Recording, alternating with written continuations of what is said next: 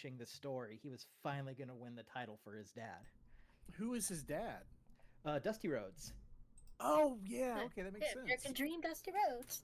Yeah. I can dream Dusty Rhodes, baby. And Goldust is the older brother. Yep. Just gonna make sure my multi-streaming's working, but I got it hidden for now. All right. We're fully ready. Yep. Trap, do you want to set up the chat merge thing again for us? Why do it? Okay, I'll do it. Just give me a second.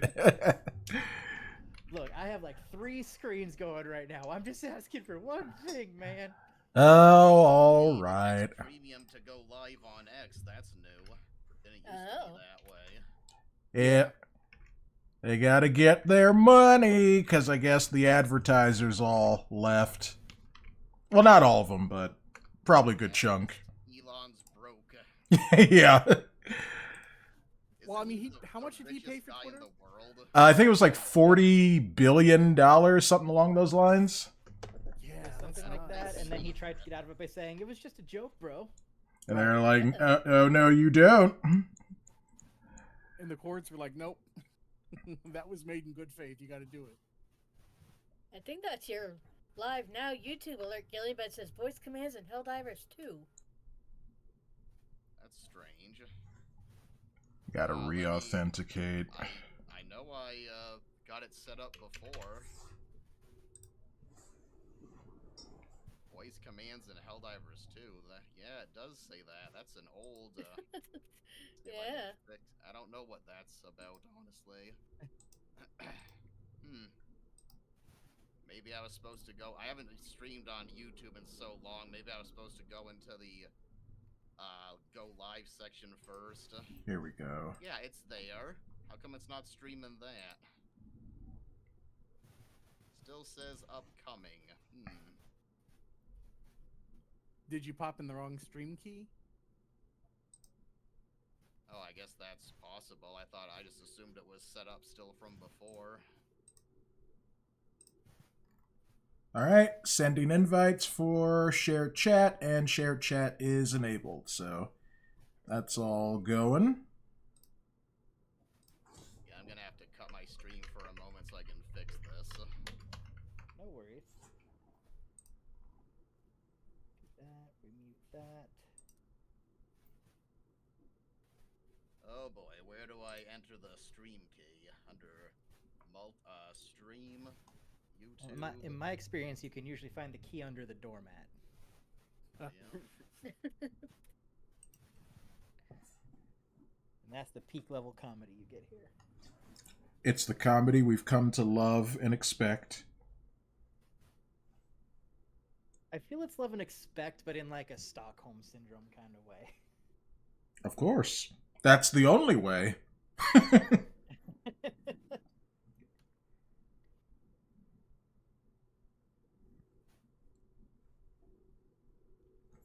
Trap, do you see all those Snyder Bro posts about Superman Day? Oh, I saw some of that crap. I was just like, this is the reason why I've kind of stopped caring about pop culture as much. Right. Because it's like ever since I've gotten into, focusing on my animation stuff, I'm just like, I really don't care what people are saying and doing. And then, I see the Snyder Bros stuff like, yeah, David Gordon went stupid. His costume's stupid. James Gunn's stupid. They're gonna fail. It's like, go to hell. God, go jack off to Zack Snyder. Oh, and maybe once... now, I was going to get real gross with that. But maybe once they're done, he'll put them in the next... what is this stupid Star Wars ripoff called again? What was that called? I can't even remember because it was so stupid and lame. Oh, I know. It was the thing that was like, it was just exactly Star Wars, but they couldn't name it Star Wars. It was something, he's done a part 2. Like something Moon or something. Rebel Moon. Yeah. Yep, yeah. So the story goes, it was a pitch that Zack Snyder obviously tried to give to Lucasfilm. They said no, and then he and Netflix teamed up to turn it into an original Netflix movie. And Oh, what a waste of probably hundreds of millions of dollars. Did anybody watch Rebel Moon? I watched the first part, and I felt like I died a little inside, so I didn't watch the other parts. It was such a hard watch. It was. I mean, I was like, nah, I can't do this again for part 2. No. So I watched a bunch of people review part 2, and I had a much more entertaining time watching that. Like, Johnny Law is one of the best review channels out there, so I watched his review. Proper British man. And, yeah, it was great just watching him rip it apart. I'm just like, why does Zack Snyder still get work? Well, I will say that he's really good what at he does. Yeah, like his effects are really, really good.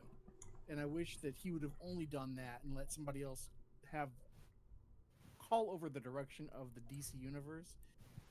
That would have been different, but See, I think where the DC universe failed is Marvel set out with it as a goal from the beginning.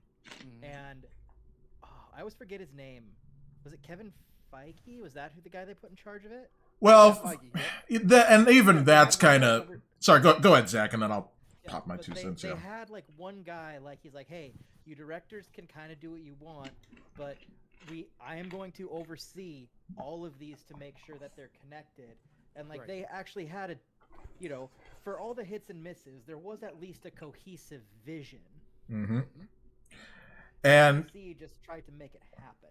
Yeah, DC was trying to play catch up, and they really tried to speed run their cinematic universe, and all they did was speed run it into the ground. But I will say that was Warner Brothers. That wasn't Snyder. He was just doing what Warner Brothers told him to do. Okay, I will give you that caveat, because they did get scared after Man of Steel didn't do $1 billion. They're like, you gotta put in Batman!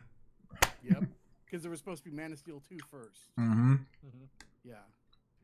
Yeah, I think if Zack Snyder, unfortunately, wasn't almost always chained to incredibly popular IPs that basically facilitate really heavy executive interference, I think he could really shine. The bones of something really good are almost always there.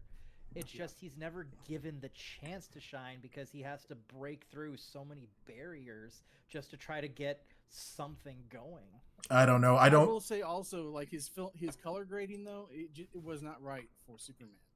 Like, yes, that is fair. Because that suit is actually pretty bright blue. You just never know it. Yeah, they color graded that thing into like, I don't even know what color blue that is, cobalt or something.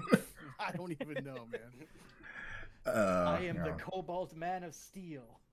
Right. And I snap necks to solve my problems. Yep. As we all should. Doesn't everybody? Of course. Sorry, I think it's more or less set up now. Cool. Apparently I had to select the stream when I went live. I haven't checked Kick yet, but everything else is working. Oh, yeah, let me see. Let me check your Kick page. Are you also Lord Gillian on Kick? Yep. Okay. I haven't streamed on Kick in a long time. Were you able to get it monetized too? No, I never got anywhere with Kick. I think I got like 2 followers. Oh, okay. That's one of the reason I stopped multi-streaming and just focused on Twitch. There you go. Now you've got 3 followers. Well, thanks. You're welcome. And hopefully that's in the multi-chat too. Here it is. Zach, yes. since you're watching WWE on the side, I'm also watching something on the side, the Star Wars live celebration thing. They're talking about Star Wars Visions right now, the Volume 3. Ooh. I'm also watching for a Fortnite announcement, and so yeah, I'm kind of excited. The only thing I know about Fortnite right now is they announced a Sabrina Carpenter collab. They did. Whoa! She looks pretty good. What type of collab with her? What? You're gonna be able to get a Sabrina Carpenter skin. Yeah. Oh, okay. And she's in the Fortnite Festival Pass, and you get to play her music. Nice. I like Sabrina Carpenter. She's pretty good. Oh no, I absolutely love her. But I was at a friend's place and we were I forget what we were watching on YouTube. It was something related to One Piece, and then the an ad pops up, and I just hear Sabrina Carpenter music, and I see Fortnite, and I'm like, did YouTube mess up somewhere? Like, Yeah. I can understand the confusion there. I'll have to. Oh, Dexter, I'll have to send this to you because it's really interesting. But one of the animation reviewers I watched a few months ago, he did a video about how Fortnite is an apocalyptic wasteland of IPs. Yeah, honestly, yeah. Not wrong. That is where IPs go to die, or maybe they're already dead. I don't know. Omae wa Ah, mo shinderu. The lore is that Mhm. anyone who comes to the Fortnite island, they lose their memory, but somehow know how to use their powers if they have powers. Oh, there's I don't actual know. lore for it? There is. I didn't. I don't know all of it, but some of it has been kind of abandoned ever since the creative director left, like a year or two ago, which is a shame because he was the best part of the Fortnite storytelling. Wow. Like, I figured there was like some like loose lore to like the base game and stuff, but I didn't expect there was lore to why the cosmetics were in. Yep, it's actually in the comics that they produced like years ago. Wow. Just that's all I can say. Wow. It follows Batman, and I think Jonesy, and I think Wonder Woman too. Oh, my But yeah, brain it's has lore. properly exploded. Man, when Zach is When left you look deep, speechless. then you die.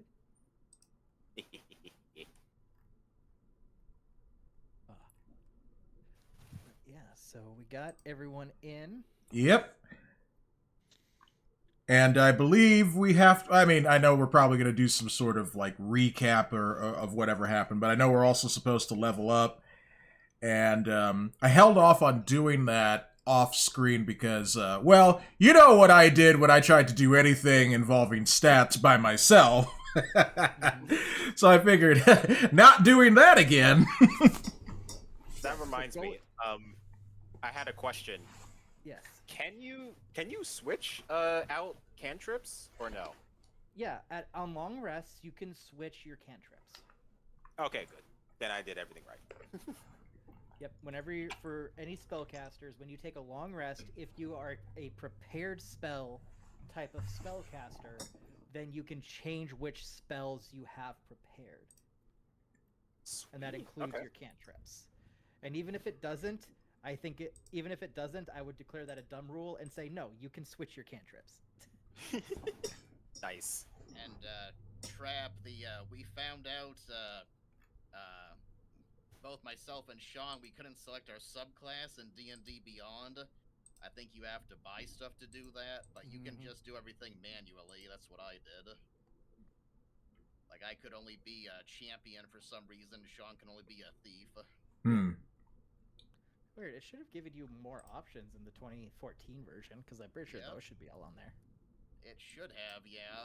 Every time I try to click on something, it says, click here to buy the expansion type of thing. It doesn't say expansion, but it's kind of like, buy this content. That's weird, But yeah. it's As not long the, as you guys make a note of it, because then I can see it too. Then we Yep, should I be did. fine, and then I'll dig a little deeper to see if there's something I can unlock on my end, since I'm the person with the maps account. All right. Because how it works is, since I have the maps account, if I have access to anything, you guys can have it as long as you're playing my game. Oh, okay. Oh, cool. So like Yeah. if this is something I wanted to do for like a lot more people, I would probably consider picking up some of the books on here, because then anybody who plays my game has access to those books too. Nice. Yeah, Makes that's cool. sense. Yeah. So I'll do a little digging on my end and see if there's maybe something I forgot to check, or if there's, if it's just like oh hey, here's $5 and you get all of this. Like, oh, okay, yeah, I can toggle that, no problem. Alrighty. Wizards needs that $5, man. They're gonna go under without that $5. So Nico reminded me in chat. In the Fortnite Marvel comics, Wolverine canonically had intercourse with one of the 7, which is one of the characters in the game. And I completely forgot about that. Of course he did. Well, Surprise. he does get around. Apparently, like, oh my god. Oh, I think the Wolverine is just an unofficial playboy in the comics. Yep. He loves them and leaves them. If you go with Ultimate Universe Wolverine, there is a non-zero chance that in the original Ultimates universe, he was actually the father of Quicksilver and Scarlet Witch instead of Magneto. Ah. And Quicksilver and Scarlet Witch, if I remember right, it's been so long since I read the original Ultimate series. I don't know if they didn't know they were brother and sister. Oh, no. Or if they did know and were okay with it. Oh, no. But Oh god. they start hooking up. Oh, no! Oh, yeah. Knew that was gonna happen. Oh boy. I mean, And, you know, if your sister's hot Wolverine enough. was watching from the bushes at the time. What? There's a non-zero chance that Wolverine was watching his at least one kid, if not both kids, having Coitus. good family ties. What the shit? I thought you said this was the Ultimate Comics, not the Alabama Comics.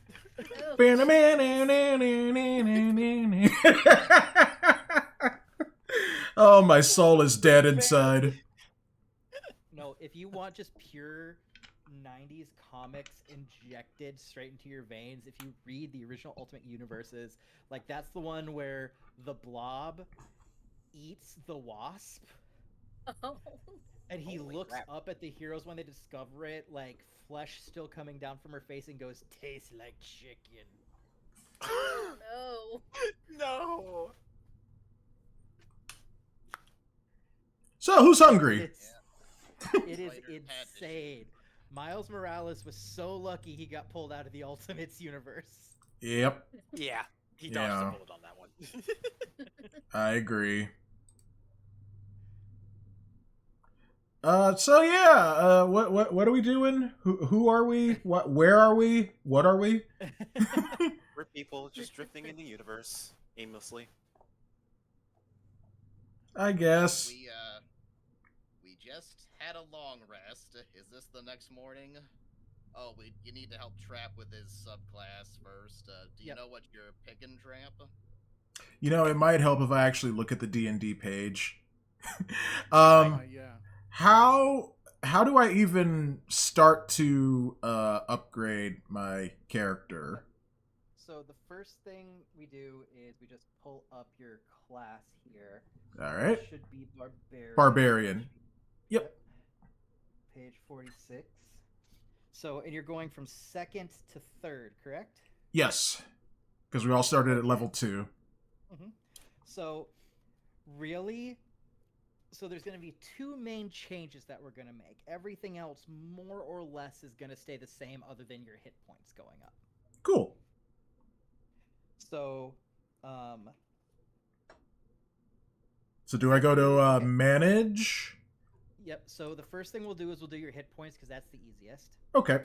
So, I always give my players the option. Mhm. So you can either roll a die to see how much health you get, Okay. or you can take the set amount. So since barbarians have a d12, you can choose to take the 7 points boost to your HP, and you Ah. get to add your Constitution modifier, which I'm assuming is 2 or 3 on you.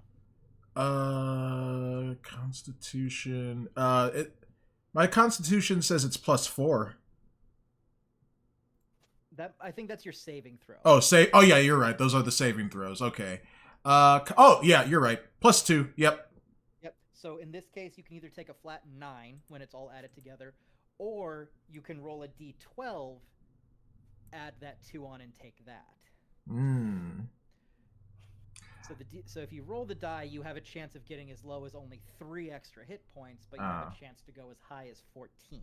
Oh, I see. Yeah, depending. Or you can just take the flat 9. Or just take the flat 9. You know what? I am gonna risk it, and I will do a dice roll. it. All right, so you said the D12? Yep, D12, and then we add 2. Okay. Here we go. Oh, let me make sure I'm rolling for everyone. Okay. And rolling. I rolled a 4. So you get 6. So your max health boosts by 6. Okay, so that means I have 29 hit points. All right, Yeah, it's so not bad. Yeah, I mean, you could have got 9. You got 6. Not the end of the world. It's not like No. you rolled a 1. Yeah, that would have been like, can I do a do-over? No, I would have taken it. Yep, so the next thing, if it hasn't already been added when you leveled up in the system, is you can actually rage 3 times per long rest now. Yay! 3 rage. Okay, so I got to go to my manage here. Let's see. What is that? Would that be what? Change character settings? Or no, manage character levels.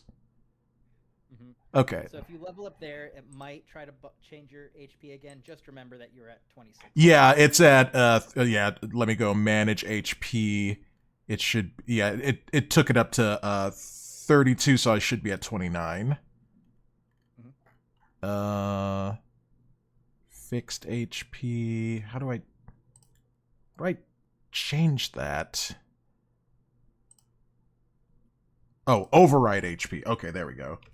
29. Okay, there we go. That's fixed. Yep. And so so then the other thing we get to pick now is when barbarians hit level 3, they get what's called a primal path. Ah. Yeah, I see primal knowledge. Let's see. You gain proficiency in another skill of your choice from the list of available to barbarians at level 1. In addition, while your rage is active, you can channel your primal power when you attempt certain tasks. Okay, so choose barbarian skill proficiency. I think you should have already had that when we made things. Oh yeah, I don't know. It's giving. Trying to pull from. It might be pulling from the 2024 rules. Yeah, it could be. Yeah, because I'm seeing these exclamation points here. Okay. So to keep things simple, yeah, I'm just gonna have the two main paths here. Okay. If neither of them appeal to you, I do have my Xanthar's book as well, and I can look at some of the other paths that are in here as well. All right, lay it on me, Dungeon Master. Also, my VTuber's raging out. He's trying to be a barbarian. Okay, he's good. Yep. So the 2 base ones is first is Path of the Berserker. Okay. Which basically is there to give you extra bonuses when you're raging. Okay.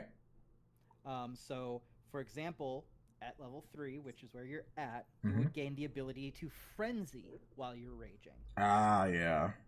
So for the duration of your rage, you can make a single melee weapon attack as a bonus action on each of your turns. Nice. And so then that just means every turn you can essentially attack twice. That would be great. The trade-off is when you end your rage, you suffer 1 level of exhaustion. Ah, yeah. I think like 6 levels of exhaustion, you die. Oh, no! The other base one is the Path of the Totem Warrior, where you basically pick a spirit animal to represent you, and you gain bonuses based off of the animal. Ah. So that's typically if you're playing a much more tribal-esque barbarian. Yeah. Sorry. Go ahead, please. Yep. So just as an example, so when you take it, you get the ability. You actually get a couple spells. You get Beast Sense and Speak with Animals. And so an example is like, so if you take the bear for your totem spirit, you gain resistance to all damage except psychic damage. Right. The eagle is while you're raging and aren't wearing heavy armor, other creatures have disadvantage when they're trying to hit you because you have the speed of the eagle. Ah, I'm a speedy man. Yep, and if you take the wolf spirit, it actually is bonuses to kind of team tactics. So the wolf will make it so your friends have advantage on melee attack rolls against any creature within 5 feet of you. Oh, snap. This is really ringing a bell. Anyone remember Brave Star, the cartoon from the 80s? Of course. Oh, it is. yeah. Brave Star. Brave Star. Let me see. I'm just taking a look at the Xanthar's ones real quick, just in case one you feel fits your a little bit better. I think I already know where I'm going to go, but let's hear some more. Yep. There's Path of the Ancestral Guardian. Hmm. So that's where you basically summon your ancestors to fight with you. There's the path. Oh, actually, this might fit Thundertrap pretty well. Okay. Path of the Storm Herald. Ooh. All barbarians harbor a fury within. Their rage grants them superior strength, durability, and speed. Barbarians who follow this path learn to transform that rage into a mantle of primal magic which swirls around them. When in a fury, a barbarian of this path taps into the forces of nature to create powerful magical effects. You know what? That one sounds pretty frickin' awesome. I think I'm going to have to go for that because then, if I do a rage and I do the whole thunder trap thing, that would actually kind of fit. Yep. So, let me see here. Storm Aura. You emanate so at level 3 you gain the feature Storm Aura. And so that you could just put that in the notes of your character. Okay, let me go over there. And well, actually, let me see if I can pull it up because I might be able to copy and paste it over to you. Okay. Yep. Because wikis are a wonderful thing. Yep, having all that knowledge just right there. Mm-hmm. When you guys are done with that, the first thing I was wanting to do is talk to the 2 dwarves. If this is the morning and they've left, I'd like to retcon that I did it last night, if that's okay. Yep, that'll be no problem. All right, there we go. There's the link to the to the storm stuff. Thank you. So basically, how it'll work is now when you rage, you get this magical aura around you, and it covers 2 spaces around you, so it's actually pretty big. Your aura has an effect that activates when you enter your rage, and you can activate the effect again on each of your turns as a bonus action. So it's basically a second magical effect you can trigger. Nice. I'm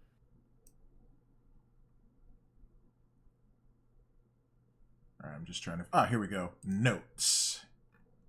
Yep. And so you can pick which of the paths you want. There's desert, sea, and tundra. Mm-hmm. Desert is mostly about adding extra fire damage and fire protections. Yeah, I see that. You gain resistance to fire damage. Yeah. Yep. Sea is about lightning damage. Bam. I have to pick that one. Yeah. Sorry, go ahead. So now whenever you're raging, so whenever you activate it or choose to activate it again, you can choose one other creature you can see within your aura, and they have to make a saving throw. They take up to 1d6 lightning damage on a failed save. Nice. Yep, I gotta go with that. I'm looking at the Tundra one as well. I know we'll probably end up in a cold environment at some part, but that ability to breathe underwater and gain a swimming speed, so not to be like, if we're like wading through someplace, like I'm not going to be slowed down. So yeah, I'm gonna take that one. Storm Soul and the sea. Mm-hmm. Or Storm Aura, Storm Soul, all of that. Yeah, Storm Aura is the ability you get. Yeah. And then at 6th level you'll be able to breathe underwater. So. Nice. Yeah. That means I can chuck him in the water? Yeah, you can. Consequences? And he won't die. With no consequences, my man. Yes. The wait till It's a level good thing. 6. Yeah. Don't drown me yet. Or Oh, right. Yeah, of course. Yeah, the only other path that I quickly have access to is Path of the Zealot. So you're basically a religious barbarian. Oh, wow. Oh my. yeah, my character doesn't profess any particular religion, so that wouldn't Yep. really, yeah. All right, so I'm gonna copy over a bit of the wiki along with the C Yep. part. Yeah. Yep. This is one thing I did on Roll20 when I used it. Feel free to just actually just put down like the basic notes in, Yeah. and then you can have the link in your notes. Ah, okay. So then if you ever need to refer it, you just copy the link and it pulls everything up for you. Oh, okay, sure. Life hack. Heck yeah. Wait, where'd the notes go? Oh, it okay, there we go. I got it. Steel It girl. didn't do a thing. Everybody in the Star Wars Celebration chat is chanting Fortnite. When's Fortnite? And some people are saying Battlefront 2 or 3 as well. Nah, that's not happening. They I should know. start to Nice chant, if it "Where's a did. good movie?" Yeah, it would. Did you guys see Star Wars XCOM though? There's a trailer out. Oh, for right, that. yeah. Yep. Yeah, that Star sounds really good. Wars is a interesting. good property to put in an XCOM. Yeah, definitely. yeah. And it works so well because XCOM is hard to aim your stuff, and there's like Stormtrooper aim in Star Wars, so it's perfect. Yeah, Yeah, that's true. 90% chance to hit, missed. Right. In XCOM, you miss 90% of the shots you take. So you set there, Tramp? Or Yeah, pretty much. Do I make any changes to my stats Nope, so Not that yet. won't happen until level 4. until level 4? Okay, that's fine.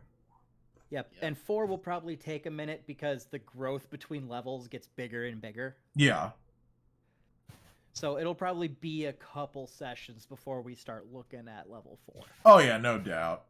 So yeah, I added in the stuff about Storm Aura, just the basic stuff, and I have the link here, and I've got my updated hit points. So yeah, Yep. I'm good to go. All right. Does anyone else need any last minute things about their character while they leveled up? Nah, I think I'm good. I Oh, think good. me and Jen are all set. Yeah. Perfect. Okay. So last night / this morning, whatever works, I was wanting to talk to Tiny about where I could go to potentially purchase some draft horses and a carriage. Mhm. And I wanted to talk to the 2 dwarves. What were their names again? Magnus and Tholnak. Yes, I just want. I totally remembered that. Names. Of course. Tolnak. And what was the name of the blacksmith? Gromley? Magnus. I thought they said Gumley or Grangy, the blacksmith they mentioned. Oh, the one Yeah. who's way off. He's off in the city. He's in the city. That's fine. That won't be a problem. What's his name though? Let me pull up my notes here. It was here. This is why I don't delete my notes and I save them. I should probably pull my notes out. Gromley. Grumley, that was it. Yep, Gromley Frostmail. Yep, so you write that down. So the previous night, at some point, Foos approached Magnus and Tholnak, and he asked if they would be so kind as to write the group a letter of reference informing Grumley of how they assisted them, because depending on when we come across him, hope is to either get a discount on his services, or if we get there early, kind of cross our fingers and hope he might agree to take an order as payment on pickup. So them vouching for us would probably help with that. Yep. So they're more than happy to do that for you. So you can put in your inventory that you have a letter of recommendation to Gromley. Nice. They do make a comment about how, even though they are familiar with him, he is a little eccentric and very stubborn. So at most, their letter might just get your foot in the door. It'll be up to you to convince him. All right. So, before we pursue the other option, is that something that I know I posted it in Discord? Is that something you guys wanted to do? Invest in a carriage and a couple draft horses for getting around? I think that's a good idea. Yeah, personally. I think it is. Yeah, because our feet are gonna hurt if we walk Yeah. everywhere. Those of You you who guys- wear shoes, then we'll have to replace your shoes. The best part is this comes up actually perfectly because they just added a new feature to the map system now. Oh yeah. Oh, Yeah, I can actually put in like they Oh, actually have yeah. like stickers, so I don't have to draw things anymore. Nice. Nice. oh yeah, I I seen can that. actually Oh, give that's you guys cool. like carriages and stuff like that. Oh, that's so cool. Ooh, that's a game changer. Yep. Yeah, I mean, I can even just like weapon racks. That's cool. So I noticed good. Radam Stitz is still hanging around. Is he wanting to rush Well, off to this the is just kind of library? where everything had left off for now. I didn't want to Okay. move anything till we got things started. All right. Yeah, I wanted to ask him more information about the next adventure that we might be going on. Yep, you do that, and then we can decide if we're gonna go with Radam first, or if we're gonna say we have to make a stop and go take care of that, and then meet up with Radam after. That might work. Let me just get my stuff pulled up here. We don't need that one. That's the one. Okay. But yeah, so before we dive back in, since we might have a few people who haven't hopped on into the stream before, if you guys just want to give a quick little like tweet length sized summary of your character so everyone can kind of get on board. You go first, Dexter. Okay. My character is named Trevor Trickster. He is based on my comic book character, Mr. Trickster. He is a magician orphan who has the destiny to slay down this dragon, but he might have to need some friends along the way to help with that destiny, and may even learn a thing or two about dragons and their lore and history. I see. Fantastic. I'll go off of that since it's kind of related. I gotta be vague because I'm gonna be writing something down. Kind of a flashback I'm gonna be jotting down. So, my character is a black dragonborn named Fus Roda. He is a former field commander in the Lance Defenders, so his background is fighting off dragons in aerial combat. And he had experience. A vision, you might say, and he came across this group that professed the existence of good dragons, and they worshipped Bahamut, and so he has gone out into the world to kind of justify their claims with his own eyes. Cool. Yep. My Who's going character next? is my character is Eternos von Stackhouse. He is a human elf hybrid. Let's see. He comes from royal blood, but he is basically a thief and a con man now. And so he ran into these individuals and been having adventures. Grappler Georgian. I guess I'll go next. My character's name. Jen. Oh wait, Jen, are you going? Either way, that's all I was gonna say. Okay. My character's name is Thundertrap, and here he is right there on the screen on my side of the stream anyway.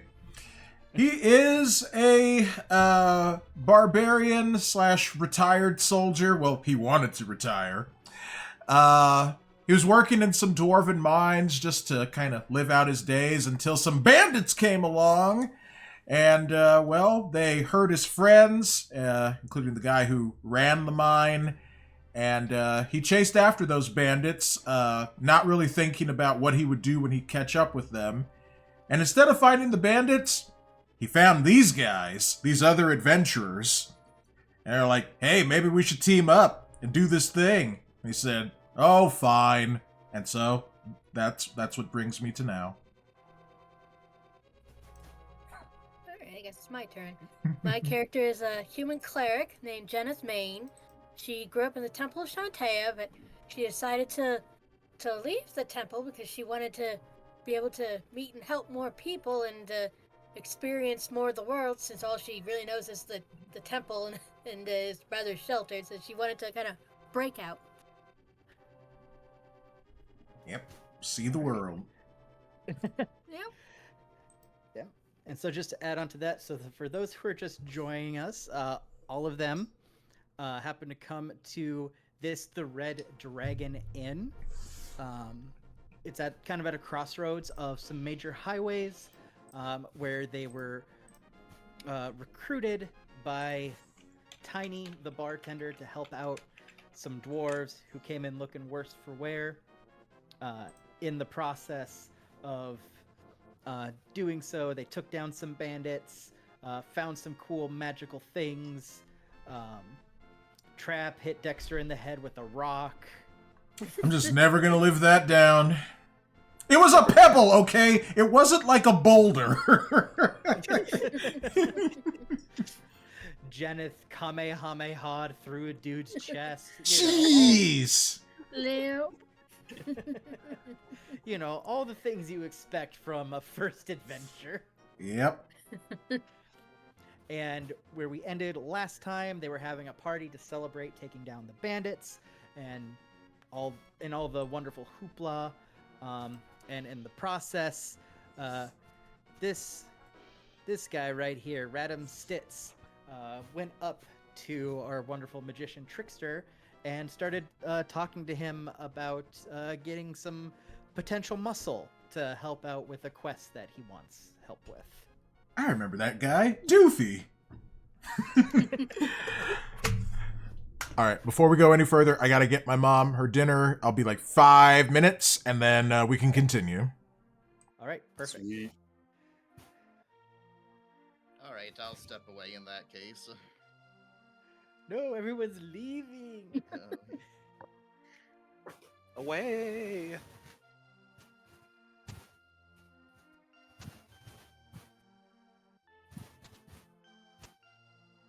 Ooh, hey, congratulations on first, my dude. How you doing? It's been a minute.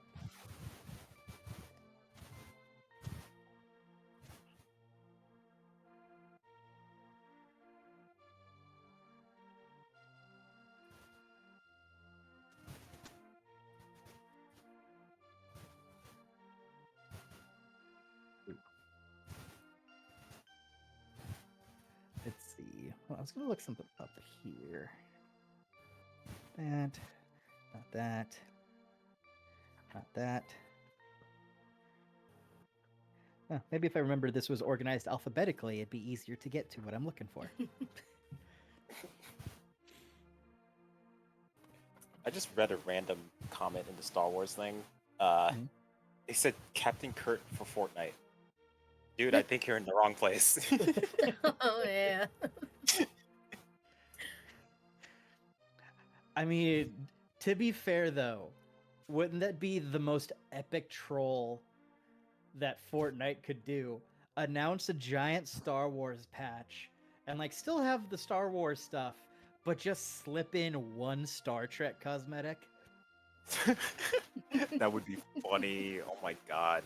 Or like it's all Star Wars, but then one of the emotes is "Beam me up, Scotty." People will be so confused. Oh my god. I love it. Be like that meme with the picture of the Dalek and the text says, "Oh my god, it's R2D2. I loved him in Star Trek." Jeez.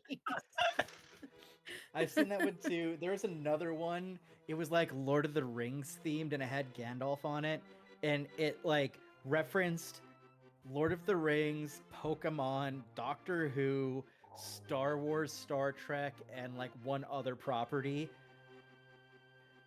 And it was just like, wow, someone took way too much time making this. That's All right. wild. Guess we're just waiting for a trap then.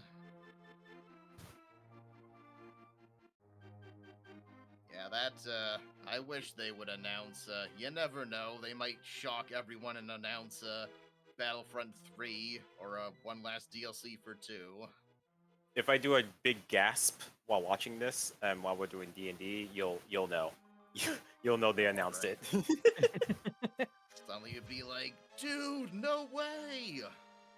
I would flip my mind, man. I love Battlefront. I want them to have 3.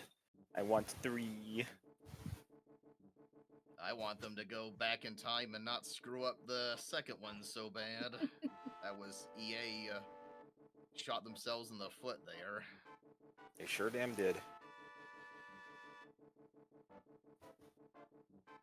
Well, maybe we should all gather around so we can hear the conversation with Trevor and Radom.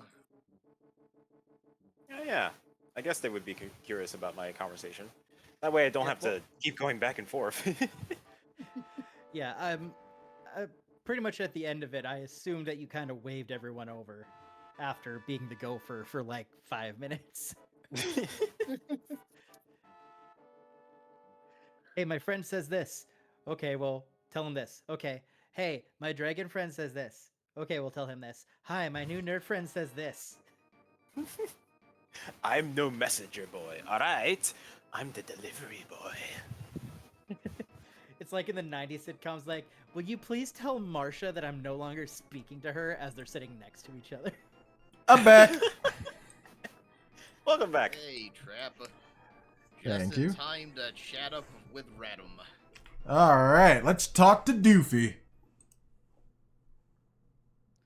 It's I will random. 100% say if I could do a Doofenshmirtz impression, that is what I would be doing right now. Oh, nice.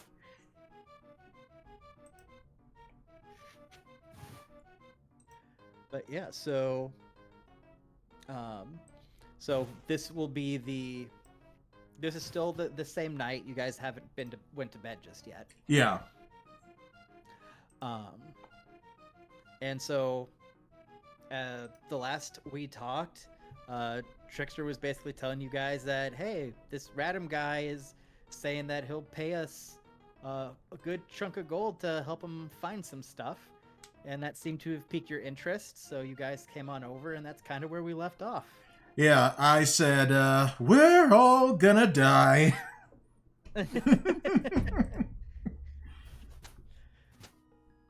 So now I gotta ask Radom exactly where this it was a library, right? Yes. Yeah. Where this library is, how much gold will we be paying, and I guess how far it is. He's like, oh, thank you for considering me, guys. It's just, it means a lot to me. Well, of course, like I mentioned, as far as pay, I'm, you know, as you can tell from my bow tie, I am very well off. But I will pay each of you guys 100 gold, and I'll even give you 10 up front if you agree to it. And then I'll give you the rest once we bring the artifact back here, and I can meet up with the people who are interested in it, and yeah. Friend, How much do you wanna Radom, give us up front? before we agree to anything, how far yonder would you say this ancient library is from where we currently are? I'd say it's about he pulls out a little old, kind of tattered map. He's like, well, from my last quest, I found this map and it led me here. And if my calculations are correct, we should be able to get there in a little under a day's walk south from here. Okay, so Radom wants to take us there personally. So do we want him to just tag along while we go and run our errand, or do we want to put that off until this arc is completed? That's a good question. I'll leave it up to you guys. I can go either way. Yeah. So Okay, go ahead. Yeah. we're gonna go get our cart, right? Yeah. Yeah. So I would think maybe we should do that first and have him maybe tag along. That way we can utilize the carriage. Yeah, I think that's a good idea. That's a good point. I never even thought of that. I was thinking Oh, travel yeah. in between towns, but we could zip over there a lot quicker than a day in a Yeah. horse-drawn carriage. Yeah. All right, so Radam kind of hears you guys over talking about the horse, and he does mention that it's not gonna be flat terrain. Like we are gonna have to be cutting through some woods and stuff. It's not like there's a darn it. these are Okay.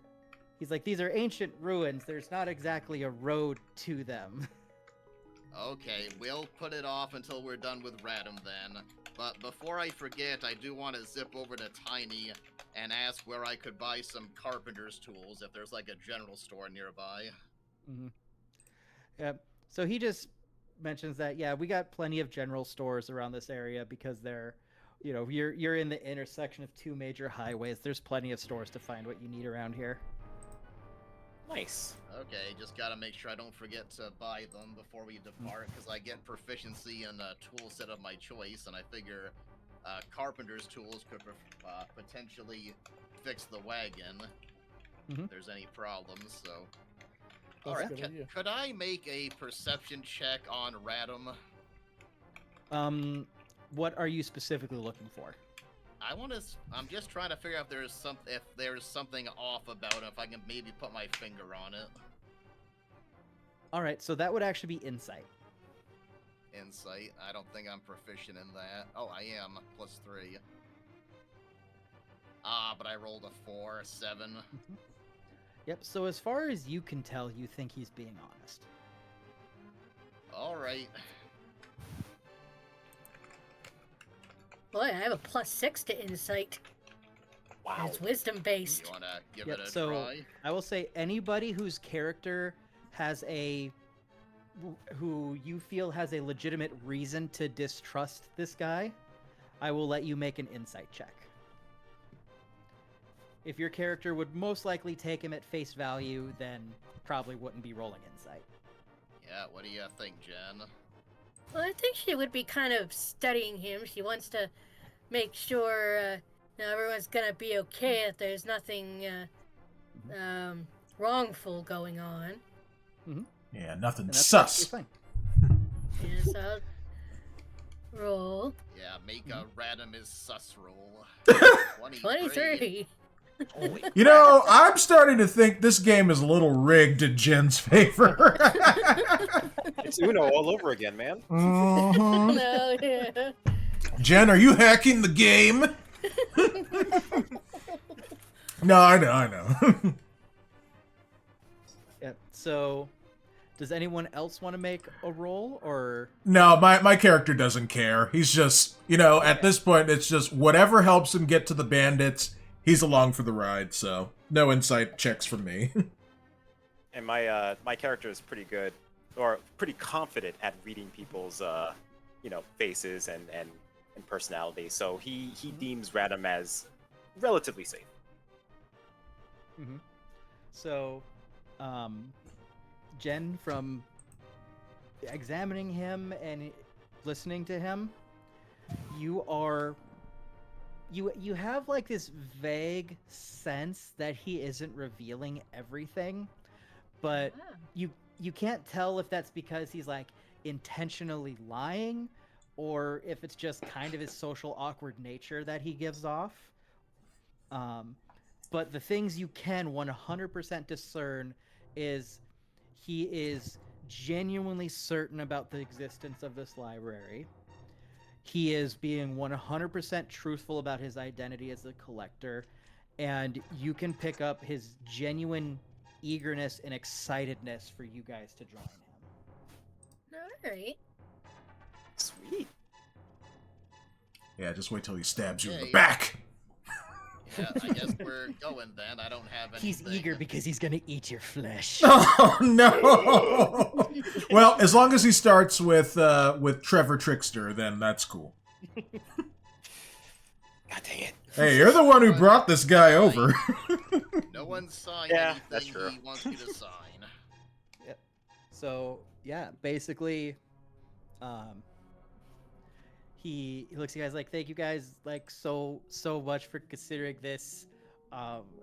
This is true. Like, if this library is there and this is true, I will get one of the last few artifacts I need to complete my collection of ancient works. And this is truly a wonderful thing for me.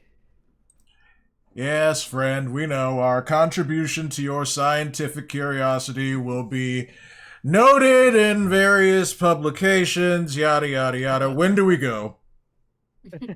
Like, well, the way I see it, you guys just got back from a huge journey, and it's getting pretty late. So, if you guys would like, what I can do is, since pretty much everyone else has left, I can pay to get you guys set up with some rooms for the evening. I have my own camp outside, and I'll stay there, and then we can leave a little after first light. Okay, Sounds like a plan to me. Yeah, I thought for sure he was going to share a room with Trevor, but you can go to your camp, friend. I guess I'm staying in the same room with the Turnos. Maybe we'll trade stories. We can talk about the double cross. Oh yeah, that's soon to come. And now Trickster has his own room. Jen Yes! has this I awkward love a moment where party. she walks into the wrong room and it takes her a moment to realize. And then she just kind of turns around and leaves. And so right before he pays for your rooms and you guys take off, he's just like, hey guys, like, if there's anything else you need to know from me on our way there, like, please do not hesitate to ask. I've worked with so many adventuring parties before who have the mindset of like, oh, look at me, I'm strong and big, and then it just doesn't end well. So if there's any information you guys need from me, please just ask. Oh, I will be asking why it didn't end well. You better believe that, friend. And what a great impression you made of Thundertrap. Very great. Spot on. All right, so you guys all go off to your rooms. You have your individual slumber parties, and you braid each other's hair, and you. But I'm bald. Well, you could braid my beard. Yeah, yeah. And I'll be like, "See, stop that! Stop it! This is unbecoming of a warrior of my stature. Why don't you go braid Foose's hair?" See what he... I know. I want Trevor to try. Oh, you know what I'll do? I'll just make an illusion where I'll just put hair on him and then braid that. Oh my god, you would. You just give Thundertrap a magic afro. Oh my god! Awesome. And then I have to have Shaft's theme song. Yep. Yes.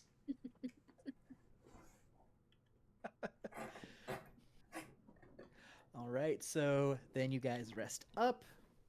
Mm-hmm. You guys all meet back up here at the tavern, and Radam starts pointing you guys in the direction of the south, and you start walking. All right. It's a fairly uneventful journey. While it is flat for a good while, after a few hours of walking, you do come across the edge of another forest. Radam is intently studying his map, looking up at the trees, looking up at the sun to make sure the directions are right, looking at a compass. He pulls out an abacus at some point for some reason that none of you understand. Yeah. Friend, what device is this? It's like this is my counting machine. What are you counting? I'm trying to calculate how much longer it will take because I have to convert these ancient archaic ancient archaic numbers into modern numbers, and the ancient archaic system. Nerd.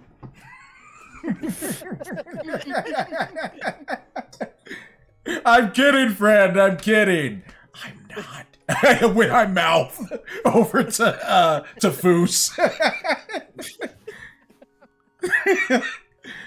But Moose is going to ask what became of the other adventuring parties and what we might expect once we get in there. He's like, well, it's really hard to say because surprisingly, a lot of these old civilizations didn't put exactly what was in their dungeons and libraries and traps on paper for obvious reasons. But it can range anything from we walk in, walk out, and I just spent a lot of money just for peace of mind, to, oh, we just walked into a dragon's den. How fun. Wait a second. Weren't you with the previous adventuring party's friend? Well, yes, but they go first. Convenient. Yes, at the word dragon, Foos almost instinctively goes into kill mode, but then relaxes. Where? We've got a couple hang-ups about dragons. Buzz, look an alien! Where? You're mocking me, aren't you? Yep. So, at the edge of the forest, he confirms your guys' directions, and he starts, and he asked that a few of you kind of take the lead and kind of help start kind of cutting through some of the brush and shrubbery. I take out my warhammer and start felling trees. Warhammer. Just bam! Bam! Takes out a leaf and starts swinging it like a machete. Yep. I take out a dagger and start whittling away at one of the twigs. I'm helping! On YouTube, welcome everyone. Oh, Thanks for the raid, Azalea. oh, okay. Gilly got a raid on Twitch. Oh, awesome. YouTube Oh, looks like. YouTube. Neat. Welcome, readers. Yes, welcome Hi, on everyone. in. Yeah, you guys are just in time. We're just heading out now. And Trickster, since you specifically said you started whittling, you can add one pointy stick to your inventory. Yay! Oh, good lord, Trevor has a shiv. Oh, he's totally gonna stab me in the foot. Or the Achilles tendon.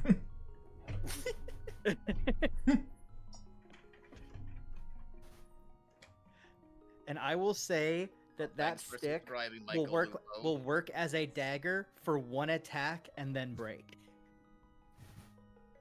That's fair. Nice. Hey, pointy sticks. They work.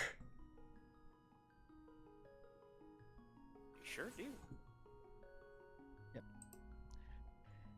I just love the idea of Trickster just being like, and mine? Yoink. So, after, again, a little under a day's walk, you guys are there. The sun is just starting to set on the horizon, but you can tell you still have a few more hours of daylight. So, at this point, Random looks at the map, looks up at this kind of like rectangular stone arch that seems to be embedded in the side of a small cliff, and he immediately goes up and starts reading the ruins and comparing the map. He's like, this is it, we got it, we found it, we get the artifact now. But we're not. Are we there? I don't see anything other than this weird archway thing. He points into the archway, looking at you kind of like you're kind of strange, to which you see stairs going down into the cliff. Oh.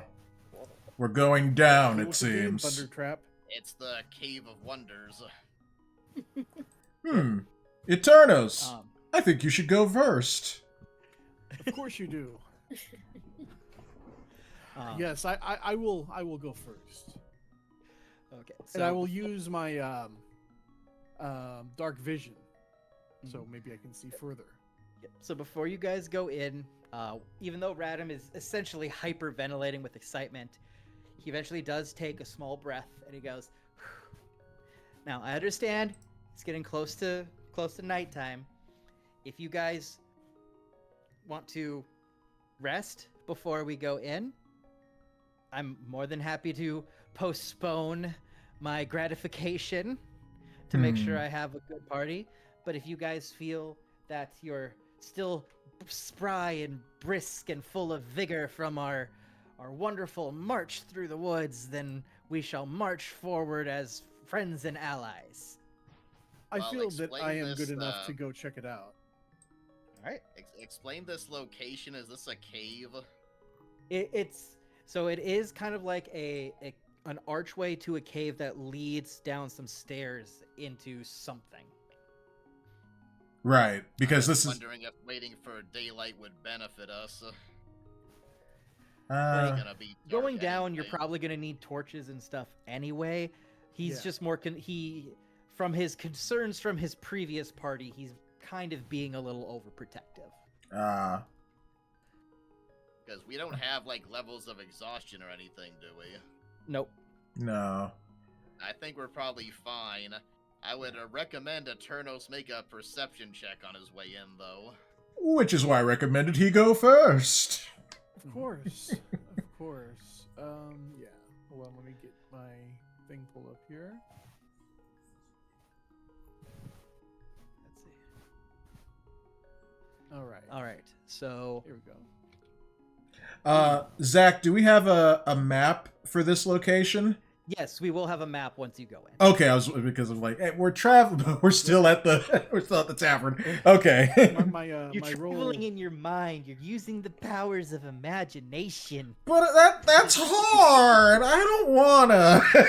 I wanna see. I want everything done for me. On a small tangent, I have run a one-shot session that I made a while back where the whole gimmick was the party had to realize that when they passed out drinking, they entered the world of imagination Oh my. and had to figure out how to escape. Oh wow. I'm sure some people probably tried to off themselves to try to escape. Yep, and then they had to re-roll a new character the next week. Dang. You die in the dream, you die in real life. Oh man. That's kind of funny.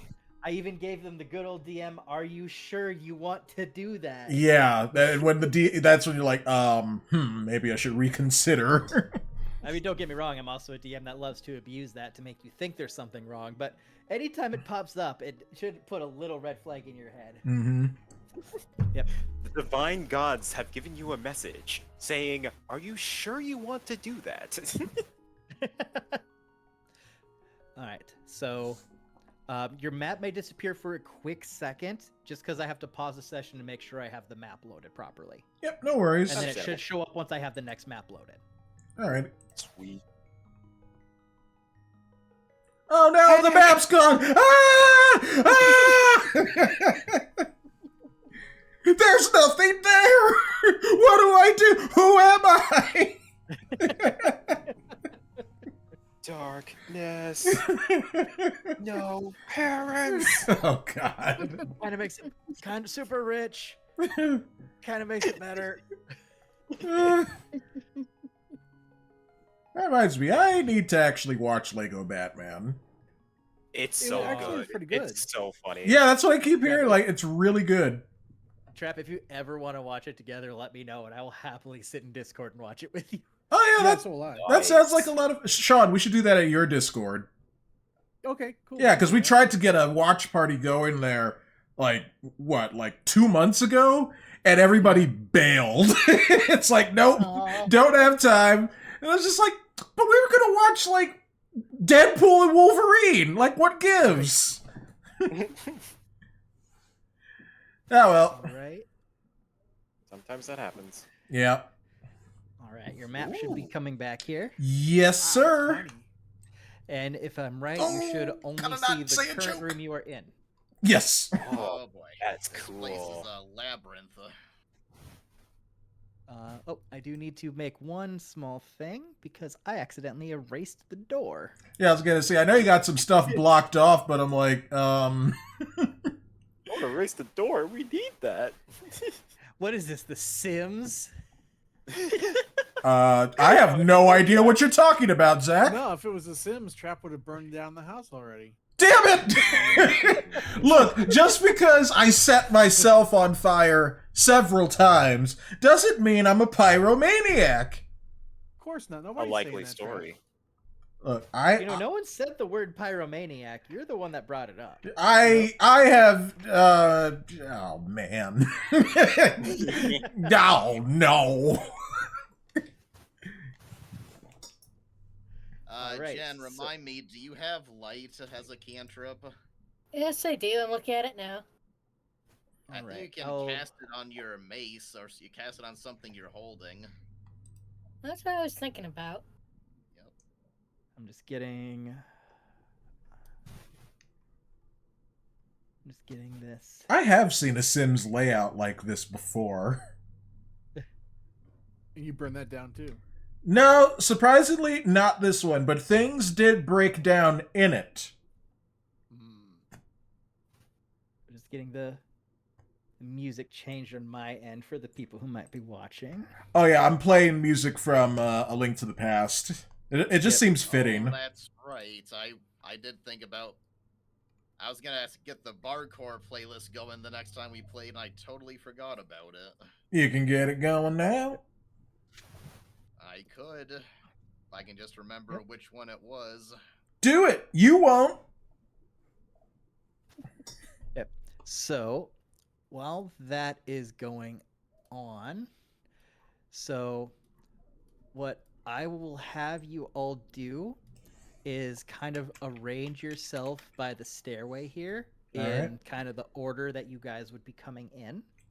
All right, so we know Eternos is going first. I think. And feel Oh, free go to ahead. put your characters kind of off the side of the.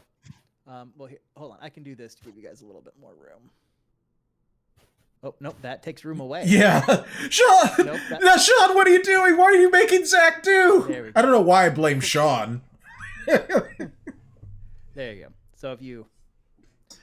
Spoiler alert. This is room 1, and there's more than one room. Oh, it's a library, so if it was just one room, that'd be kind of lame. So if you guys kind of want to get your pecking order Back in in order. place. So yeah, so Sean is first. I would say that I'm going in, just after him, just to keep an eye on him. And so no one could accuse me of being a coward. So Sure. we're going into the area now. Yeah. I kind of think I should be. Well, I'll go ahead and get behind you, Trap, since you went first. Yeah, I have my hand on Eternos' shoulder, just like, don't worry, friend, I'm right behind you. And then I'm gonna let go while he's walking. Gonna push me in. Yep. Well, no, but yes.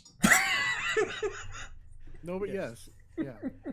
And Radam will be coming up from the back here. To stab Trickster.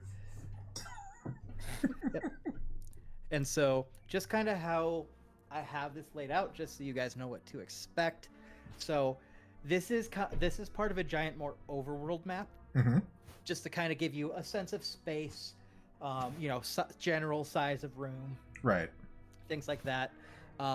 If you enter a room where like distances will actually matter, like if there's a ravine you have to cross, or or if there's something that's something where distance matters, I do have maps specifically for those specific like puzzles and things like that. Gotcha. So I may switch to those maps depending on once you get to the rooms. So Okay. So my perception check was a 6 in total. okay. So, so as far as you can tell, you don't notice really anything in this first room. Okay.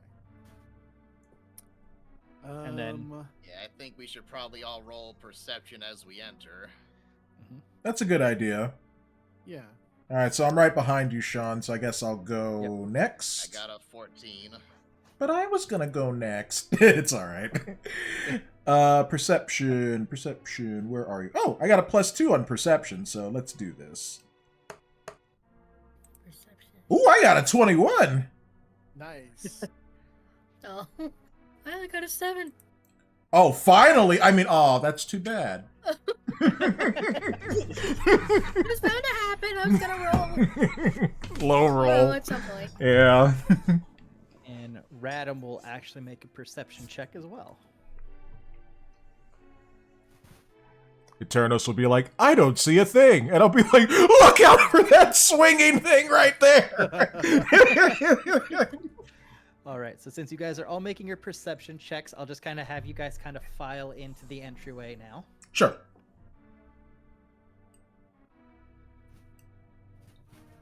Just kind of wherever you guys feel you would kind of naturally end up. I still kind of have my hand on Eternos' shoulder because I had to, warn him against the swinging pendulum that was going to totally knock his block off. Yep.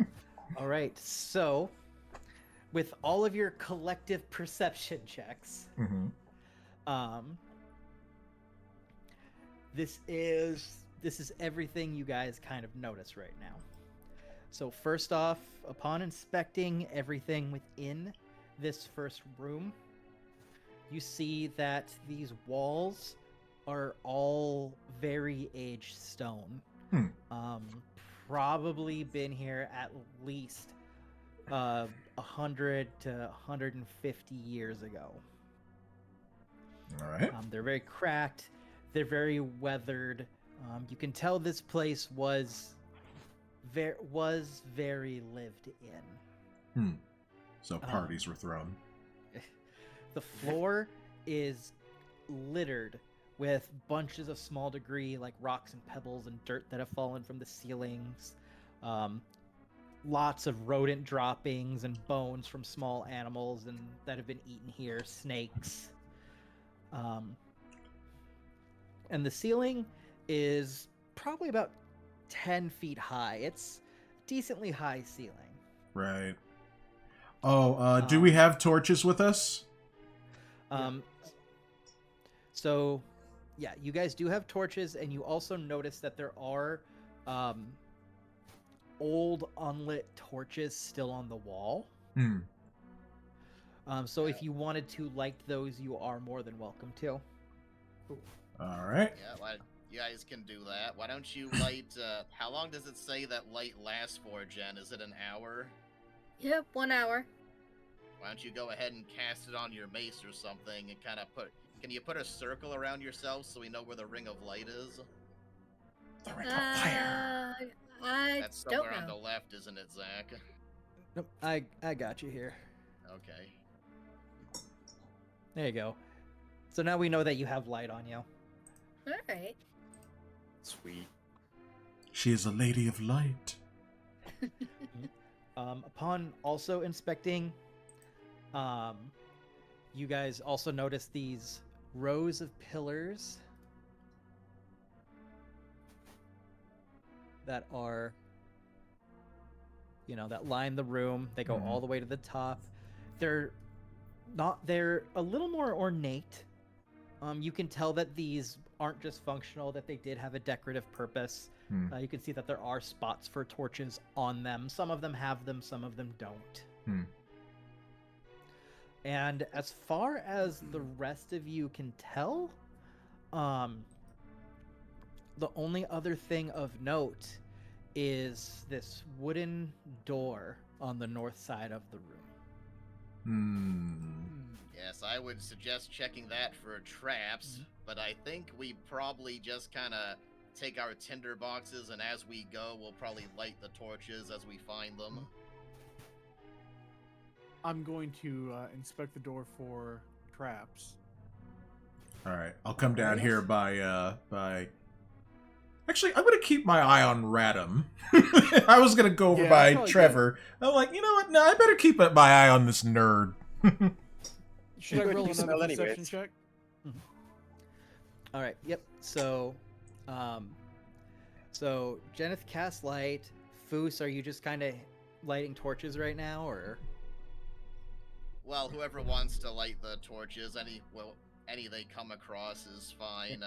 Okay. Right now, I'm kind of watching Eternos in case I need to kind of jump to protect him from anything. All right. Trickster, are you just kind of looking around, or? Yeah, I'm kind of looking around. I don't know exactly what I would do. Yep, no guess problem. I'll just stay back here. No problem. And Trap, so you're watching Radam. I do not.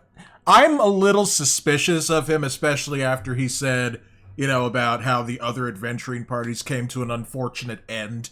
So I'm just like, that kind of put me on alert. So I'm not gonna call him a dirty, rotten traitor or anything, but I am suspicious. Okay. Like, are you like trying to like intimidate him, or are you Nope. just kind of hanging out? I'm hanging out outwardly. I'm trying to project friendliness and just like, how you doing, friend? But inward, I'm like, I don't trust you, mother trucker. So you're trying to like come off as more friendly than you're feeling right now? A little bit. I'm still kind of treating him the same, like when he was explaining stuff like, nerd!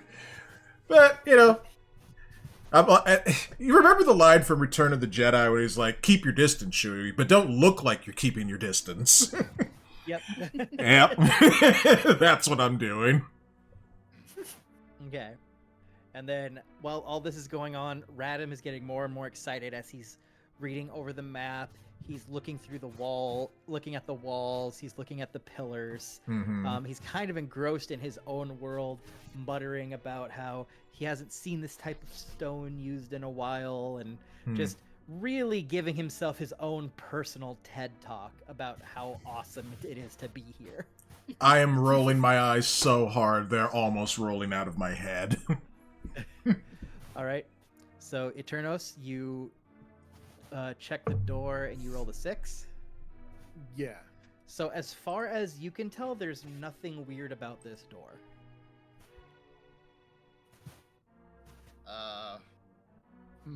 That's funny. I don't see his roll over here. Hopefully that's not busted. It was from earlier. Yep. Yeah. It's at the top of the game Okay. log. Yeah, I see it now. Yeah, I see it. Yeah. Yep. That was for walking into the room, wasn't it? Does he roll another one to look at the Oh, door yeah. specifically? Yeah, so he would. I thought that was his for a second. So yeah, so you'd roll perception again. Oh, okay. I thought it might, but I wasn't sure. Yeah. Perceive, my friend. All right. Ooh! 21. Yugi boy! So, as far as you can tell, there's nothing weird with this door, but you are able to deduce that the door is locked. Oh. I do Maybe. have I think I have a pick, like a lock pick. Gonna say you have thieves' tools. That should include Yeah. lockpicking. Right. What would I need to roll for that? So, you would roll your sleight of hand. Okay. Let's. Oh yeah, like I've got oh, never mind. I thought I had like a backpack, and I don't have that clicked on for my character. So never mind. I had to find a I torch have it. elsewhere. Oh, 21. Back to back 21s. That's what you that gets a golf clap. So Eternals pulls out his lockpicking kit and he starts He starts working at it. He's like, oh wait, this isn't this type of lock. And he reaches in for a different set of tools. He tries that. He's like, nope, this must be one of the newer versions of it, because there's 2 different versions of this lock. He's basically treating this lock like Radam is treating this entire area. Mm-hmm. And then eventually he gets the right one, and just in one swift movement, just you hear a click, and the door is now unlocked. Ah. Hooray! We should probably address this. I've heard of rules in other games where the player can take 20, where they just take as much time as they need to accomplish the task, as long as there's no they're not like under attack or anything. Like right now he's just at the door. Is that something you do? That's the general rule. Like unless we're in combat, unless we're in combat or it's a very specific situation, like, you know, let's say if you guys were protecting a castle that was under siege where every minute mattered, then I would take care of that. But for the most part, I ignore all time things as needed. Or if I was gonna say, oh, it's gonna take him 5 minutes to unlock this. If anybody wants to do anything in those 5 minutes, you can. Otherwise, we'll move on. Like, if time is a factor, I will make it known. Okay, that makes sense. So if he rolled low, he would kind of be like sputtering for 20 minutes and be like, come on, and it would just take him longer, basically. No, if he rolled lower, he wouldn't unlock the door. Yeah. So, like, the door had a specific check? Yep. Okay. And so then you would either have to have hope someone else would be able to unlock it because he used his check on it, or someone could just try to break the door. Oh, I volunteer. Like, Foos and I together could probably do that. Could just put 2 big boots in it.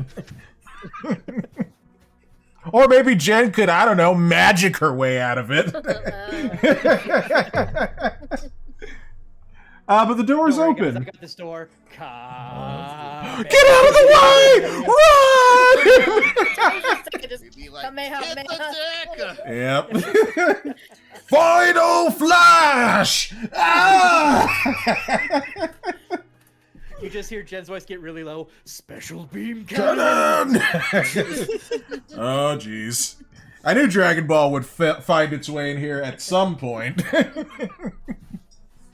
I will say, I was a part of a session where we accidentally ended up doing the whole Goku grabs Raditz from behind and gets special beam cannon. Oh, yeah?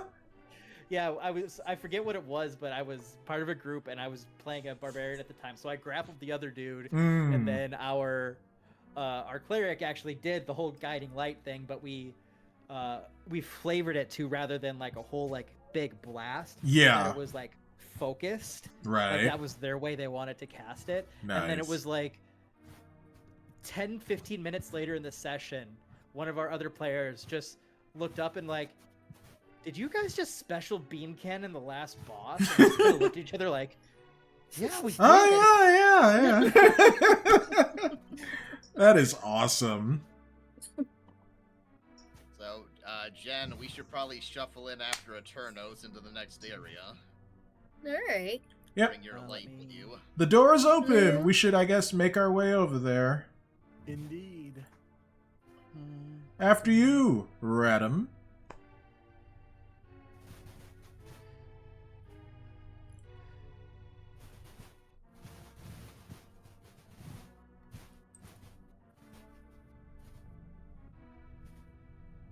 It's like a scratch-off adventure. First ever scratch and sniff D&D campaign. Oh my god. Smells like dragon. Yum. Yep.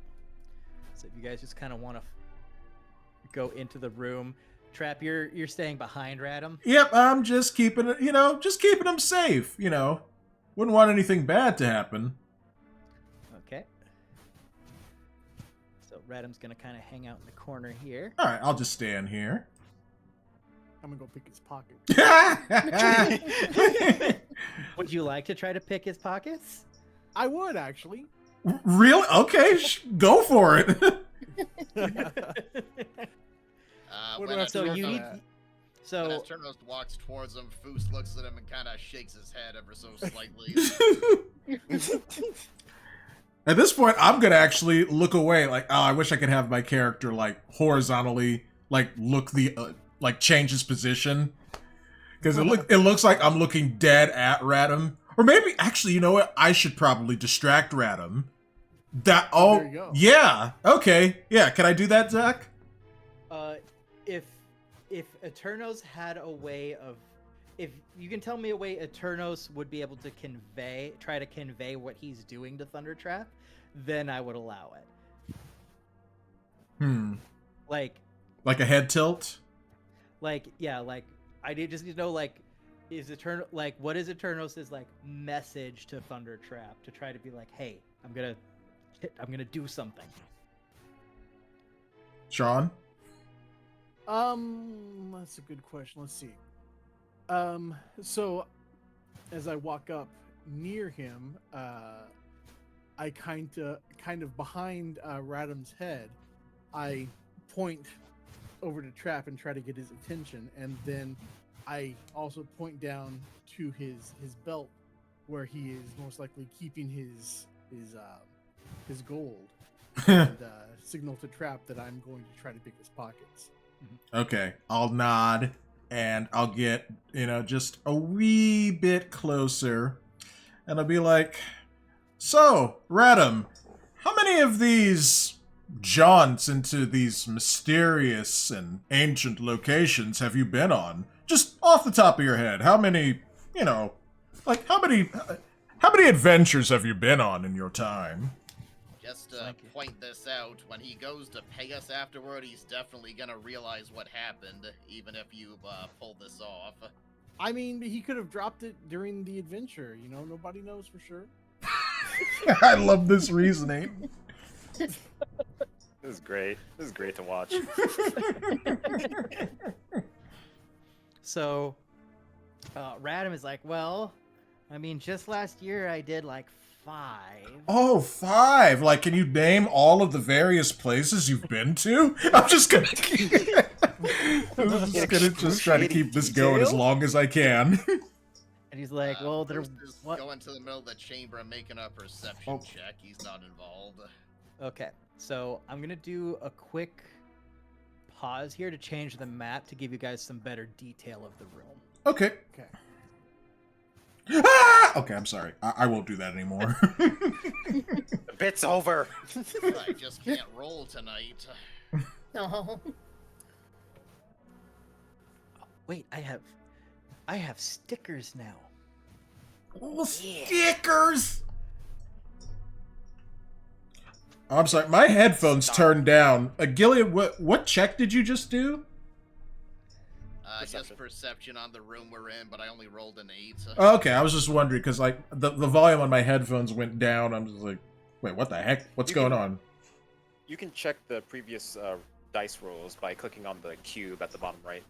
Oh no, I see the check. I just didn't know like what he was trying to, do a perception check for. Oh, okay. Yeah. I'm just looking around the room that we're in. I got you. Nice sleight of hand check, by the way, Sean. Yeah, I know. I can't believe that worked. We rolled the same. Oh no, that's your old perception, then sleight of hand. Yeah, I see. Yep. Oh, this is so nice. I can actually just put down the pictures of the things. Oh, I love it.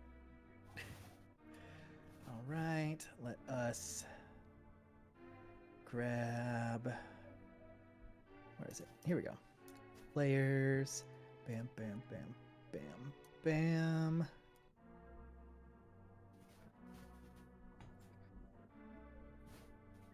Yeah, this music right now from A Link to the Past is perfect for this situation. This is Aghanim's theme, while we're, it's perfectly dark for this kind of underground environment.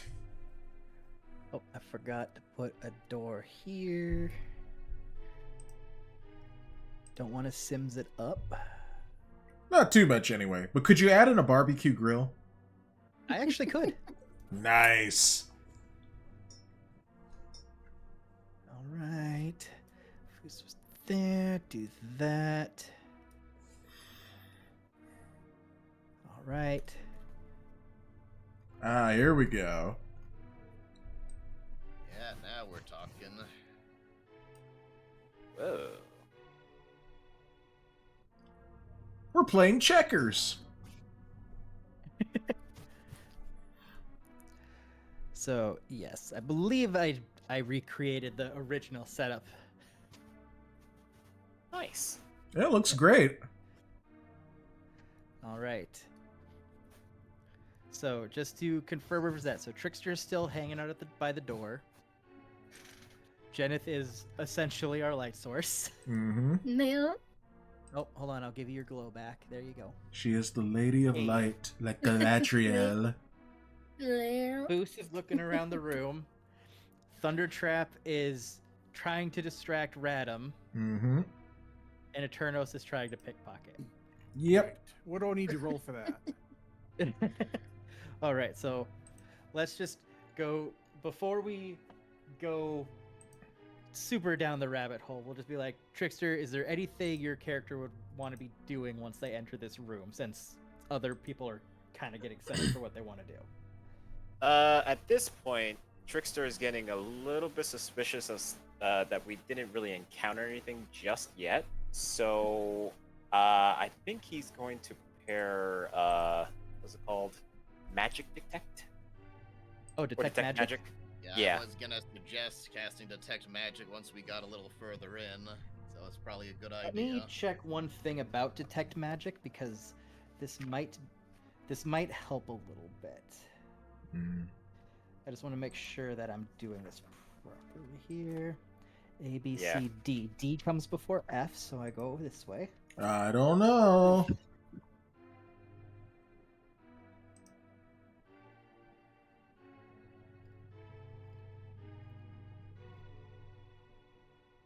Yes, okay. So, you can actually cast Detect Magic without using a spell slot, because you can ritual cast it if you would like. Oh. What does that entail? Basically, it just takes like 10 minutes to cast it, so you can't like cast it that way in combat. Oh, okay. So if while this stuff is going on, you wanted Trickster to start the full ritual, then it wouldn't cost you a spell slot. Okay, Probably then I'll do a that. Good idea. All right. What do I have here today? Oh, here we go. Overlay pattern.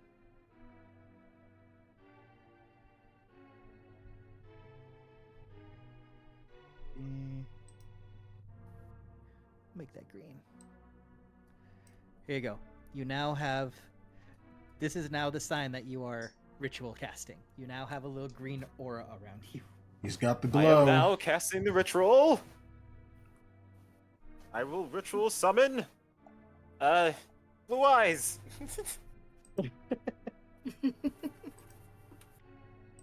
Yeah, that's great, buddy. So, Radam, about those places you've been to.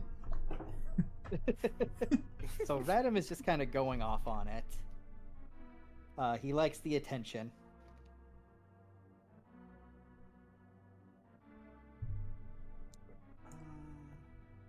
All right, and I guess Sean has to And make then- another check. Yep. So The, I'm gonna make a little roll to myself here. Okay.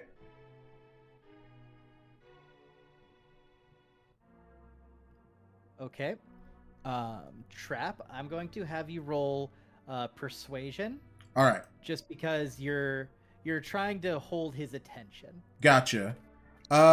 Persuasion. Oh, and man. you're trying to convince him that you're interested. Darn. Yeah, if only this could be under performance, but it's okay. It's okay. You know what? Persuasion. I'll give it under performance. Okay. Acting. Yeah, okay, great. At least I have a +2 on performance. Okay, here we go. An 18. Not bad. All right. So he is fully invested. He Okay. thinks you are 100% being genuine in your questioning. All right. So Eternos, I need you to roll your sleight of hand. All right. You better do your frickin' part, Sean. I'm gonna try. 20. Oh! Ooh, God very dang! 21, 21, and 20! All right. I'm gonna do a little roll to myself here. That gets another golf clap. All right. So while Radam is preoccupied, you will successfully lift something from his pockets. I will let you choose. Are you stealing from his left coat pocket or his right coat pocket? Oh dear. I'm gonna steal from his right pocket. Okay. So you reach in and you successfully take his entire bag of gold. Ooh, Wow. interesting. Okay. Do we know how much is in that? You haven't looked yet. Okay. Yeah, you'll have to look more. All you know is you just lifted it. So it's your goal. If you want to stay there and count it right next to him, by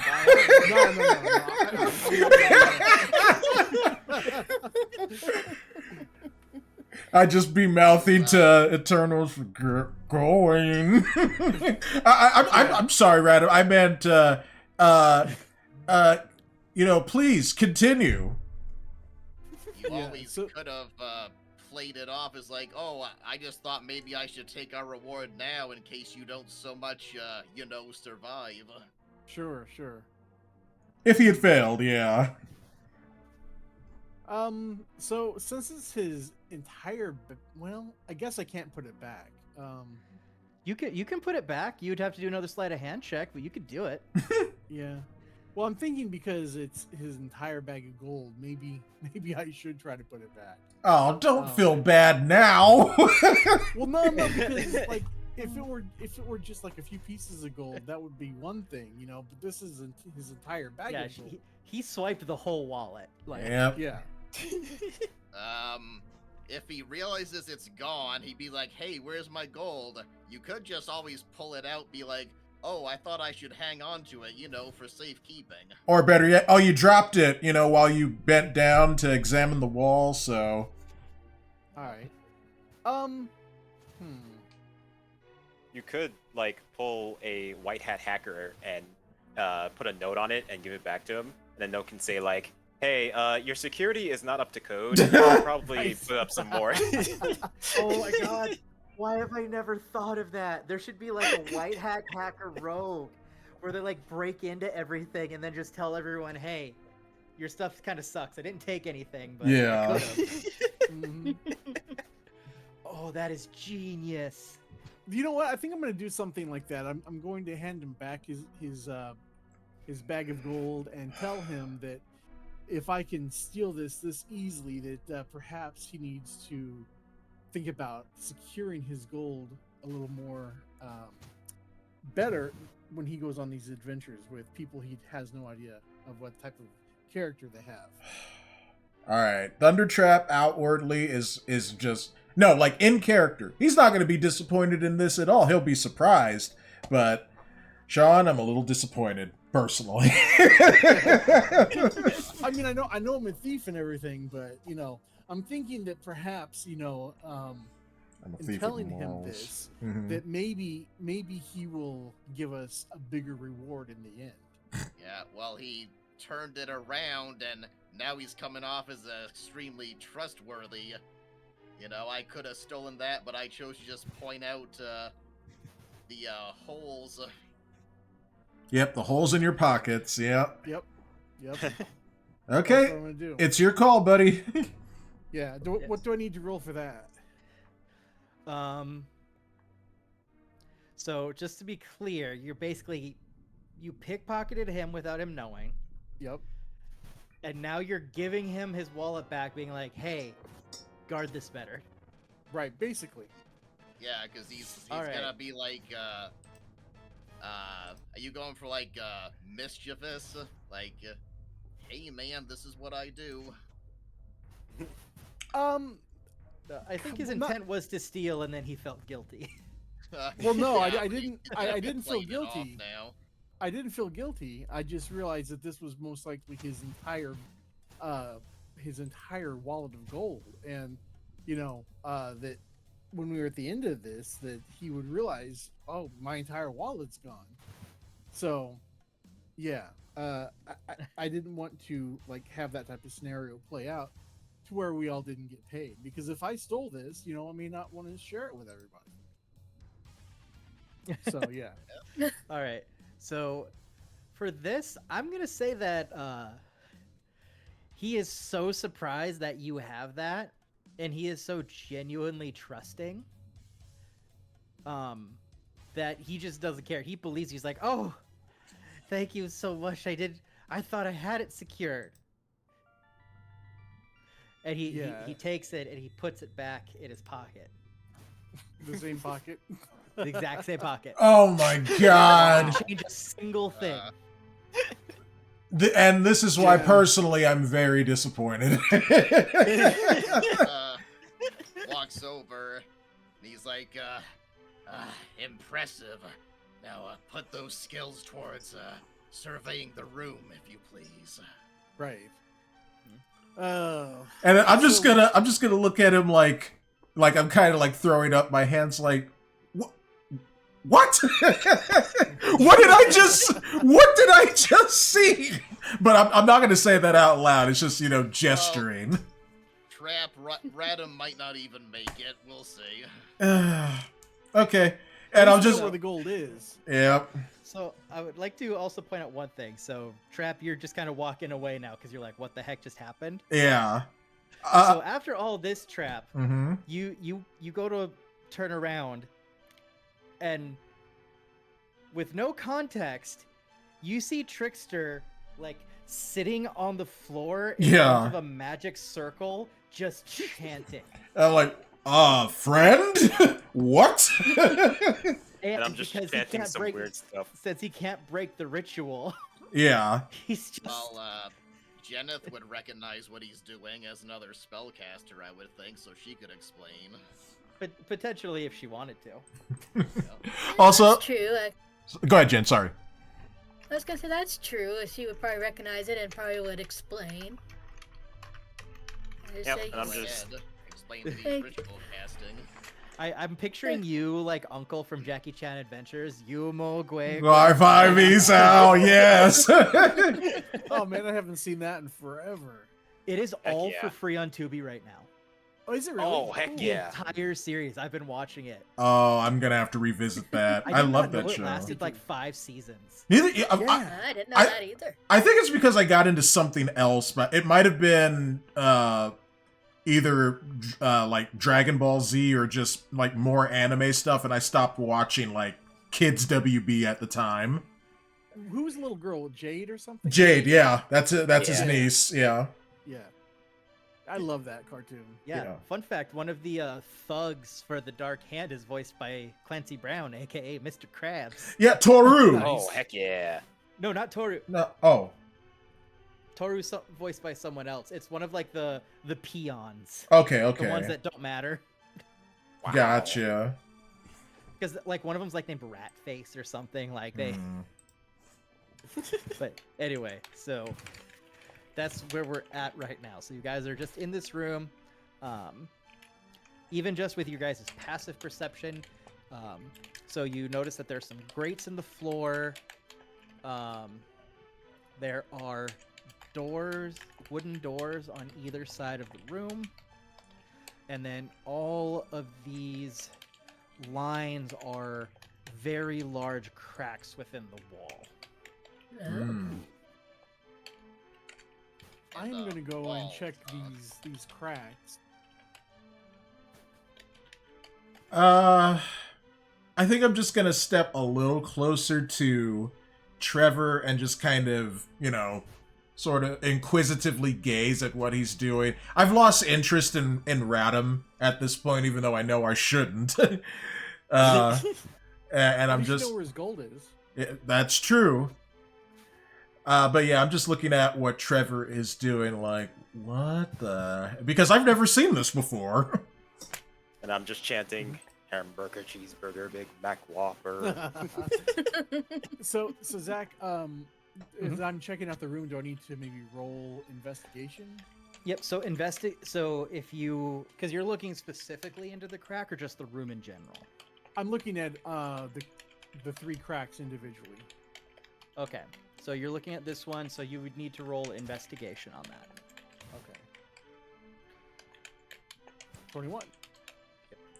Man. So you investigate the large crack. Kind of like, do you want to reach your hand in, or are you just kind of looking? I'm kind of looking right now. Okay. So from your investigation, as far as you can tell, it's just basically just a normal crack from wear and tear.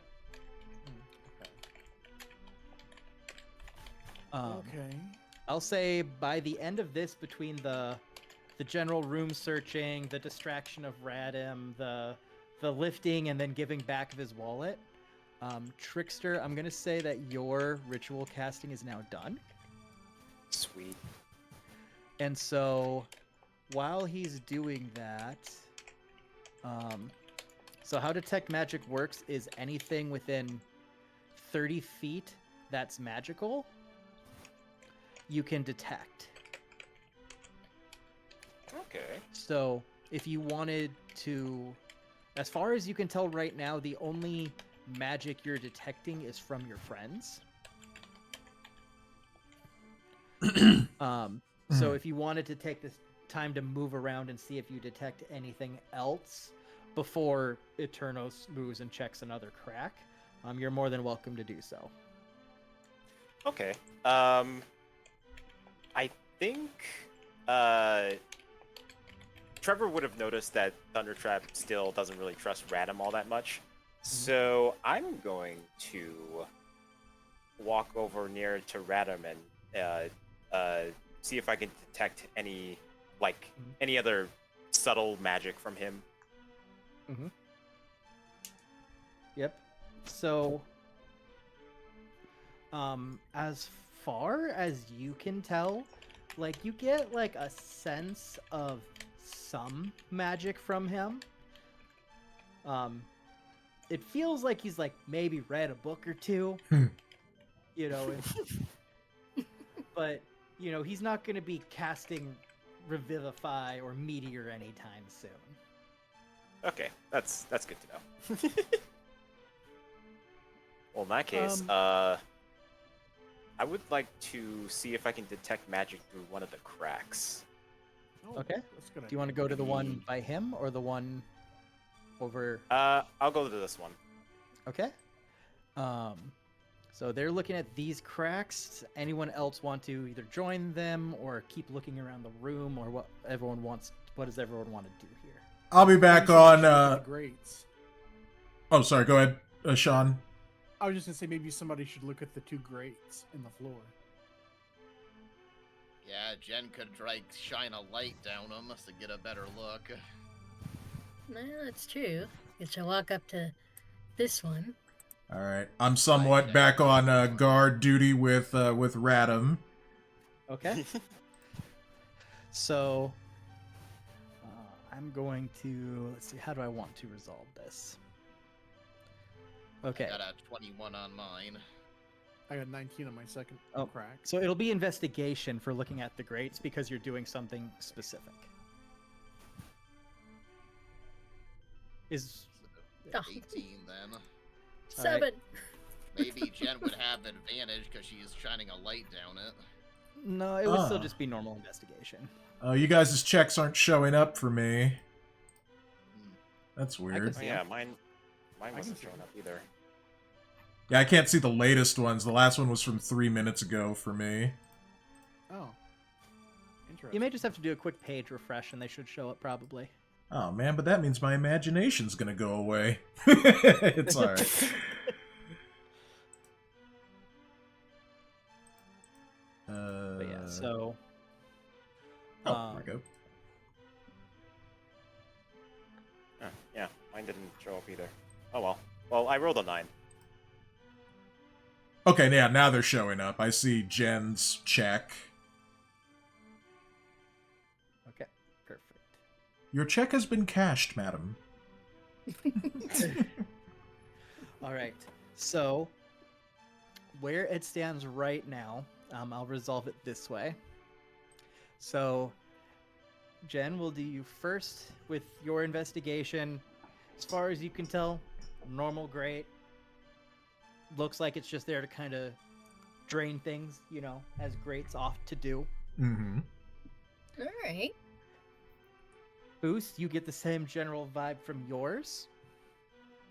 As far as you can tell, there's nothing special about it. You can't see, smell, or hear anything that would make you think otherwise. Trickster, what was your roll? Did you roll investigation? 9. For your character? 9? Yeah. I don't know why it didn't show up. Okay, no problem. So, as far as you can tell, there's nothing weird about what's in the crack. You can kind of see into the next room, but you can't make anything out specifically. You can just confirm that there is a room on the other side of the door. There is indeed a pathway over here. Yeah, Shocking. there isn't a door at the crack where Turnos is. No. Perhaps Nope. Trap could try taking his warhammer to that, see if he can make an opening. Well, before we do that, so Eternos, you... Let me make sure I have everything right here. Yep. So, upon investigating, you notice that there is something shining and kind of yellow goldish, kind of deep within the crack. Cool. I am going to yell over to Thundertrap and see if he would bring his warhammer over here and try to break open this crack even further. Very well, friend. I suppose I could be of some assistance. Radam, you stay right there. I'll be back.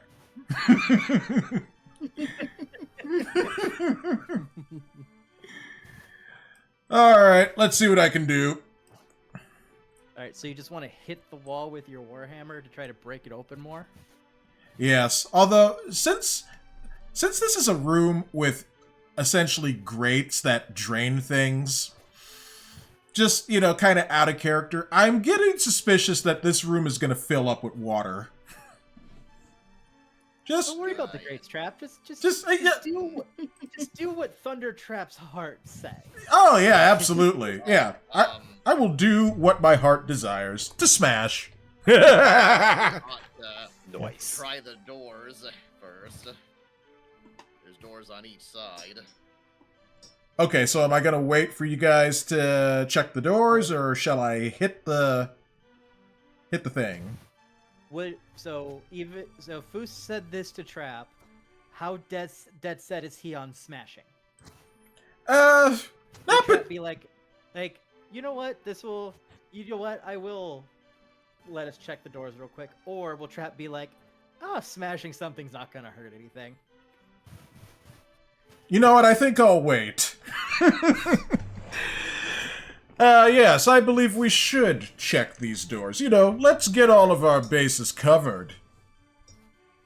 Eternos, do you agree? Yeah. I would like to interject to Trap and say, oh wait, what if there's treasure or riches that could be behind that little crack? You don't want to miss out. Friend, I mind treasures. I'm not enamored with them as you are. We can always come back to this crack after we check the Yeah. doors. Yeah, that was the plan. Foos, I just since, rolled a Turnos 19. is checking that one. Yep. Okay. Foos walks over to this one. And he calls over to Trickster. He's like, "Stop instigating and help me over here." All right So we there, can- dragon friend. We can probably. Is it investigation? So are you just checking the door? We're gonna try checking, see if there's any obvious traps. We're not gonna be as good as Eternos, but that's why I asked Dexter for help. Yep. So you can do in this case, if you're just kind of checking the door in general, it's perception. If you're looking for something specific, like if it's trapped or something, then that's investigation. Yeah, I'm gonna look for traps. I'll go What for that is, too. that was 20. I was Ooh. like, what's B? Nice. Oh, nice. Yeah, never mind, Trickster. I didn't need your help after all. All right, so with your guys' rolls, upon deep investigation of the doors, you have come to the realization that not only are these just regular doors, but they are also unlocked. Okay. Ah, yes. I want us to actually open these doors because if Trap smashes and then they lock, that ain't gonna be good. Let's actually open them and then Trap can smash. But they're also made out of wood too, right? So we could smash the doors if we wanted to. But yeah, let's open. Hopefully, I did think of that also. But let's go ahead and open them first. Okay. So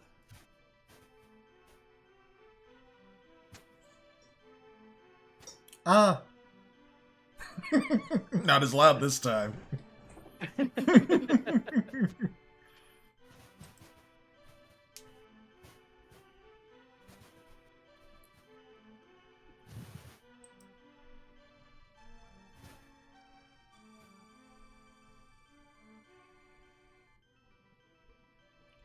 And thank you everybody who is watching on all of our streams. This is a lot of fun. And glad to have you all with us. all right. I noticed yeah. I'm not getting a Yeah. correct count because it says 2 viewers, but I had 4 on YouTube from the raid. But that's alright.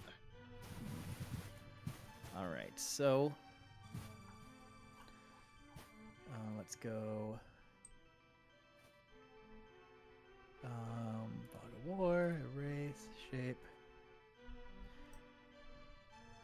All right, so Eternos with your dark vision, because you have dark vision as being half elf, right? I do. Yeah, I Perfect. can see 60 feet. Perfect. So Let me get in the doorway, Trickster. yep. Okay. So you look into the room, and you see a mostly empty room with what looks like a chest or a crate in the corner. Oh, hold on a minute. Foos gestures over to Jeneth to bring the light this way, Alright. Coming over. so he can hopefully see through his door better. Yep. And with the added light,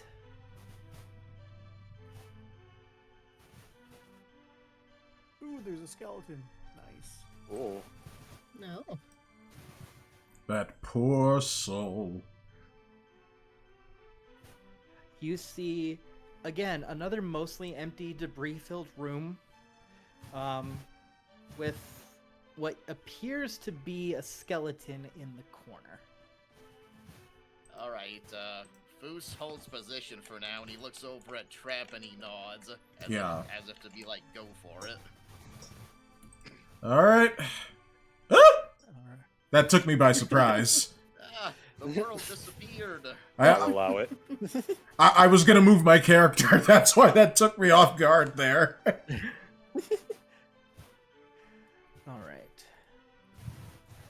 All right, so now that we're back in this map, just for the squad that's kind of on the eastern side, is that kind of where you were when you were looking through the door? I want to make sure I copied it right. Yeah, I was up here. I was gonna smash some, but then it's like, let's check the doors. So, yeah. Also, hey, Jor, welcome to the stream on Twitch. Appreciate you dropping by. Door.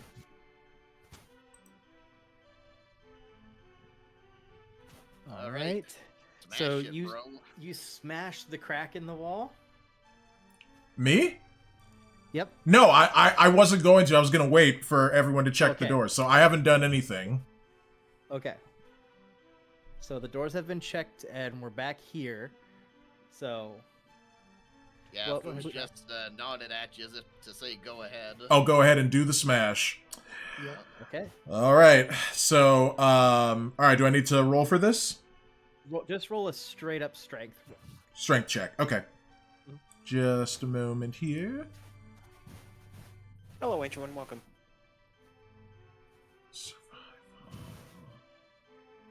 Where the poop is my strength? My strength is gone! You can It's where just your roll the muscles D. are. You can just roll a D20 too, because it's just a straight check. So. Okay, I'll do that then. Let me close this. Oh my god, where's the dice? Oh, there it is. Dice roll. Haha, I knew that. Haha, haha. Alright, D20. Here we go. And roll. Oh. 7. Oh. What's your strength modifier? I'm looking. Should be your stats on the top left. Oh, okay. Strength is +3. Okay. So you hit it with a 10, and so you kind of lose your footing a little bit. But you do get a clean hit on the crack, and it breaks open a little bit more. And what you see there, it kind of glittering in gold, is a little key. Ah. I would like to reach for the key. Okay. You take the key. Mm-hmm. All right. You now have 1 yellow key. Yay, I'll mark Hooray. that in my inventory. Da-da-da-da. And I am playing Zelda music too, so that kind of works. Ancient One And says so, hello to what do you do everyone, after by you the grab way. the key? I'll go over and I'll join everyone else, so kind of make my way Trap, back. come over here. Come over here. Okay. because Well, Nice. before that Uh, happens, as you turn around to leave, Uh-huh. Okay, so I'm just staying there, not doing anything. all right, does a 15 hit you? 15 is my AC, so I guess it... Yep, it meets. Okay, it meets, so that means it hits. Yep. Okay.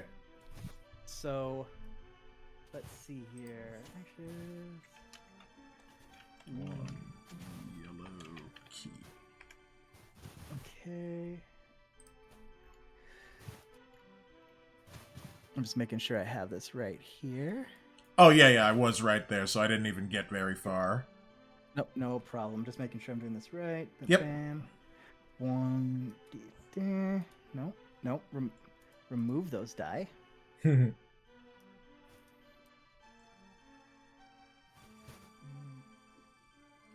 I'm so happy so many people like the comic I posted on TikTok.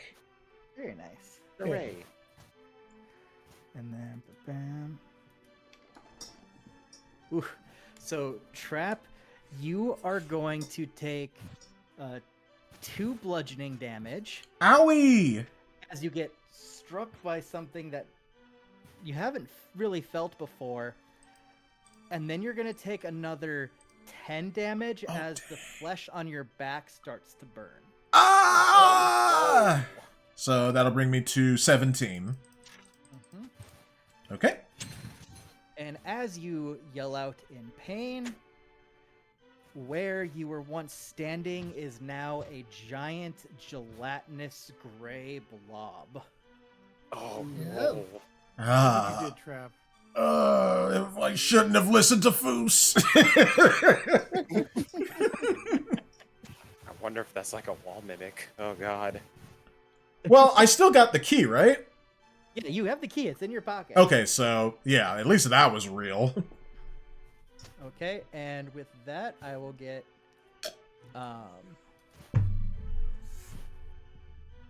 We roll for initiative? Yep, we roll for initiative. Alright, so I still have a +2 to initiative. Yeah, it just had its That, one surprise attack because you reached into the hole. I Right. have a +7 because of alert trap. That should give you an additional +5. Well, Nat Trickster's 20, going let's first. go. Huh? Awesome. Trickster, I got a. I apparently can't roll for initiative. Yeah. It's always so low. Okay, so I'll do my roll, and then I guess I'll add a... Let's see. So you said I have a +7?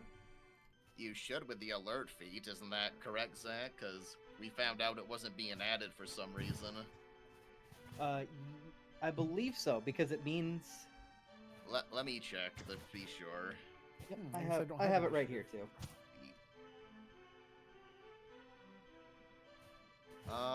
Says you gain +5 bonus to initiative. You can't be surprised while conscious. Other creatures don't gain advantage on attack rolls against you as actually, a result of being, yep. Yeah, actually, Trap, that means you would take no damage. If you have the alert feed, it wouldn't have surprised you. Yeah. Okay, so... So you can get your health back. Woohoo! So you notice it actually coming to slime you. Okay, so that scream of "ah" is a scream of "ah!"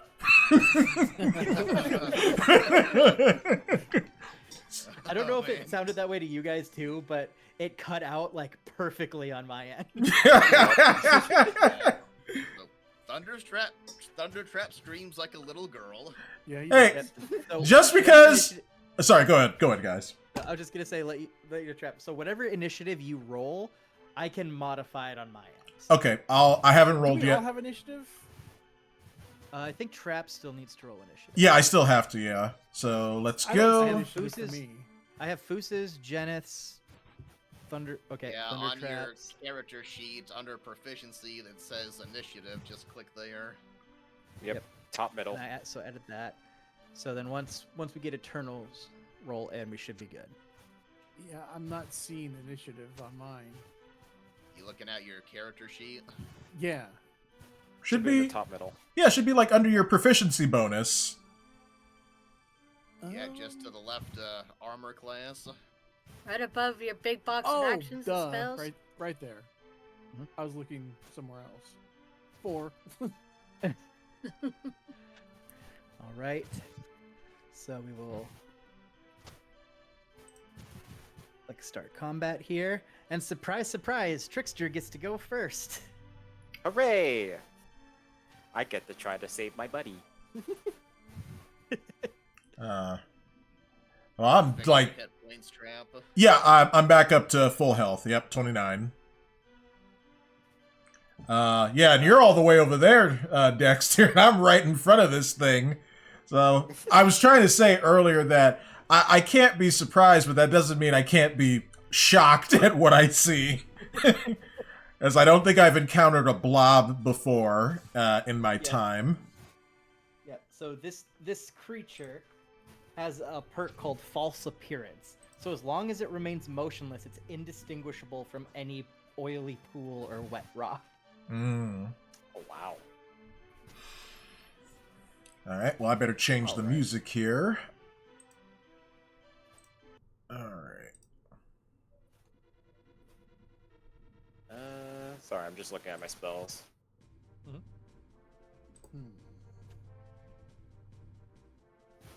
Ah, okay, I could do that. Alright, so as I see Trap in this gray, disgusting ooze, I'm thinking to myself, it's time to become a hero. I conjure up Magic Missile. And if you hit me, I totally understand. But we're even if that happens.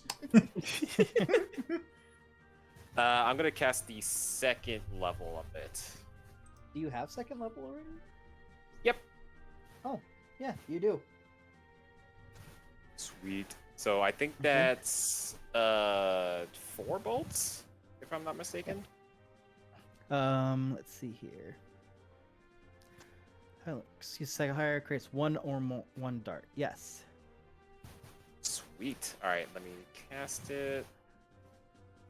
So then you'll burn a second level spell slot, and then you'll essentially roll,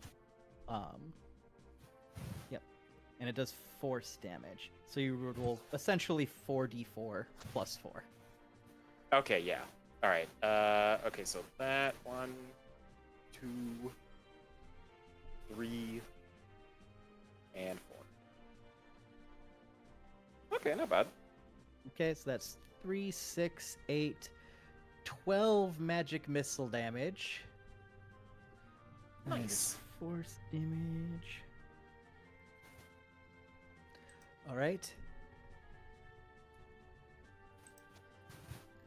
As all 3 missiles connect with the ooze, Oh, thank God.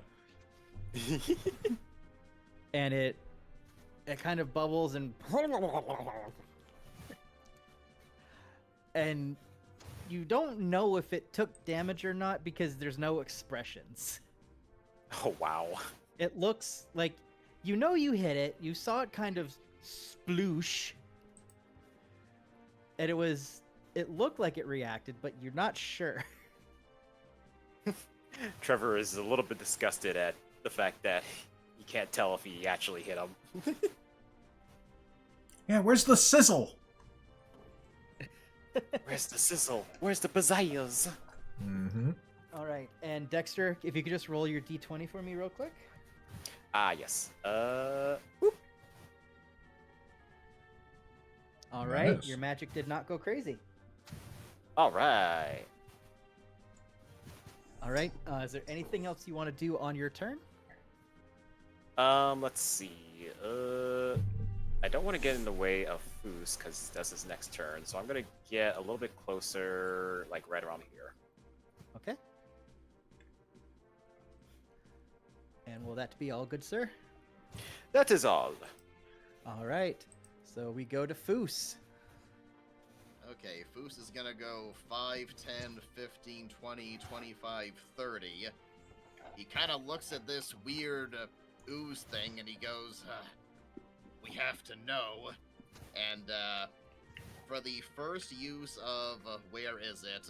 My Battle Master maneuver, I'm going to use Quick Toss. I can throw a javelin as a bonus action. So I roll a d8 for a superiority die. Let's see. And that adds to your 2 hit, I believe.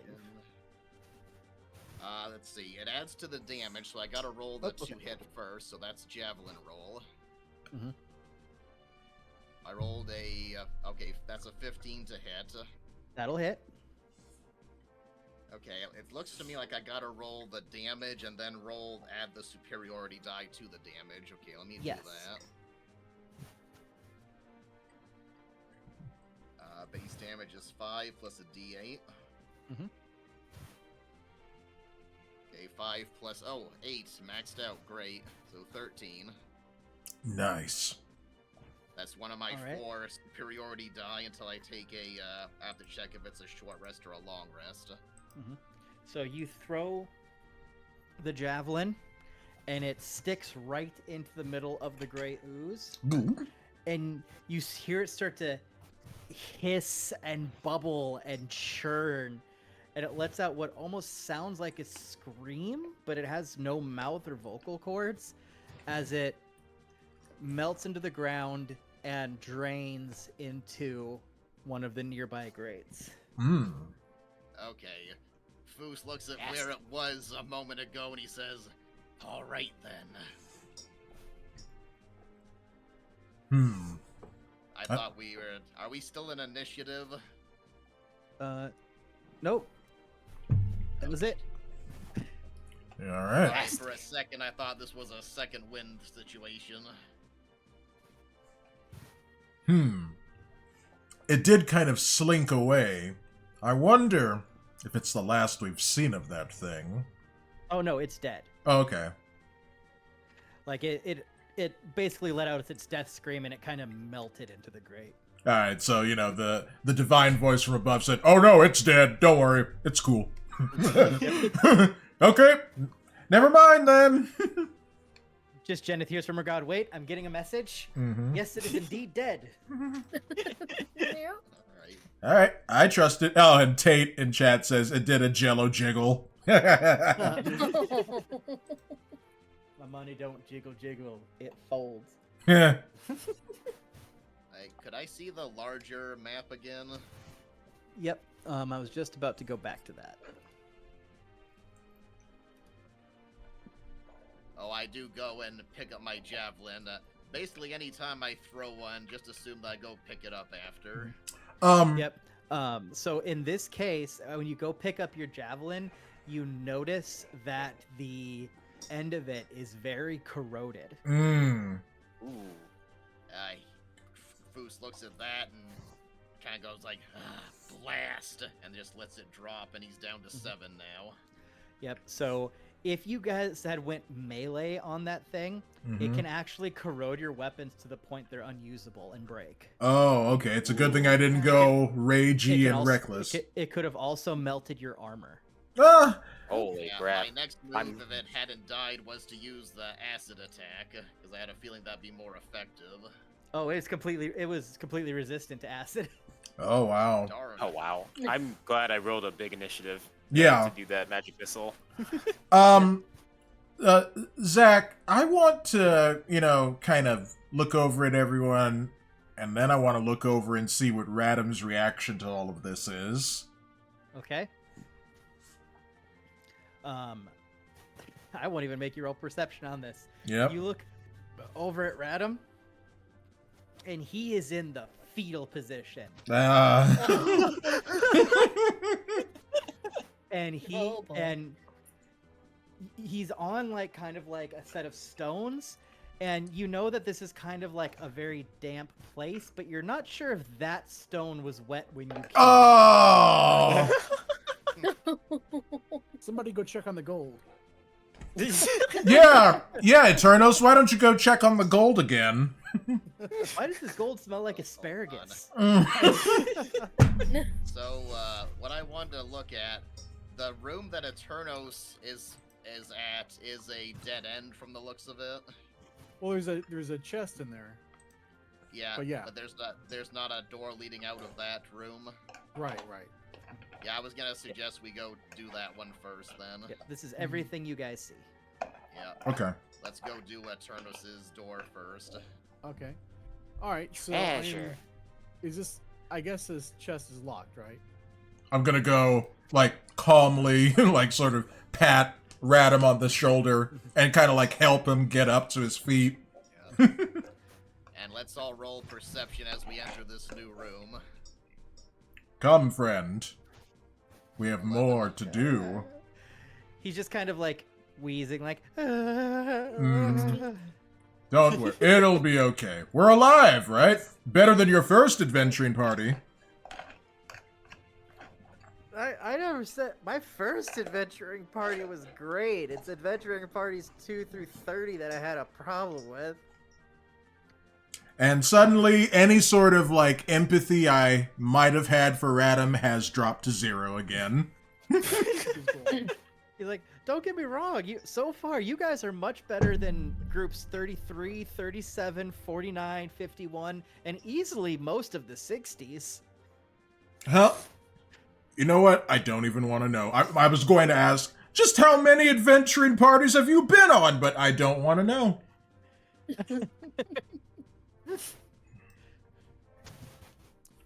Okay, so I rolled a 9 perception.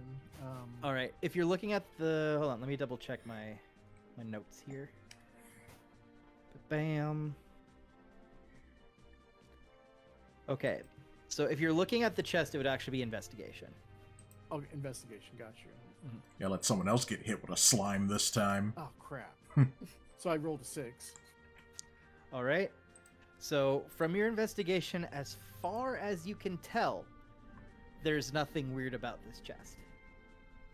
Foos kind of strongly says, hold, before he touches it, and he's gonna go investigate.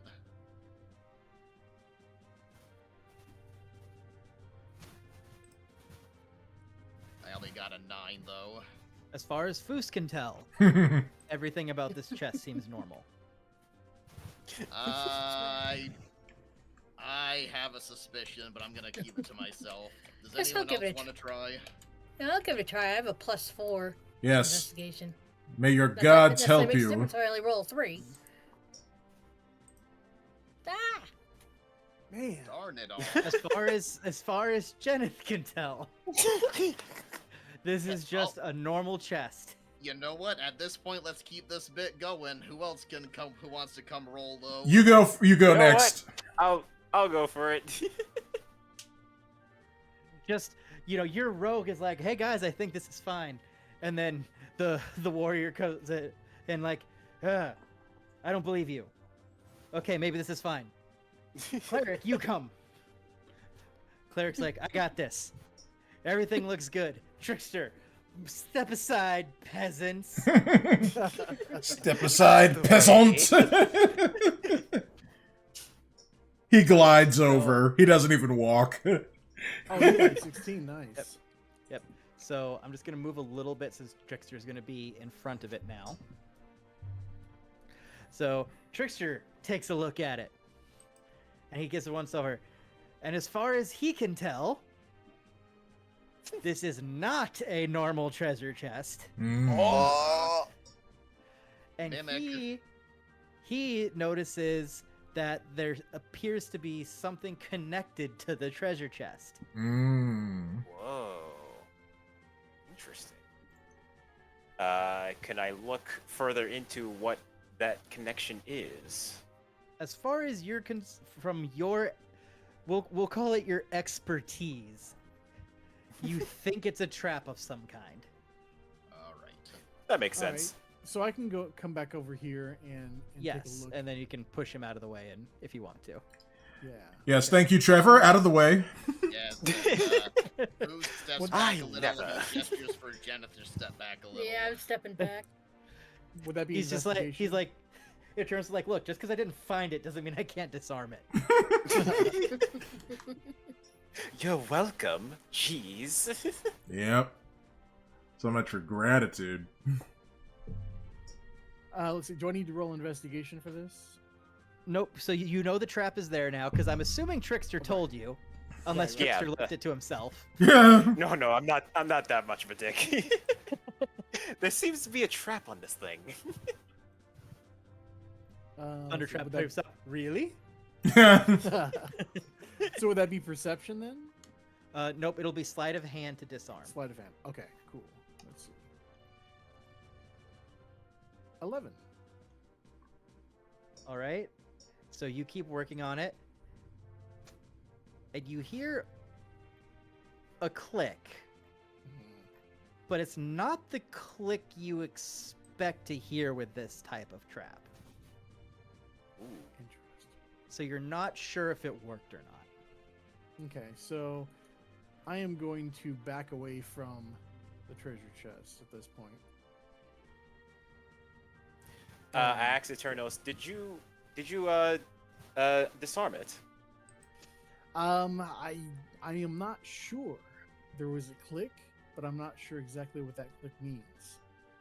Okay, and that's the case. I think I should cast a certain spell that I've been keeping up in my sleeves to make sure if this thing doesn't blow up in our faces. Sounds like a I would good like to idea. cast what's it called? Mage Hand. Okay. I'm going to use Mage Hand to well, open the chest.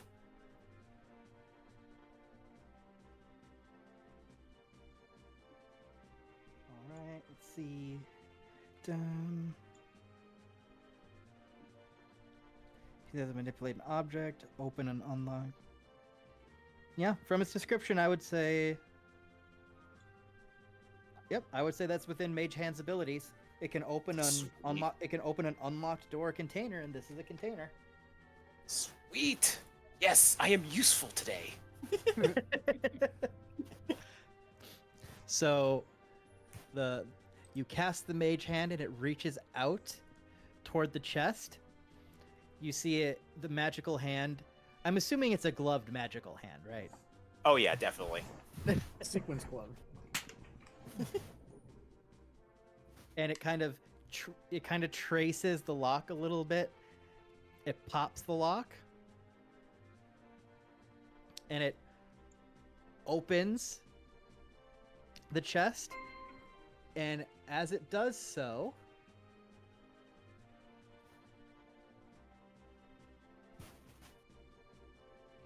there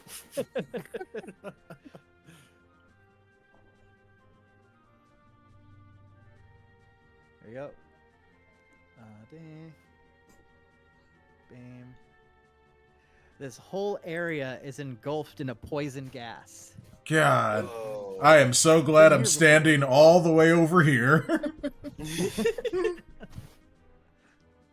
After a minute, the gas subsides, and you are left with an open treasure chest. Well, would you look at that? I found the trap. I opened the chest, and everyone is safe. You're welcome. Cool. I'm gonna take a look inside the chest. All right. It gets a golf clap.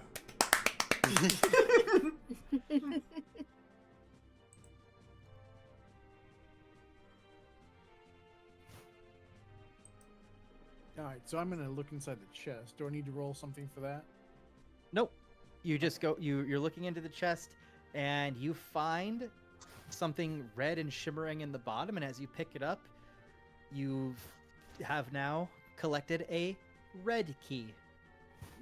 Ah, Okay, you have gotten the red key.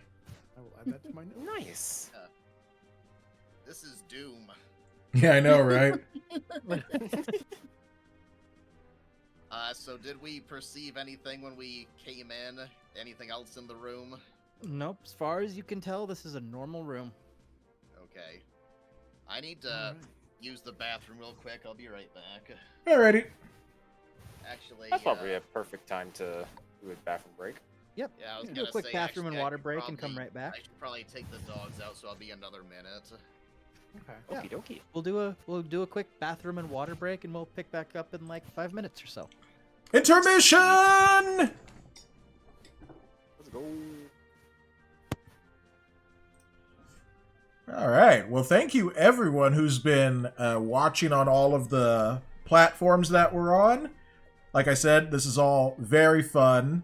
And yes, I'm glad I didn't take the damage, even though I guess retroactively didn't take any damage. But still. Let's see. Ancient One says, and the next thing you know, we find out that the enemy Trap and his party defeated rises up as an arch shadow that looks like Professor Gerald Robotnik. Nah, that guy's dead. Tate says, poison gas! And then Ancient One says, hello, Zach, Trap, Gillian, Trickster, and everyone on this side of the D&D collab live stream. And a hello to you too.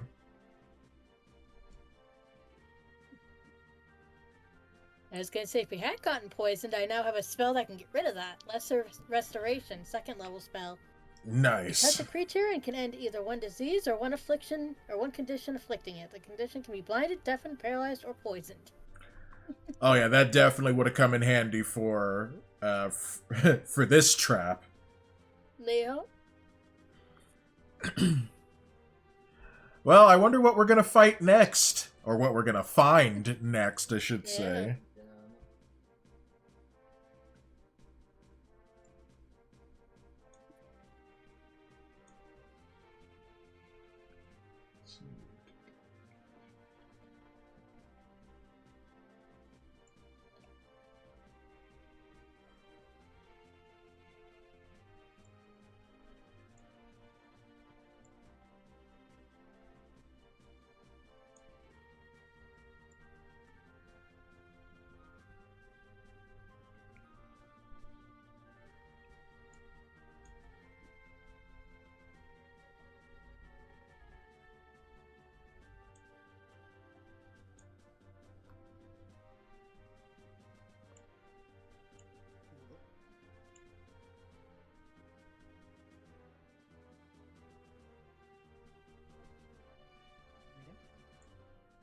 Look, no, lay down.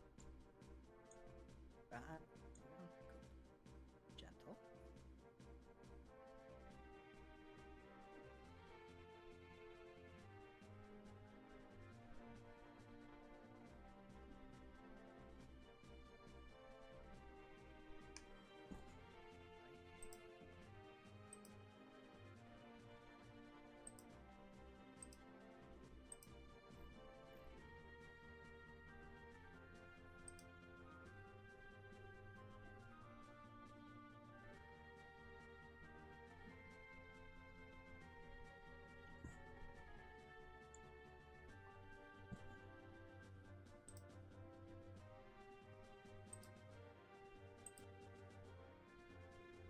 I guess I can change the music for now.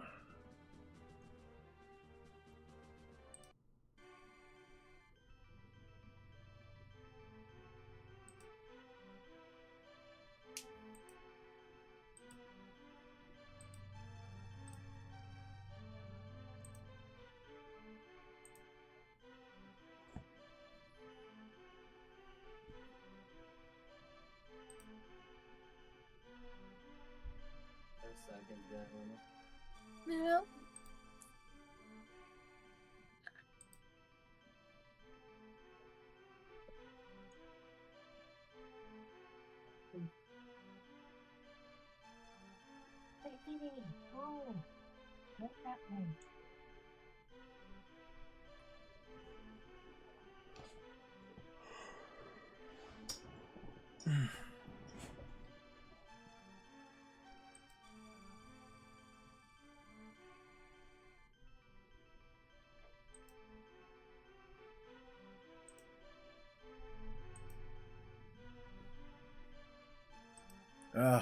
If only I had some 80s style commercials to play while this break was going on.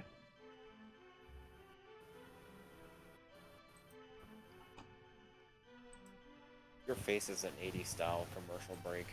Cool. Then that means it would advertise a lot of toys and, you know, stuff people don't really need. And it would look epic. Uh-huh. There'd be so many cool theme songs as well. So freaking 90s, man. Oh yeah, that's the decade I'd prefer to have commercials from because, you know, that's where I saw the most commercials as a kid. Indeed. Oh, right, since we have time.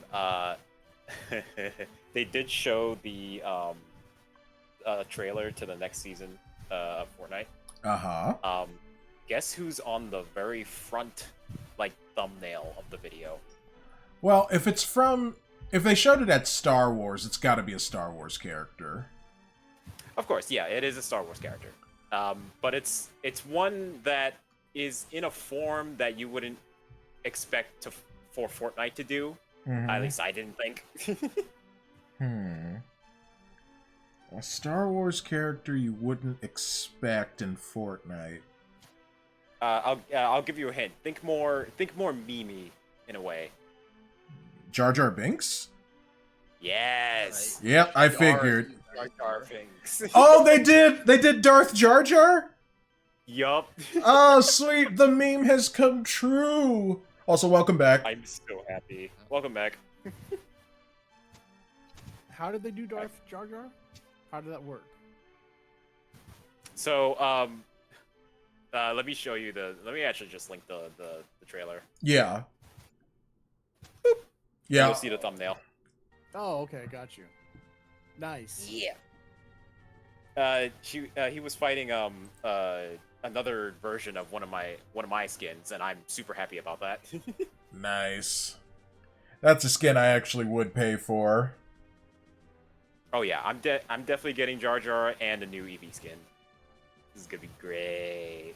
Nice. Well, at least Disney's trying something. I'm sorry, go ahead, Gillian. I was just asking if everyone was back. I don't think Zach has returned. I am back. Oh, okay, never mind. Welcome back. So apparently they put Darth Jar Jar in Fortnite.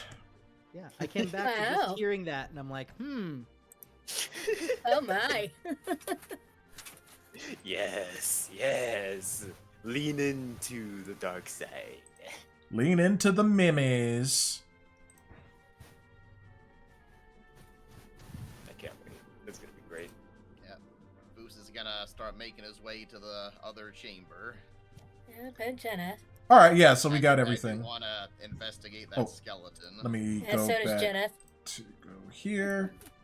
Yeah, probably Alright. good to have Clara candy for the skeleton. Alright. Springs to life. I'll lead Radam on. I guess I really have become his bodyguard. Yeah, you have.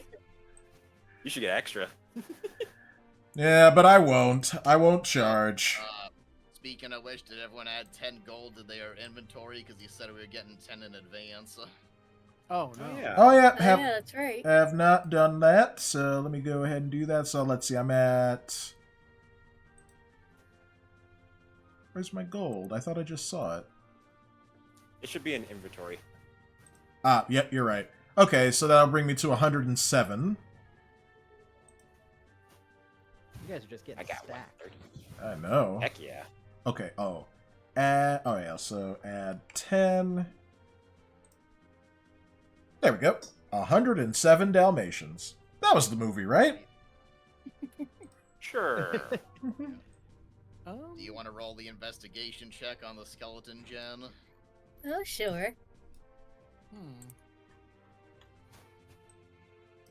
Better. Nice. As you guys start inching closer to this area, you can see Radam getting visibly more excited. He's just like, "Yes, I finally get to add more to my collection. Ah. I've been waiting for this for so long." Zach, out of game question here. This comes from Ancient One. He says, "I should ask Zach, throughout your knowledge of D&D, what other editions have you played besides 5th edition?" Yeah. So I've mostly only played 5th. I started literally within a few weeks of 5th edition dropping. Wow. Nice. I went to go to my first, like, I always kind of wanted to try D&D, and so I just kind of went to my local game shop, and I was like, I'm gonna be so ahead of this, and I got the Wizards character creator at the time, and I made my character and all this other stuff, who I actually, like, took the idea of him and made him into a character for a story that I just never finished. Yeah. I show up, and they're like, "Well, do you have a character?" And I hand it, and he's like, "What are all these stats?" And I'm just like, "What?" I just like, "Oh, this is the old version." Okay, yeah, no, we're on 5th edition now. So, man, got to have that humbling moment. So you pulled a me before I pulled a me. It's like poetry; it rhymes. Foos is gonna look over at Radam getting excited. He's gonna say, "Don't get over eager. Make sure you stay with us." Like, "Oh, don't worry. I will let you guys," he goes, I will let you guys completely lead the way. I mean, that ooze was enough for me. I am gonna stay back here. You guys are the fighters. I'm just here because I got the money. That was enough for you, friend. That thing tried to eat my face. No, it was my back, but still. So, would you say, Thunder, that you got back shots? Trevor, just stick to checking things. Better check your back next time. Yeah, you better watch out for pebbles too, friend. Jen got a 23 on her investigation. All right. Eternos, are you checking the door? Or what are you doing? Oh, probably a good idea. Ancient One continues, in my case, I played 2nd edition and 3rd as well as 3.5 respectively. Nice. I know 3.5 got turned into Pathfinder. And a lot of people, like, 3.5 is still really beloved. That's what I hear, yeah. Hey, Sean's mic is off, apparently. Maybe he wasn't back yet. You there, No, I'm Sean? here. Oh, okay. Yeah. I rolled a 5 perception check for the door. Well, are you wanting to do perception, or are you wanting to, like, investigate the door? Oh, you know what? It should have been investigated. My fault. No worries. 16. That's much better. Yeah. Did my stream stop at some point? Yeah, I noted. Like, I clicked over to your stream and I saw the end screen, and then it refreshed, and so I think, yeah, it says it's at 15 minutes, so it did stop. Yeah. It's so annoying. I hate it when it does that. Yeah, that sucks. My internet did that for like 6 months last year. I remember that. Yeah, you had a little message too that would. I had a whole pop-up for it and everything. Mm-hmm. Jeez. But yeah, so all right, so Trap is passive-aggressively intimidating / bodyguarding Radam. Yeah, you know, like it's like I'm battling between two different emotions inward. One is just like disgust that he's adventured with so many different parties, and either they've all died or they were never heard from again. He never said that. He just said some of his parties had issues because they didn't communicate with him. Right. Well, see, we can read between the lines, though. Yeah, a lot of this is like my inference. And the other part of me feels a little pity for him because he did kind of pee his pants, so... So, I'm bouncing back and forth between just, I don't know, disgust and pity. Yep. And so we got the 2 other injections expecting that. Eterno's checking that. Trevor, is there anything you want to do specifically? I think I did a lot in the past 2 rooms. I think I'm just gonna chill. Yeah, you're kind of been hard carrying. Mm-hmm. Yeah, you magic missiled the blob, and then you checked the trap, and yeah. You deserve a little rest there, partner. Hell yeah, dude. Meanwhile, I'm babysitting Peabody. I'm not cool enough for the dog to hang out with. The moment the wife comes home from Target, Aww. just boom. Yep. Sorry. He'll come back. Yep. All right. So we'll just kind of go around here. So, Eternos, you, upon inspecting the door, notice that this is the first door you've come across made of stone, and it's incredibly thick and incredibly heavy. You also notice that there are three keyholes on the door that are colored red, yellow, and blue. Uh-oh. Okay, right. so we've got 2 of the 3 keys. Yeah, we gotta find the blue one. Perhaps it's on this skeleton. Yep. And so, Jeneth, upon investigating the skeleton, notices something glowing in the eye socket of the skull. Ah, classic trap. I guess she'll reach for it. All right. So you reach for it, and upon finagling it out, you pull out an ornate blue key. Ooh. This is where the danger usually happens. Yeah, No, waiting crap, for don't the worry about it. skeleton Completely to, unrelated. Jen, what's your armor class? 18. don't worry about it. Don't worry about it. Oh yeah, by the way, can you take like a gut punch? By the way. Nope, that was just me kidding. This is actually just a dead skeleton. Okay, cool. Okay. All right. Look, would I be so shallow as to throw skeletons in a dungeon at you? That is so freaking cliche. Watch the next room just be full of undead.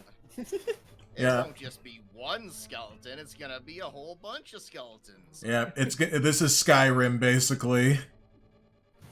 Hey Jen, remember turn undead. Oh, yeah.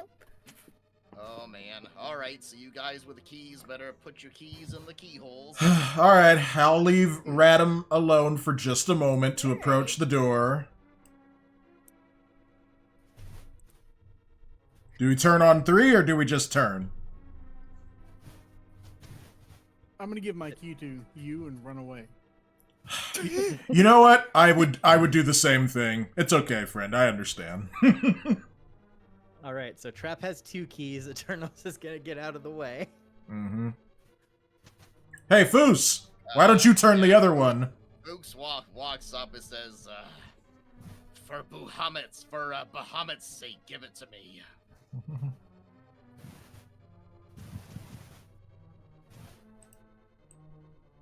Which key did you give me, Trap? Oh, I thought we were turning together. There's 3 keyholes. Yeah, he handed you, you had 2 keys. Which one did you give to me? Oh, let's see. I think I had the yellow key. So whichever key, Eternos had. Boost reaches out and grabs the red one. Okay. Okay.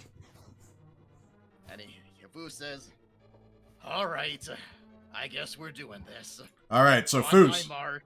Okay. Just gonna ask if we turn on 3 or just turn. Yeah, well, let's turn on 3. All right. Alright. All right. On my mark. All right. 3, 3, 1, 2. What? 1. 1. 3! I purposefully wanted to mess that up. The three of you attempt to turn the key at the same time. And that does not happen. One of them gets turned, the other gets a half turned. One of them gets turned, but then kind of breaks off in the lock. Oh. No. And you hear a loud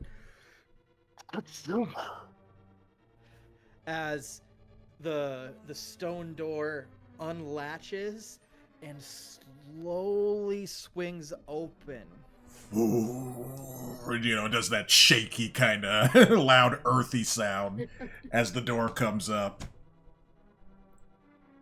And I am gonna go here. Alright, I guess I better get rid of the key from my inventory. Oh, wrong one. I need to do this one. Okay. So I cleared out a little space for you guys before you go in here. Alrighty. Because then once you all kind of get in where you want to be, I'll explain what you guys see. Alright. Well, since I'm over here... Foos has his glaive readied. I see, I've got my warhammer, so I'll come over here. I'm right in the middle, Jen, why don't you get behind me? Oh, I'll move up a little bit so, you know... Yep. Radam is going to come up and just kind of cower behind the corner of the door.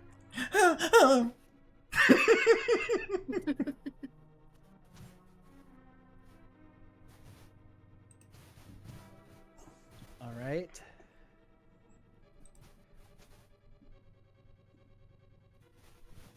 So I'm going to do this. I'm just still laughing from Sean. Just, you take this. I'll go home. I mean, my armor class is only 13, dude. I mean, come on. I don't blame you. I'm just laughing. Like, I give Trap the key and run away. Okay, I'm good. I'm good. All right. I'll do this. I walk a lonely road. Okay, I'll stop.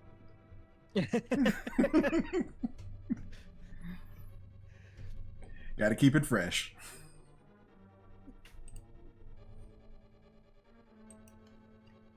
All right. Where's the thing I needed?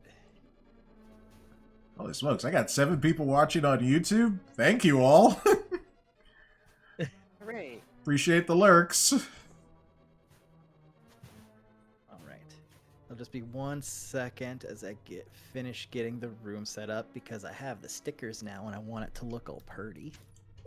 Ooh, Kaiba boy. I don't know when share chat got turned off for me. It did? Yeah, it wasn't on. I was like, wait a minute, I'm not seeing anyone's chat. Yeah. Oh, join the shared chat. Oh, That's weird. you rejoined. Okay. Yeah, I don't. Maybe it's when Dexter's stream stopped. Maybe that threw stuff off. I'm still in it. Okay. Okay. Really? There's no sticker for pillars? Lame. Lame. That's like one of the most basic things. They have stairs, trapdoors, trees. They even have just random satchels and carpets, but they don't have pillars. That is lame beyond all lameness. Just put it in a barrel and pretend it's a pillar. That's what I was looking at.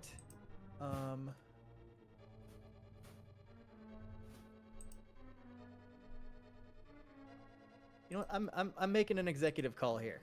All right.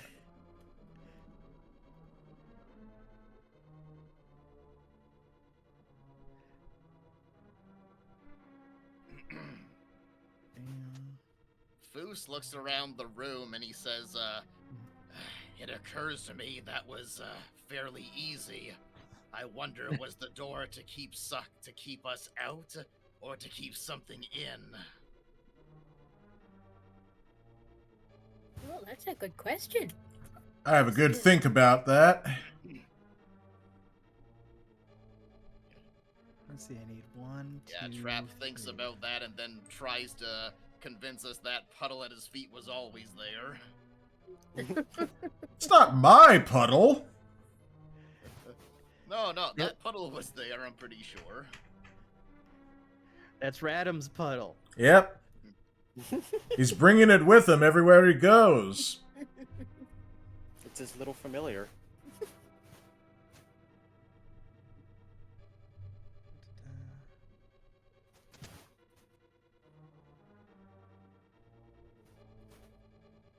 All right. Let's grab all the players. Oh, I could put multiple copies of you guys in for some reason. Oh, man. Oh, that's perfect, Yeah. especially for a Drop certain gangers. spell I have. Which one's the real one? Quick, Trevor, tell me something that you and I would know. Wait, we don't really know each other that well. Crap. I have Right, a you guys certain affinity for a certain colored hedgehog. I wonder which You one. guys should have the map again. So if you just want to Yep. set you guys up kind of where you were on the last one, the Okay. room is turned sideways now. Oh, okay, Okay. so I guess I And would you're have coming been... in. You're coming in from this side. Oh, right from now. this side. So I think I would have been over here? Yeah, yeah. Just approximately. I know you guys are mostly still in the Yep. entry, but just I've probably moved to the center. Yep. okay. And I'll just make sure you guys are on squares. Right, Radam's still cowering Yep, outside. he's cowering. Mm-hmm. Because we just Alright. opened the door, so yeah. So, even with just your guys' passive perception, it is very obvious that you have all found the library. Ah. There Yay! There are numerous stone pillars adorned with gargoyles lining. There are shelves and shelves and shelves of different items.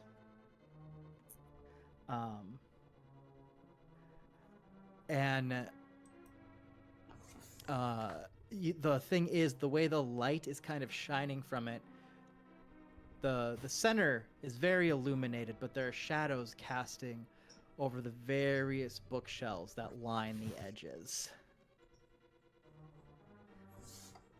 So I guess Radam is about to have like a Bell moment where he gets on the little like the roller and he starts singing and moving around like, look at all the books that are here, or the scrolls or whatever. Look at these things. Isn't it neat? That's Ariel. All Hey, right. he likes all the dingo bobs. Okay, I'll let it pass. All right. So I'm actually going to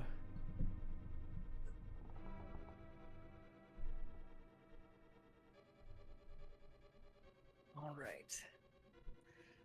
So as far as you guys know, this is what you have right now. There's shadows over the shelves, so you can't really see what's on them from the lights. You know that there's tons of gargoyle statues adorning the pillars. And you see two large doors at the end of the room. I wonder what's behind that.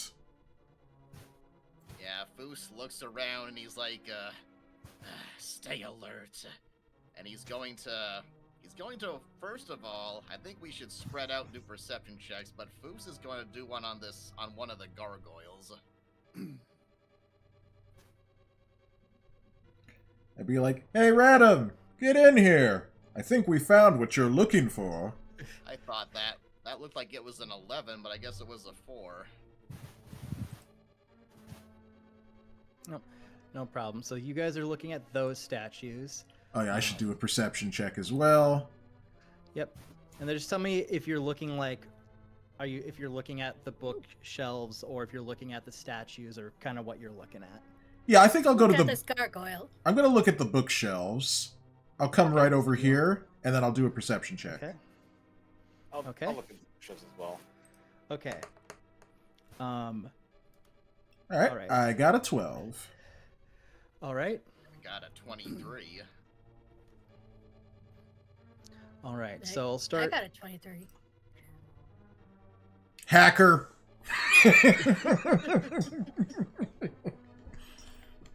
All right. Make sure you guys find the right things here.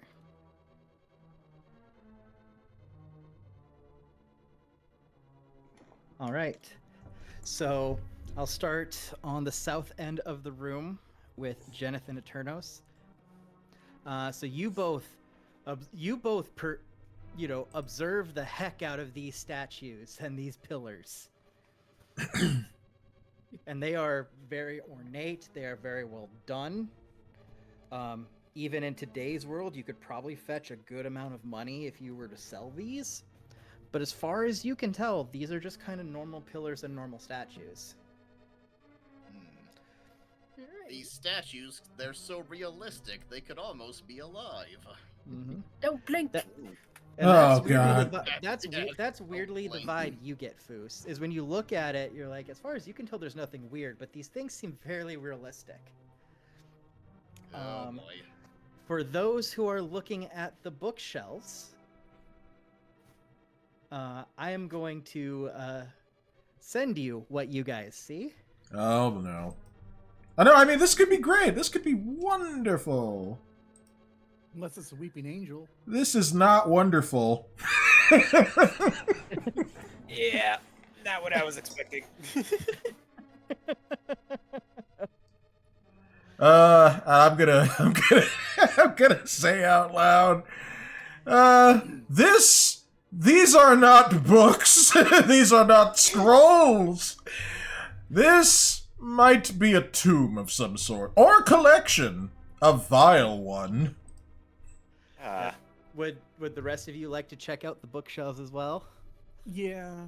Yeah, Yeah, they're, I was going they're to. on both sides. I'm Yep. look at these ones. All right. So I will resend. Radam, I changed my mind. Stay where you are. All right. So I will send it all to you, what you see, and then I will pull it up so the streams can see. Yep. Oh my. Oh yeah, I should pull it up Yeah. so that my stream can see it as well. Yeah, Goose looks at that and he kind of says, "Trophies." Yep. So to everyone watching at home, So yeah, that's what we're seeing on the shelves right now, folks. Yup. Beautiful, isn't it? Ugh. Many rows of squares. so So that is Boost where is we're at going with to- that. So before you do anything, I just got some stuff I wanted to go over here. Of course. Yep. So, again, you found this room, and as you guys all approach, you see that there are no books, there are no vials, there are no scrolls, there's no tomes, there's no apothecary supplies. Every single shelf is lined with skull after skull after skull. Are any of them crystal skulls? No, Shia LaBeouf was already here. Ah! Oh jeez.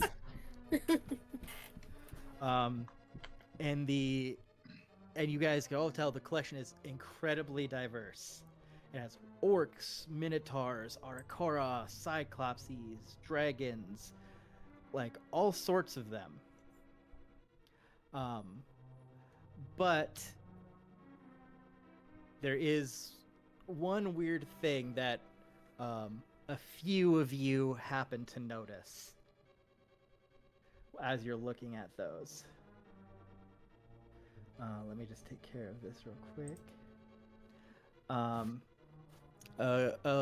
Most of you, from your passive perceptions and with your intelligence, is that you at least appear to have. I know, I'm not that smart. You all notice that there are no skulls that match your races. I knew it. I was thinking I that. freaking knew it. Oh man. Oh boy. And as that thought shoots across your minds, you guys hear a loud thud Mm-hmm. as the door slams shut and Radam is standing there. Radam. Radam, when you said you were excited about adding stuff to your collection, what exactly are you collecting?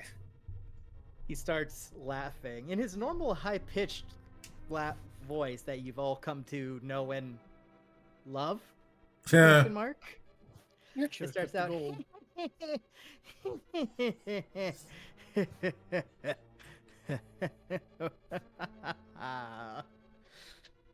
Ah, adventurers.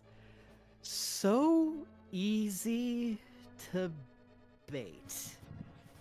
Give them a quest and they'll just come running. Show them a puzzle and they'll solve it. Easier than luring a moth to a flame. You will know the hardest but most exciting thing about being a collector. What, that you're a nerd and no one likes you? He gives you a look that even Thundertrap can read as, "You'll be first." Oh. No, my silly Thundertrap. It's finding that one piece that you've just been missing. That one piece that's taken you so long. You've dove through every ruin and flea market. And when you finally get it, it all just feels so right. And in that moment, a cloud of smoke surrounds him. Oh, so the P wasn't real either. Yeah. Archdevil. He's doing a magic trick. That's my thing. When the smoke clears, you are met with a shadowy figure draped in a dark cloak and glowing purple eyes. Ah. He scans the room and says, "I knew when I saw you that I had to have you for my collection." And with that, we are going to roll for initiative. I'm also going to shoot Trevor a dirty glare and be like, I knew we were gonna die! And just for your guys' reference, I will send you a picture of the before and after. Okay. Of what you saw with Radam and what he looks like now. Alright, so that's a plus, so I should have a 12. Undead, actually. Yeah. Hear that, Jen? Undead? I'm just saying. Oh yeah. Oh yeah, let me take a look. That looks really cool.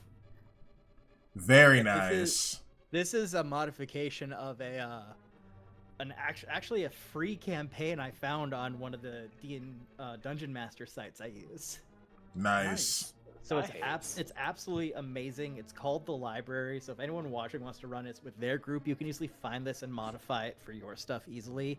I think this is a very, very good starting mission, and it's just super fun. Yeah. Oh yeah. I like it. Yeah, We are not rolling good on initiative. No. Yep, I'm You just need to showing. add the highest. your 5, though, Tramp. So 12. Yeah, that should be a 12. All right, so Well, close Trap, that up. you're within movement range of getting into melee with them. Oh So yeah. Let me get my auto initiative going. You better believe I'm gonna try to, knock his block off. No warbow this time. I'm gonna try to put an arrow in one of his eyes. You're gonna put some Alright. dirt in his eye. Also, did you guys notice his name is Midar? Yep. Yep. It's red and backwards. Ooh. Ooh. Oh. Let's see here. Need to make sure I got his spells up. I mean, his totally normal weapons. Mm-hmm. Sure. Yeah, that a collector would have. Haha. Yeah, he's. Yeah, don't. Sean, There you you should have go. kept the money. I know. Yeah. They'll still have it on them. Let's see. What music do we need to play here? Is there? I At am least we know current. he has the money on him because he wasn't going to pay us. So I mean, do There we we? go. He just transformed. Money doesn't transform, silly tramp. But it transforms your life. He could have, teleported it away or some stupid crap like that. why would he do that? Well, obviously he's not going to pay us. It was a trap. I know, but why would he teleport the money? I mean, The money it doesn't was make sense. the money was bait, and he was a master at it. I'm currently playing Dark World Dungeon from A Link to the Past, but I'll probably change it to like some battle music. Yep. Yeah, here we go. I just put on some fun undead music. Yeah, this works great. I'm just making You guys sure I should play got Thriller. all of the. Okay. Yep. All right. So at the start of the fight, let's hit start combat here. So before the initiative officially starts, Mid-R is going to cast Mage Armor on himself. All right.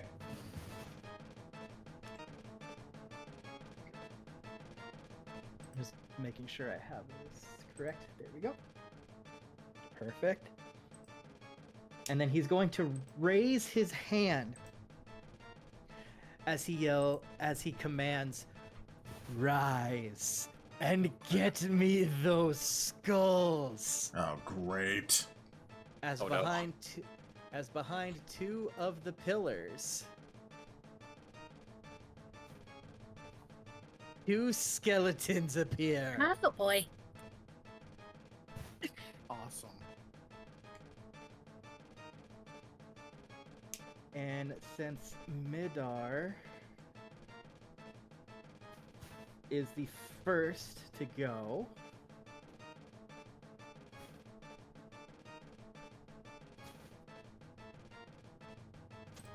just need to make sure I have this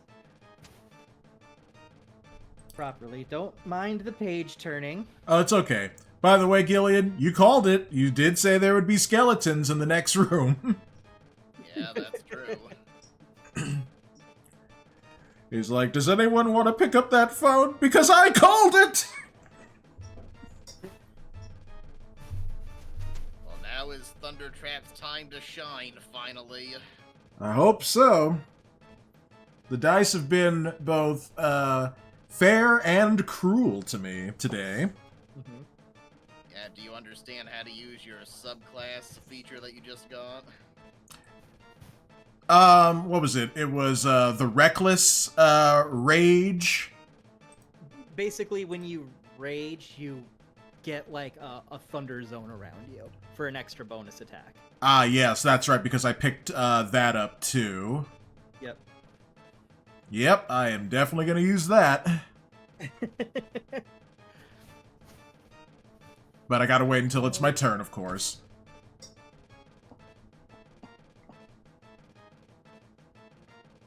Wow, he's...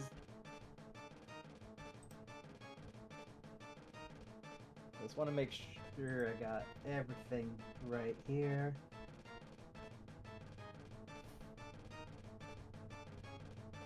Okay, dear God. Okay, so I know that section of his kit is for higher level adventure, so I'm gonna ignore that part. Okay. Unless you guys want to take a spell that does 8d8 damage. Oh, Oh boy. Ow! All right, so. Yep, so he is going to start by. Really wish I got those higher hit points. Yeah, next time I'll take the average.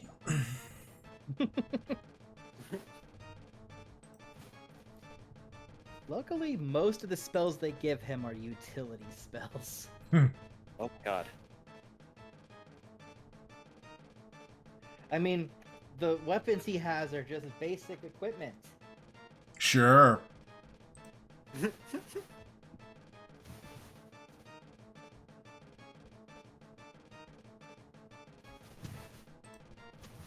All right. So, Midar is going to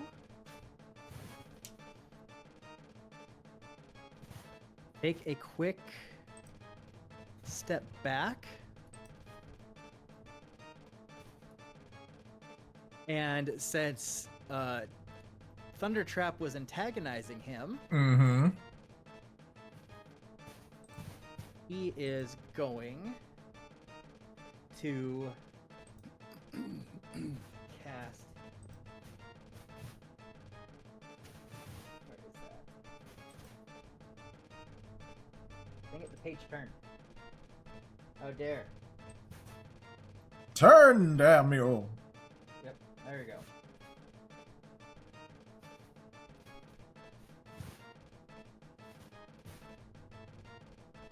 All right, and it's going to he's going to use one of his spells to cast Ray of Enfeeblement toward Trap. All right.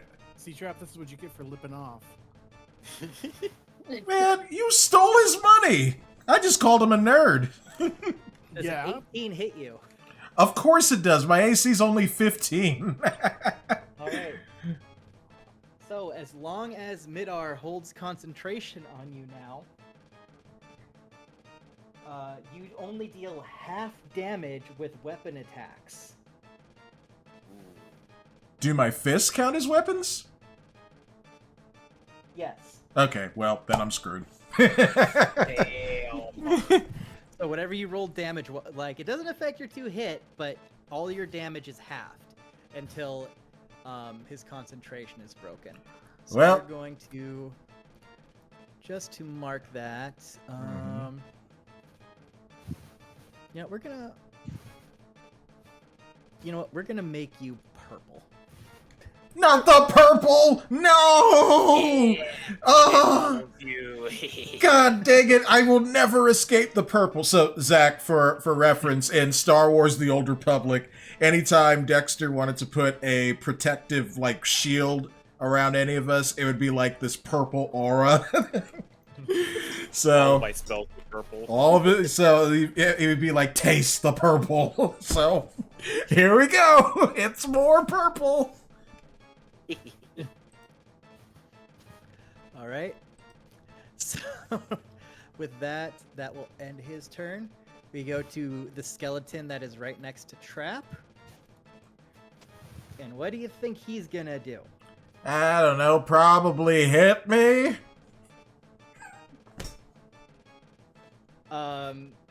Not just hit you, he's gonna crit. Oh, no. Oh. Oh, no. Oh, I don't Oh, see the boy. roll. All right, so that is gonna be that. So he's gonna hit you for 11 damage as he takes his sword and lunges at you and connects. Oh, thank God I've got this Oh armor. boy. Okay, so you said 11? Yep. Okay, so that'll leave me at 18. Oh boy. All right, that'll be his turn. And now Skeleton B is going to take a swing at the glowing tiny thing next to him. Yep, the Lady of Light Fury. You better get... Fail me now. You better get them hacks going, Jen. And that is a nat 1. Are you? Wow. Are you kidding me? If you don't believe me, feel free to pull up my stream and look. No, it's not that I don't believe. It's like my bad luck. I get a crit. She gets a nat 1. And with that, Trap thought he was joking about Jen hacking. Yep. with that, it now goes to Eternos. Cool. So would I be able to use, or does steady aim come into this at all if I'm going to like try to shoot at him at Steady middle aim is your mid-arc? feet, right? What's that? Steady aim is your feet. Let me double check. I think. Steady No, aim. it's It's a rogue bonus feature. action. Okay. Yeah. Let me see I here. think you can use the columns for cover, possibly. Like if you go right there. As a bonus action, you can give your you can give yourself advantage on your next attack roll on the current turn. You can only use this bonus action if you haven't moved during this turn. Okay, And after so- you use the bonus action, your speed is 0 until the end of the current turn. So basically, Right. if you choose to hunker down, it would give you advantage. And so since you would be shooting through 2 of your teammates, it would normally be disadvantage. Okay. Now I would want to. So what it would happen is it would cancel out. So it would basically turn it into a normal attack. Gotcha. Okay.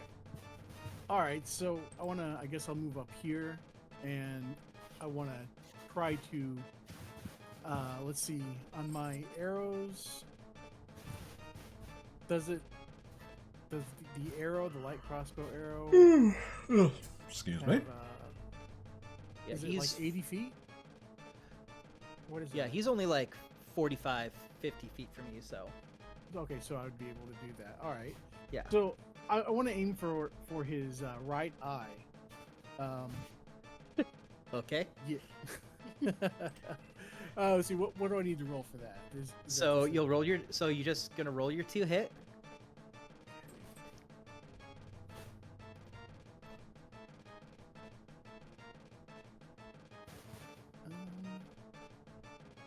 I'll just do it this way.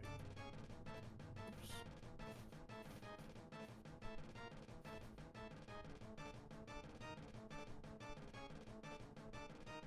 So that's a 15, and then I'm assuming you have at least a +2 modifier.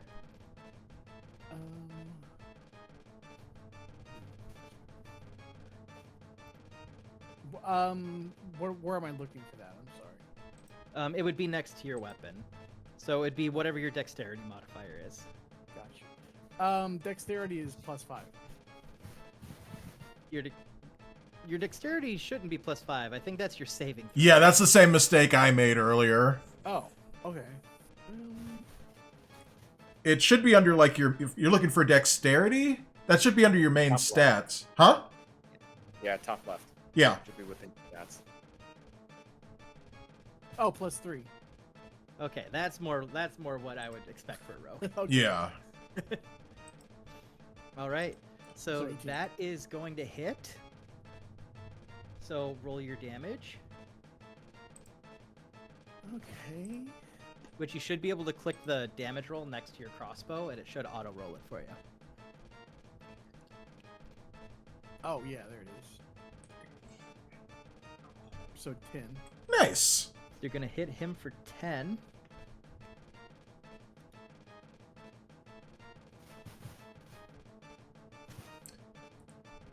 Ooh, so he's been hit, so I wonder if he'll be able to maintain his hold on the spell over me. That's why I wanted to shoot at him. Yeah. So you don't connect with the right eye, but you do nick him, and you do hit him pretty good. And he gets a little frustrated at that. Mm. Now he has to make a roll here.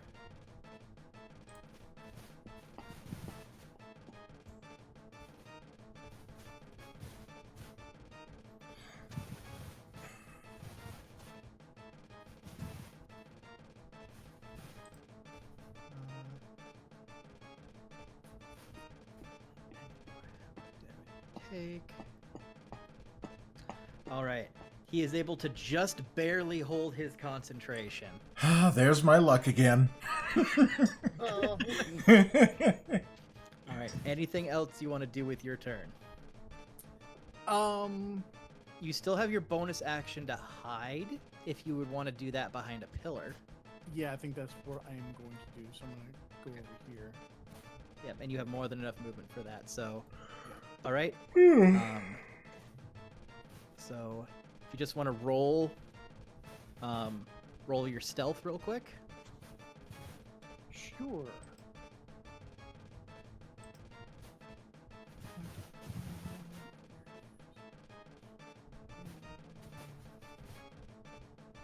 There it is. So 22. Nice. Oh yeah, you are hidden. Dang. You are hidden. Your teammates don't even know where you are right now. He is a shadow. All right, and with that, we move on to Trevor Trickster. Dexter, hurry up and save me! You know, I was gonna save you, but since you asked, now I don't feel like it, you know? I hate you so much. Okay, before I do my turn, I got a question. Yeah. For spells that work on another person when you touch them, and for lack of a better term, can I touch myself and give myself the effect? You can always touch yourself. What spell are you trying to use? Just say, can you use the spell on yourself? Why do you gotta make it dirty? It says touch! I swear Man. it says touch! Sometimes touch does and sometimes touch doesn't. So which spell are you looking at? Oh god. This spell I got called Dragon's Breath. All right. Let me see here. I think that's one of the. That might be one of the newer spells. I believe so. Yep. So I'm I just got it from my getting. subclass.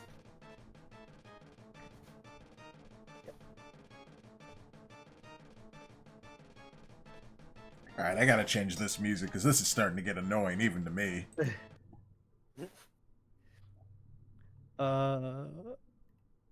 Yep, so just double checking my rule book here. In 5th edition, yes, you can touch yourself to cast spells unless the spell's description explicitly prohibits it. Sweet, I can touch myself.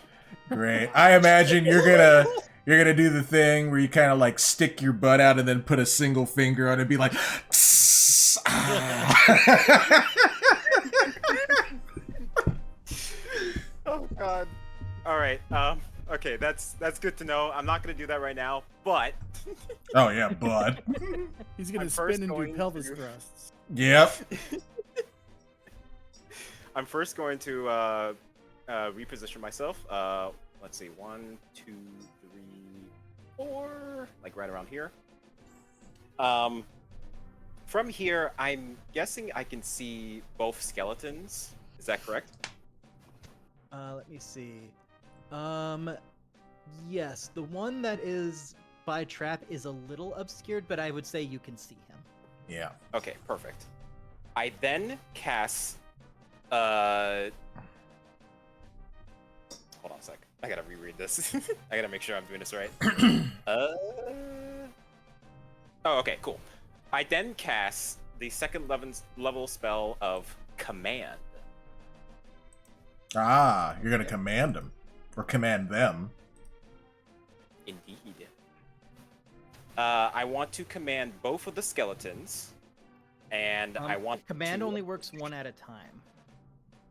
One at a time, really? Even if I upgrade to level 2? Because it says you can affect one yep, additional never mind. creature. Yep, I forgot you said you were doing it level 2, so you got it. Yeah. Alright, so that's my second level 2 spell, so that's all I can do, damn. Although for some reason it says I can still do levitate, that's kind of weird. Whatever. Well, because levitates is your race thing, remember? Oh, right, you're right. Yep, so you can do that for free, but you can only cast it on yourself. Okay, got it. Alright, so I use command, and I use the approach command to have them approach me. Dexter, before you do anything, as much as I would love to let you do this and show you what happens, there's a sentence you should read at the first part of the spell.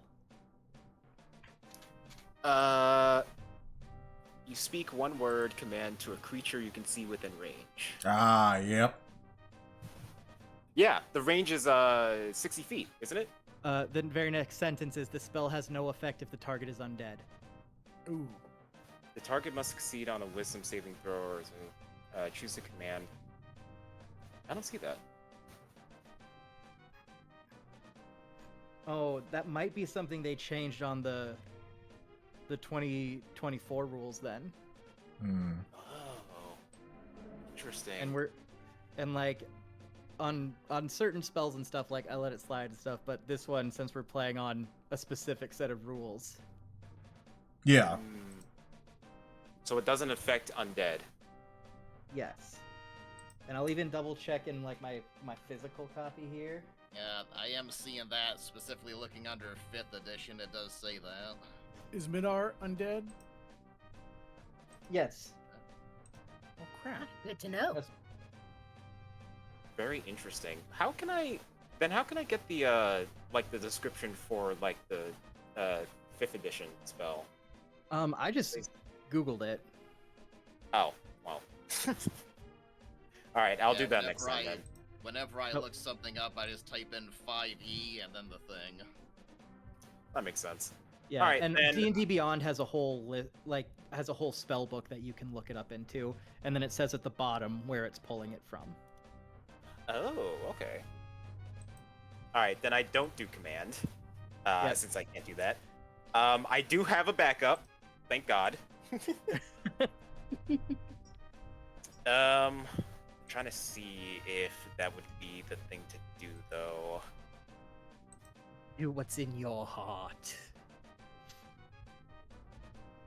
Yeah, As you long know as what? it's- I'm gonna play to my character. I think he's going to be mad that he got tricked, especially since that he was approached for the adventure. So he feels like he has the responsibility to take this guy down. So what he's going to do is he's going to cast Mirror Image. I believe that's also a 2nd level spell, so I can. Yep, let me make sure I get mirror image right. I want to make sure I'm familiar with mirror image. It's just been a minute. Yeah. I used to use this all the time on my monk.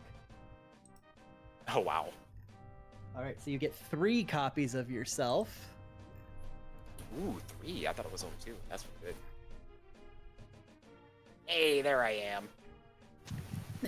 Hello, handsome. Yep. Until the spell ends, the duplicates move with you and mimic your actions, shifting position so it's impossible to track which image is real.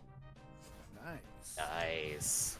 Each time a creature targets you with an attack during the spell's duration, you get to roll a d20 to determine whether the attack hits one of the targets, a target hits you, or hits one of your duplicates.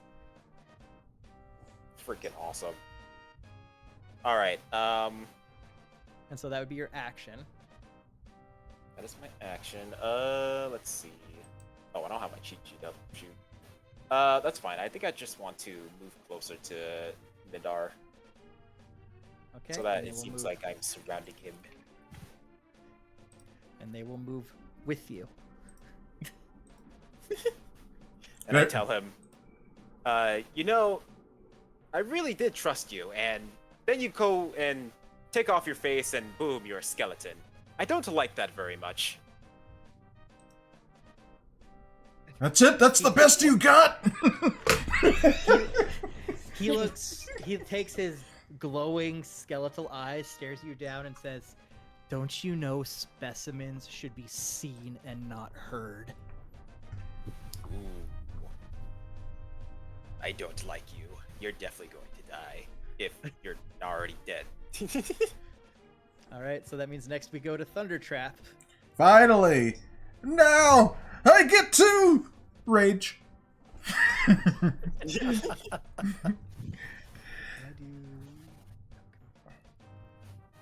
All right. is the thing. Oh, there's the draw. There's this. Oh, nope, that's not what I wanted. Where is my... here it is. Rage! There we go, ticking one off. Yep. And, alright. So you is, are is now... Midar is Midar damaged from the hit from earlier? Yes, or he does is not? damaged. Okay. So, alright, so Trap, since you activated your rage, for a bonus action, you can strike the skeleton with thunder. I will! Nice. Alright. So is this a good time for the line then, Trap? The line we all been waiting for? No, it hasn't been earned yet. Oh. This is my first time I gotta get used to it, so then, you know, when I actually say that, it's like, it's been practiced a little bit. This is like Peter Parker swinging for the first time with his web. Alright. Hopefully I don't smash into a wall, though. Yep. I'm just making sure I get the damage right here. Now, you gotta save something like that for a big, epic battle, not like the second battle, or the third, I guess.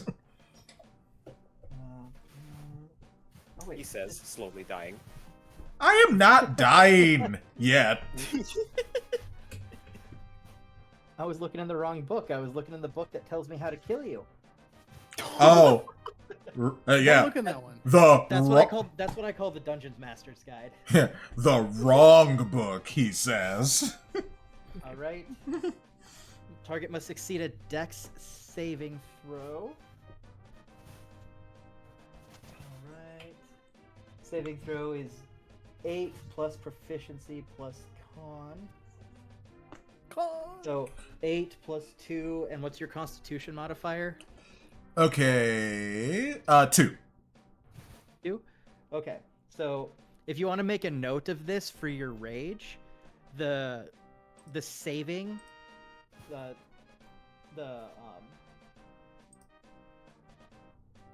DC that they have to meet is 12.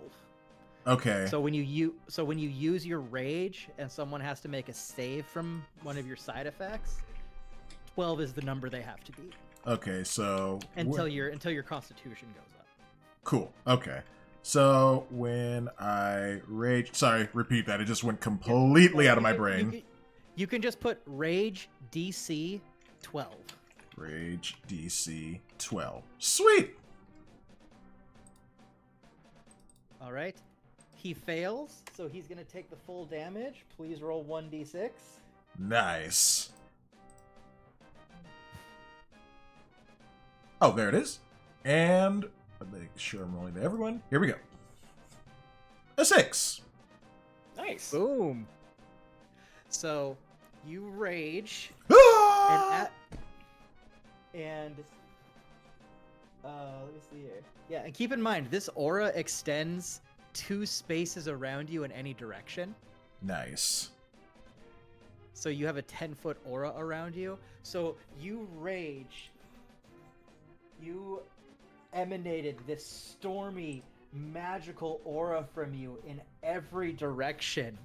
A cold wind sweeps in, and you hear a small crash of thunder as lightning strikes the skeleton next to you, and his bones start rattling. Nice. And so you still have your action. Yep. Wow. No, the purple Tate is from the spell from Midar. I'm sure when I get the proper glow, it'll be a different color. Yes, I will take my regular action now. Can I also be reckless with this? Does reckless require a bonus action? You're asking. That's the main thing here. Oh yeah. Yep, I'm just double checking that. No, yeah. Because if it doesn't, you absolutely can. Nice. And if not, then I'll just hit him regularly. You absolutely can. Yes! You make your first attack when you make your first attack on your turn, which your rage does not count as an attack because Yeah. it's an effect of going into rage. Nice. Whoop. Doing so gives you advantage on melee weapon attack rolls using strength during this turn, but attack rolls against you have advantage until your next turn. Right. Yeah, that was the drawback, yeah. Yep. So if you would like to reckless attack the skeleton, you are more than welcome to. Do it. I might not even get a chance to hit Midar, so yeah, I will recklessly attack the skeleton. All right. So you will roll with advantage. All right. So So roll me 2d20. let's do this. First roll. Also, Sorry, go ahead. I was just gonna let you guys know. I don't know if you know this, but when you click to roll your die in the thing, if you click the die again, you can select multiple die to roll at once, kind of like this. Oh, okay. Thought I had to wait. All right, just got to remember not to click it too many times. All right, so my And first. if you right click, it takes one away. Oh, okay. Oh yeah. Okay, so first roll was a 16. So time for the next one. 17, so I'll take the 17. Yep. Well, you would also get whatever your weapon bonus is too. Oh, yeah. Let's Your- see. or Oh, yeah, that's the fifteen. push. That's the +2, but I mean both of them succeed. So Yeah. I assume you can click on your character sheet, just click twice for Yep. roll with advantage. And that'll add the modifier. Oh, the +2? Yep. Oh, okay. So, should I click? Oh, well, I click that next time then. All right. Okay. So both of those hit. So now you will roll your damage. I'm assuming you're using your hammer. Yes. Perfect. Okay, so roll the d20. No, your damage. Oh, roll so the your damage. hammer's damage. Okay. Let's see if I can just click right on the hammer. Oh, here it is. Yeah, the hammer's like +5. Oh, the damage for the hammer. Here it is. Yeah, it's +5. Okay.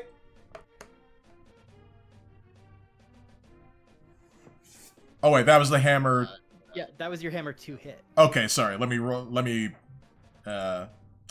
do this. That's the 1d8 3. Yep, That yeah, okay, there it is. Sorry about that. no problem. All right. So, All right. So that's 7, and since you're raging, that actually goes up to 9. nice. And skeletons are weak to bludgeoning damage, so the damage doubles. But I'm still half. You're still half, but you are Thunder Trap. Do not put yourself down because you shatter this thing.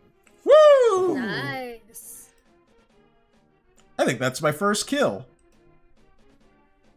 I think it is. Yeah, because I Thunder Trap. Oh! yeah, you know what? For Gillian. Thunder Trap. Oh. That's the first This one. can be when he starts to say it, Yeah. and then he builds up. Then he built. That's exactly what I was thinking. It's kind of like how we all waited 20 years for Captain America to say Avengers Assemble, Yeah. and they always teased it. Mm-hmm. That was awesome. All right, so I still have movement, right? Because I haven't moved You still anywhere. have all your movement. All right, so let's see. I can move 30 feet. So let's see. That's 10, 20. Nope, that's 5, 10. Oh, 5, 10. So each 10. Oh, sorry. So let me go back. 5, 10, 15. I'm gonna stay right here with my buddies. Just to clarify, you can walk through your teammates, and it doesn't affect your movement. You just can't stop on the same space. Yeah. Oh, good to know. I'm gonna stay right where I am because I want to see how Trickster does because I'm seeing this for the first time, him like splitting the split form technique essentially. So I forgot, Dexter. I need you to roll d20 for me. Oh, right. 20. There it is.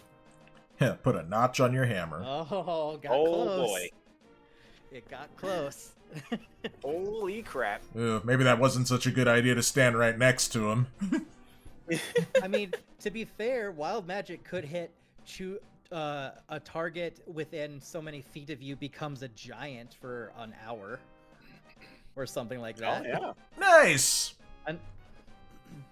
Or he could turn you into a potted plant. It really kind of depends. Well, I could just be carried around then for a while. That's All right. You better water me. That is a very Groot, strange I sentence to guess. hear out of context. Was it, though? Was it? And with that, we move to Foos. All right. How come it's not letting me click on myself? There we go. 5, 10, 15. Gonna stow my glaive and throw a javelin at an angle at the skeleton. There's the 2 hit. That's 14 to hit. Here's the damage. Okay, damage for 8. Okay. That's the So action. I'm then going to again use my bonus action to quick Well, toss. we need to resolve your first action before we do anything else. Okay. So, you throw the javelin. He manages to see it coming and dodge out of the way as your javelin hits the wall behind him and falls to the ground. Okay. I didn't realize the 14 would miss on a skeleton. All right. So he's got at least 14 AC then. Okay, gonna try a second time with quick toss and burn a second superiority dice. Oh, that's a 1. Ooh. All right, Well- so that one is gonna whiz by and just like fall short at his feet.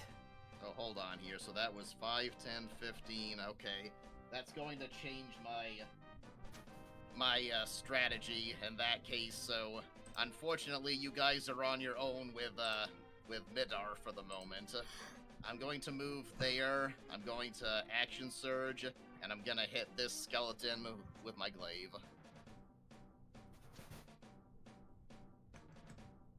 That's 16. Okay, and this is your action surge, extra action, right? Yep. Okay. So Does that'll that hit. hit? Roll your damage. Okay. It's either 15 or 16, gang. Oh, a 0 is 10. That hits for maximum damage. Nice. Yep, fantastic. All right. Yeah. And so you throw your 2 javelins at Midar. Nothing comes of it. So you just turn to Yes, face the. I'm throwing them at the skeleton. Is that why they missed? I was throwing them at the skeleton that was by Jen. Oh, were you throwing him at? I thought. Yeah, I thought Sorry, it was. I thought you said you were throwing him at Midar. Oh, we might have to redo this then. Yeah. No, let me just double check here. Because I was like, man, that is a Yeah. really strong skeleton. I know. So, me yeah. too. So, we'll put you back to here because this is where you are with the javelin throws. And so the first one did hit, so he'll take that 8.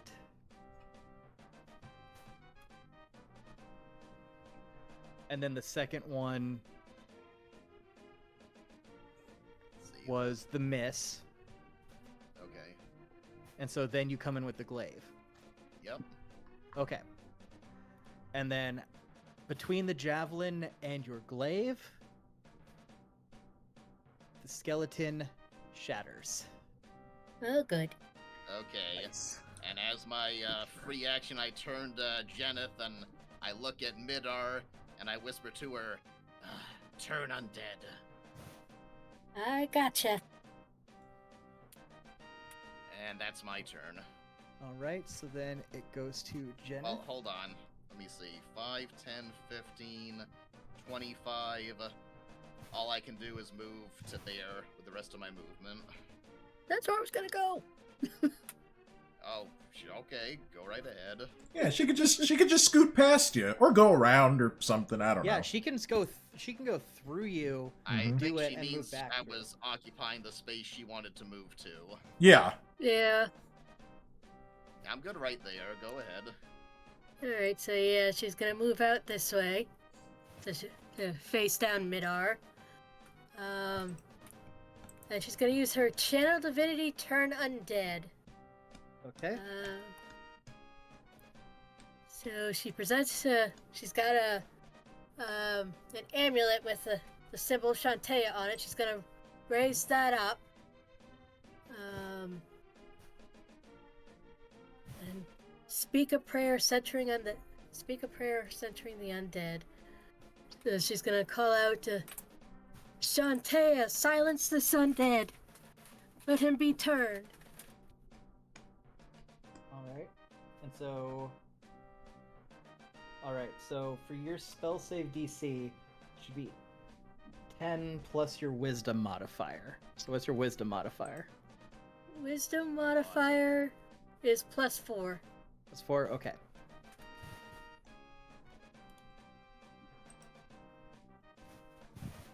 Alright. So he starts clutching his head just a little bit. Almost like he's kind of in pain. What's happening to me? And then he just stops, like he's like, do you really think that would work on me? Well, gee. Was that your action, Jen? Turn undead is an action. Yeah. Okay. You got that fancy new, blessed weapon for your bonus action. Yeah, I was just looking at that. My bonus action. I think for my bonus action, I'll cast Spiritual Weapon. Oh yeah, and someone else has a bonus item too, don't you, Dexter? A bonus item? Yeah, remember the thing you picked up outside before we entered? The shiv. Oh, He's talking about the pointy stick. stick. The pointy stick! Yes, You're casting it next to him, Jen. Yeah, like right in front of him. Okay. Do me a favor and cast it below him. Below him. The All right. square below him. All right, that's fine. That way I have a path. Leo. Alright, here, let's see. Filter, size of medium, apply. Oh, here you go. Your magical weapon will be this armor. All right. Yep, and So is this where you wanted it? Yeah. according Okay. to And how if it's I'm right, written, it you doesn't. do- If I'm right, magical weapon doesn't attack when it's summoned. It's only bonus action on your. I was, correct? well, I was looking at that, and it seems like it does, but let me double check. That says when you, Yeah, what's it say, Jen? Is it when you magic cast weapon? this. It's called Spiritual Weapon. Spiritual weapon. Okay. Oh, it's So I might have not been. blessed. All right, I'm just double checking from my hand. Spiritual weapon. When you cast a spell. Yep. So you absolutely can. Yep. Make melee spell Alright, attack attack, against creatures go. in 5 feet. Yep. Just Cast remember, spell, after melee this, it spell can only attack. move 20 feet. Yep. So it'll Leo. use your spell to hit. Alright. Spell. So whatever the modifier on your spell casting is, that's what it'll use. Spell casting. So like when Yep. you cast Guiding Bolt, it would use the same ones. Alright. So that would be 8 plus your, I think it's 8 plus your proficiency, which is 2. So that put you at 10, and your wisdom is +4, right? Yep. Okay, so yep, so your to hit is +4. Alright. Nope, So so if the you just D20. roll a D20, yep, D20 +4. Alright.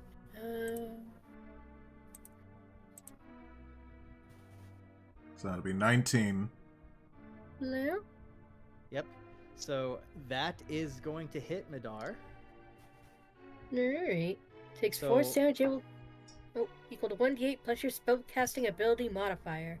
Yep. So 1d8 plus whatever your wisdom is, or is it charisma that clerics use? It's wisdom. Okay. So the So plus 1d8 4.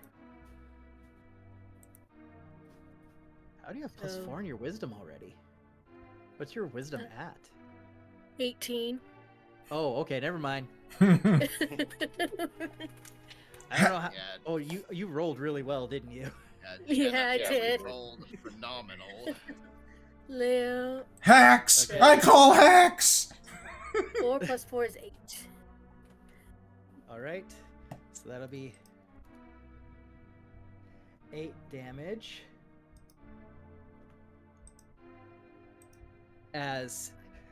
So what form does your spiritual weapon take?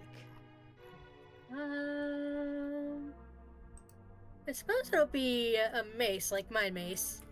Okay. So your spiritual mace appears and smacks Midar across the back of his skull. Nice. All right. He takes the damage. Is there anything else you want to do on your turn? Or are you good? I was wondering if I wanna. I'm probably pretty good. I don't know if I really need to like step back or anything. All right. Unless I want to get out of Foos's way. Which direction were you I maybe can gonna move at go? an angle. I'm all set. Yeah, he can move through you. Yeah. Alright, so probably fine where she is. All right. So, so right before we get back to the top of the initiative, Vidar reaches back as the pitch black ichor from where the mace hit him is coming out of the back of his skull, Ooh. and he is pissed. So he starts shouting, and at the top of his lungs he yells, "Protect your master!" As 2 zombies appear. Where's Kitty? Oh yeah, and he's missing the zombies. Alright, so you should have the zombies on your map now.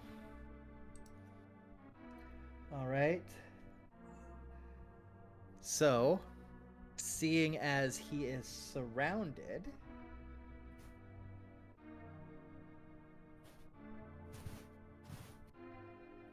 oh, Macaron Lover, thank you so much for the follow. Oh, nice. Alright, so he is... Was that on your stream, Zach? Yep. Yeah. I always call him. Interesting, I get notifications for that. I always call him Macaroni Lover. Macaroni Lover! I got a quick out of game question. Yep. Spiritual weapon, it's a bonus action. Does that count towards my 2nd level spell slots? Yes.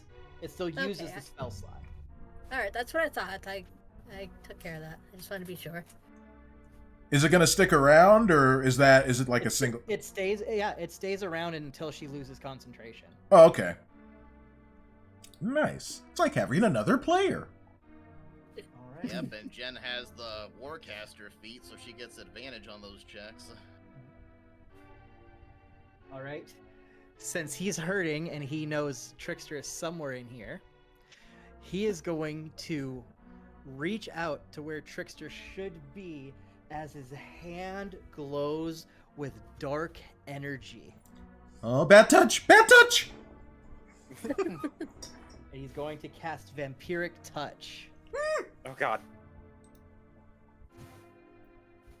Dexter, cover your heart! Kalima!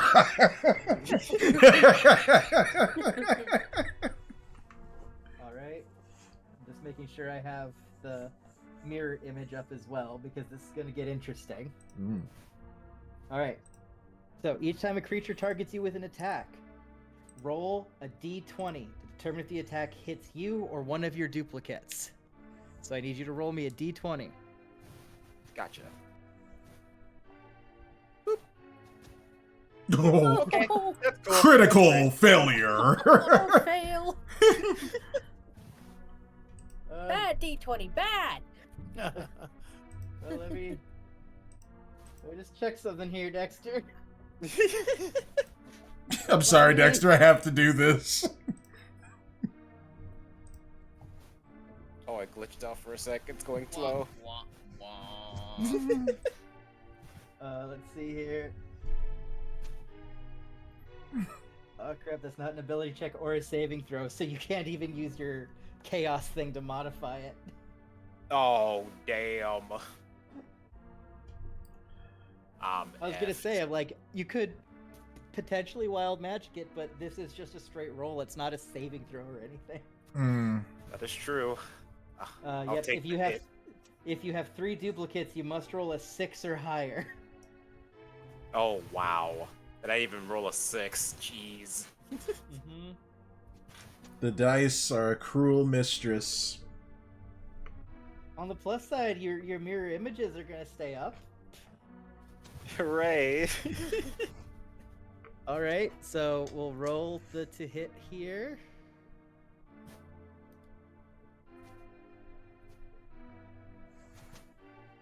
All right. I take it a 6 doesn't hit you. Oh. No. All right, so Lucky.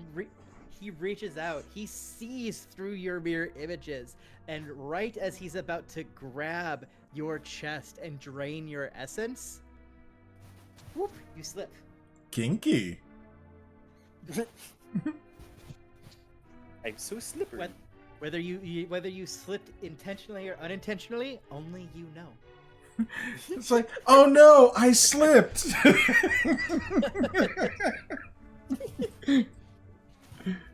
Totally on purpose. Well, how did And- this banana peel get here?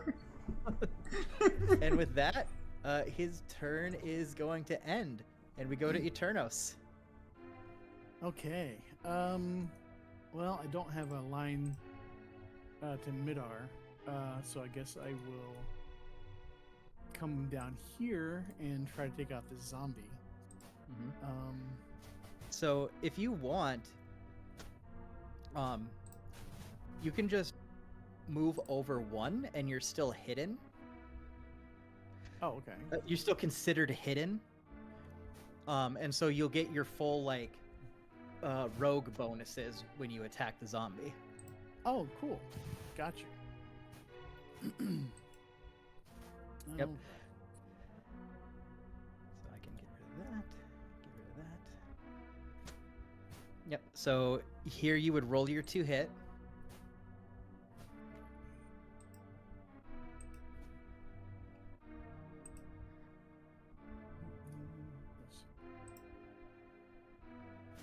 Okay, so I got Okay, so 7. that's 7 plus 3. plus 3. All right. So that's gonna hit. So then you'll roll the damage for your crossbow. Okay. 7. All right, that's 7. And then you'll get your extra sneak attack damage for being a rogue.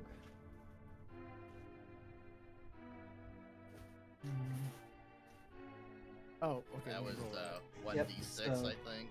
It's 2d6 because you're 3rd level now. Ah, Oh, okay. So roll me another 2d6. A 5 and a 4. nice. All right.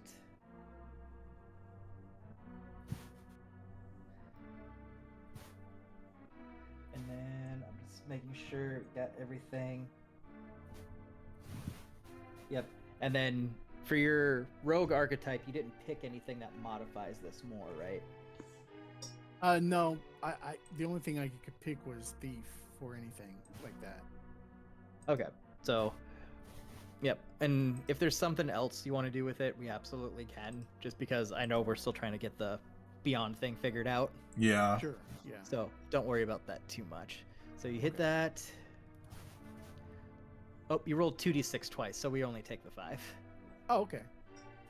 No problem.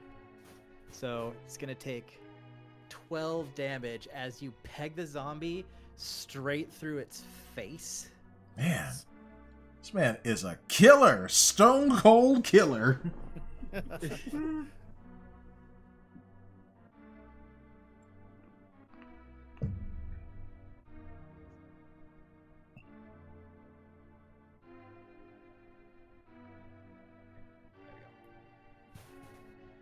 go.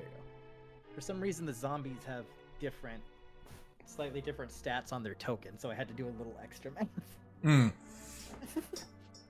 Still comes out to be correct though, so there you go. And then if you want, you can go back to the pillar and use your bonus action to hide again. That works for me. And then you have discovered the rogue battle loop. Shoot Nice. and Just roll your hide. stealth for me. Shoot and hide. Stealth? Yeah.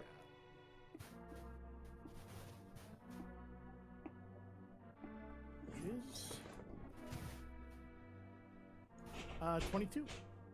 Yep, everyone's like, where did he go? Where did he go? Do you see, Sean? Where?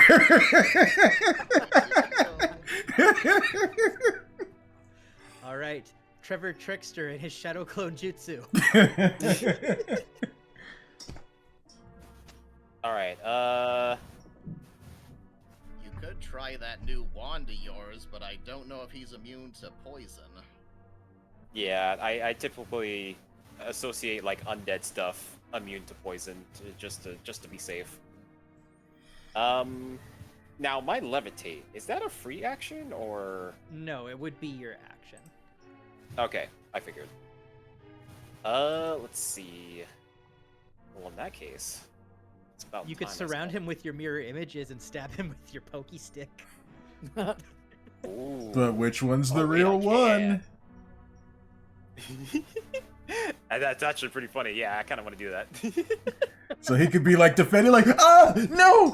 And then finally he gets like stabbed in the kidney, like, ah! So he takes out his pointy stick from his hat, and then he walks up in front of him, along with his duplicates, and he says, and now I cast my ultimate spell. Pokepoke. Poking stick no jutsu! All right, so roll your d20, and then we'll add your dexterity modifier. Okie dokie. 9, and dexterity is +1. +1, so it's 10. Yep. So you surround him. You take out the pointy stick. You and all of your clones go to stab him with the pointy stick. And he throws his cloak in front of it to catch the pointy stick, and when he pulls his cloak away, he rips the stick from your hands. Aww. No, Not the stick! He was your closest friend. I'll never forget Stick. He was the best Yep. of us. Gonna say, that's just what I was gonna say.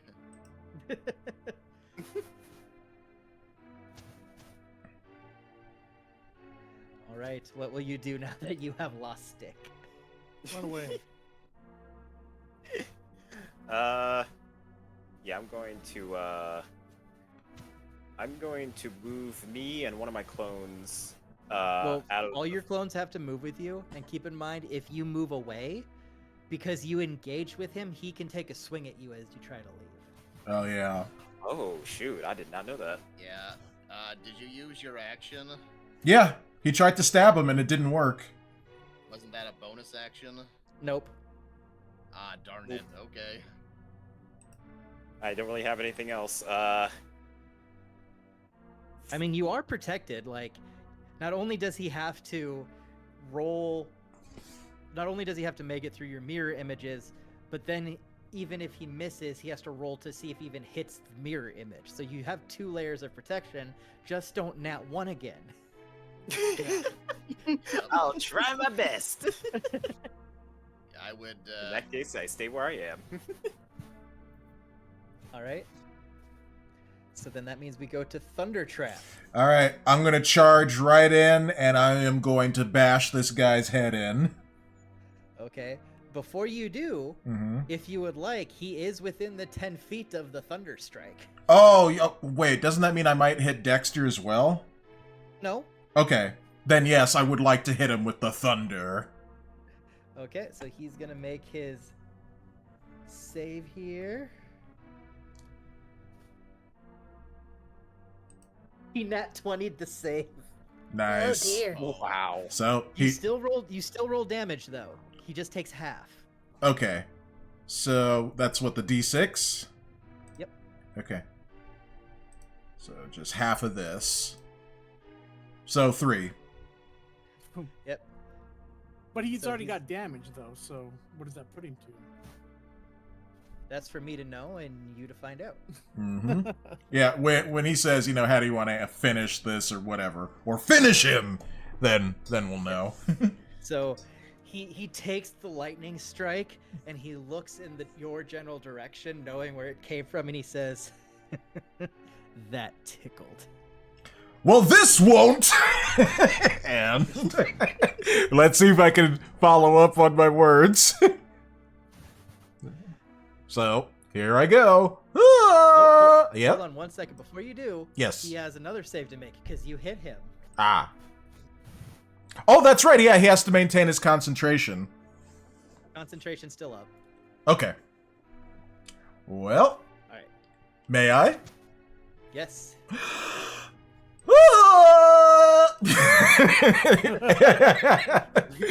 And now for the 2 hit. So here we go with my Warhammer. Yep.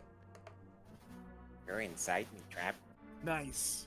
All right, so the 2 hit, is that halved or is that for the damage? It's just the damage. Just the damage. Okay. And... No, wait, no. Okay, never mind. Continue.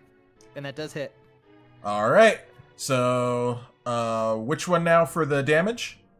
So that would be... Oh, yeah, the 1/8 plus... Yeah, I see it. Let me double check something on the... Because you're using a Warhammer, right? Yes. And it causes bludgeoning damage. Mm-hmm. No, the reason I asked because I believe... where is it? Weapons. 1, 4, 6.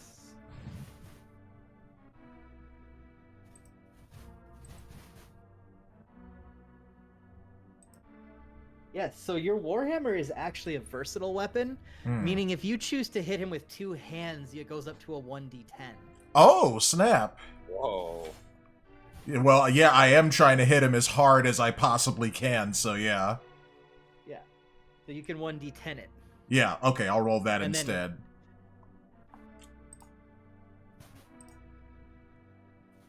Alright, well, that was a 3. 3 plus what is your Warhammer's bonus? 1d10. And then it should be plus 2 because of your strength, or plus 3? Strength is plus 3. Okay, so you're gonna hit him for 6, which then rounds down to 3. Yeah, of course.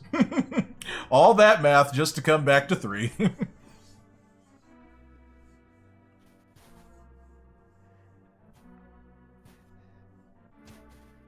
So you hit him again. He'll roll. And since he was not expecting to get clubbed upside the head, Again. his concentration is broken. Now you are just raging. Hey. Yep, so now you will have to move because you're standing where Trickster is. Okay. So, yes, You're inside me. let's fix that. I will move. Let's see. 1, or I guess 5, 10. That should be my movement right here, right? Yep. About And there. so he is going to try to take a swing at you as you leave. Right.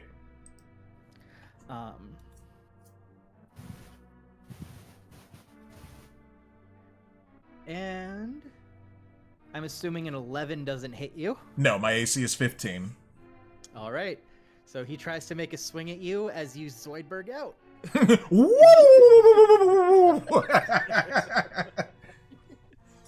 The box says no. This is where we find out Thundertrap's nickname is the Box. Oh, jeez. And with that, any last minute things you want to say or do?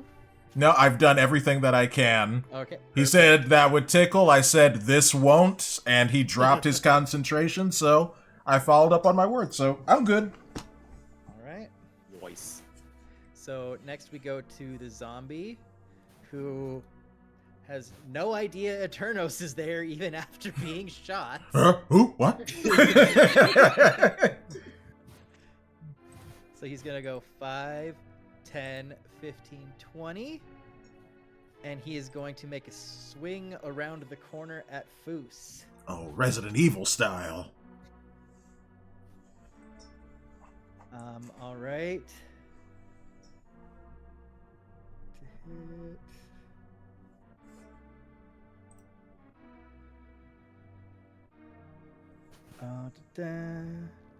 All right, I'm assuming a 21 hits. Ooh. Yep, it does. All right. So he is going to slam his body around the corner and connect for 4 damage. 4 damage. All right. Well, damn, Yeah, just- that edge. Just a I'm sorry, Zach. just a little tickle. Yeah, so Foos kind of looks over and takes his hand and brushes his shoulder. Like, ow, All stop right. it. Next we have this zombie who's going to move 20. And that's all he can do. So now it's Foos's turn. Get him, Foos. Foos looks over at the zombie as if to be like, did somebody just throw a piece of paper at me? It wasn't me. He's gonna take his glaive, he's gonna stay right where he is and take a shot at the zombie. All right. Ooh. 22 to hit. And That will hit. Damage of 5. 5. All right. So you hit, and as you... So were you stabbing or were you swinging at him? Yeah, because from the Well, position... the, Yeah, sorry, go the ahead. glaive does, it does slashing damage. Okay. It's just literally flavor. I just wanted to know for specifics. Yeah. So Okay. you cleave at the zombie and you lop off one of its arms, but it's still standing. Alright. I'm going to save my second wind because I'm not that damaged. Let me think about what I'm gonna do then. 5, 10. No, wait. 10, 15.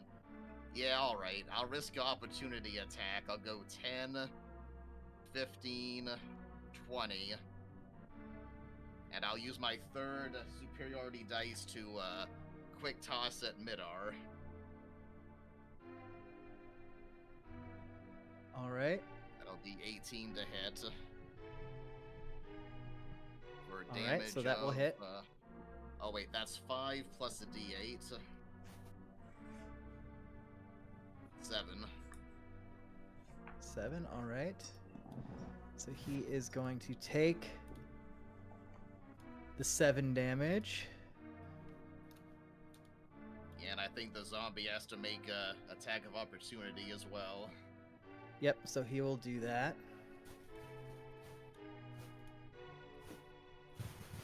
And he definitely misses, so you're fine there.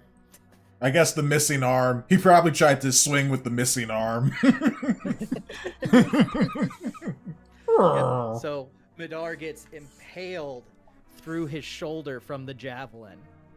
And he looks over from where it came and he sees Foos there and he pulls it out, throws it to the ground, and says, "I don't know why I'm bothering you. You're probably just a duplicate anyway." Hmm. I fail to take your meaning, sir. Well, that's my turn anyway. All right, then we go to Jenith. Okay, my turn. Jenna's You know what turn. you should maybe try, Jen? A good old, what's the name of your big attack that did so well with last time? That's exactly what I was Guiding thinking about. bolt. Guiding bolt. Yep. Yeah. Yep. And I Keep in could- mind you do have people in your way, so you'd probably be attacking with disadvantage. Oh yeah, yeah. I was thinking about Trickster being there. Well, Yeah, just that's what I yell, was- just yell, I hit the deck! Decken cover! I think... Do you still have the one that gives 2 to armor class as an action? Or did you replace that? I think I replaced that because we're gonna go with Bless. Yeah. You could cast Bless as your action and then attack with your bonus action with the weapon. It's true.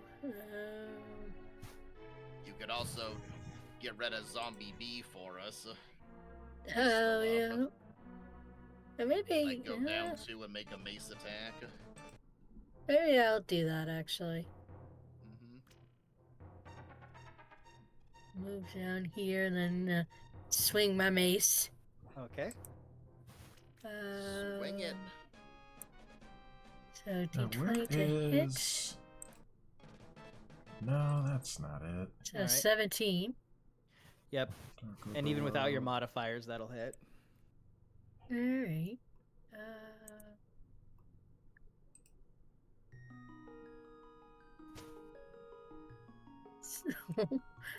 Oh boy.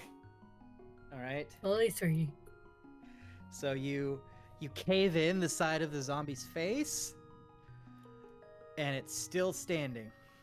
Oh boy. And he breaks out into, I'm still standing, yeah, yeah, yeah. And your bonus attack with your weapon, Jen. That was my. Oh, You can My- bonus action to hit mid-R if you want to. yeah, I'll do that with my spiritual weapon. All right. So roll your d20.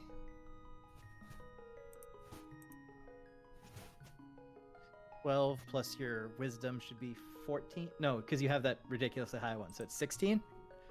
Um, Yep. Because you have that's +4 right. on yeah, it's wisdom, plus. right? Yeah, +4. Yeah. So 16. All right, so that'll hit. Roll your damage.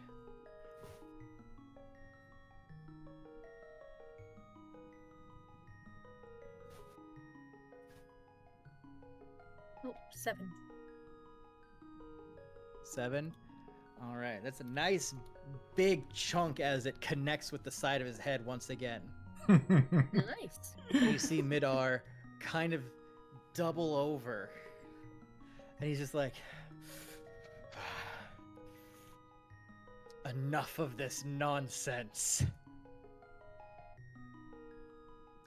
As he casts Dimension Door. Oh. Oh. I was waiting for something like that. And he vanishes. Yep. Coward! And you know what? Since Thunder Trap is back and so is Eternos, you two specifically notice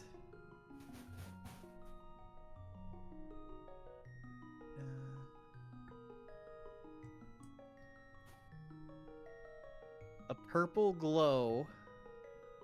Yes, Trap, it is purple. Ugh. The purple stuff.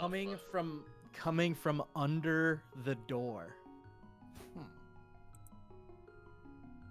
You also, Eternos is close enough that he hears chanting. Oh. So, I think I'm going. Oh, it's my turn now, right? Hold on. Or is Jen still. It's still on Jen's turn. That was Oh, okay. that was just a boss action essentially. Okay. Yeah, Cool. Jen Bosses just has, bosses are allowed to break the rules. Of course, of course. Yeah, you have a Alright. bit more movement, Jen, but if you move away from the zombie, it'll get an attack on you. Yeah, that's what I was thinking. You've used I your guess- action and your bonus action. Yeah, probably just stay put. All right. So then it goes back up to Midar, who is starting to chant louder and more menacingly. Hmm. Maybe we should run. And then we move to Eternos. Well, Okay. you shut the door behind us. Yeah, you're locked in. Oh, okay. So we got to break Unless through. you want to, unless you want to try to break down the stone door. No. I think we gotta run for the room that he's in before Yeah. he can finish doing what he's doing. He's trying to pull a predator and blow us all up while laughing. So I'm going to go here. So this door is open, right? No. No? Okay.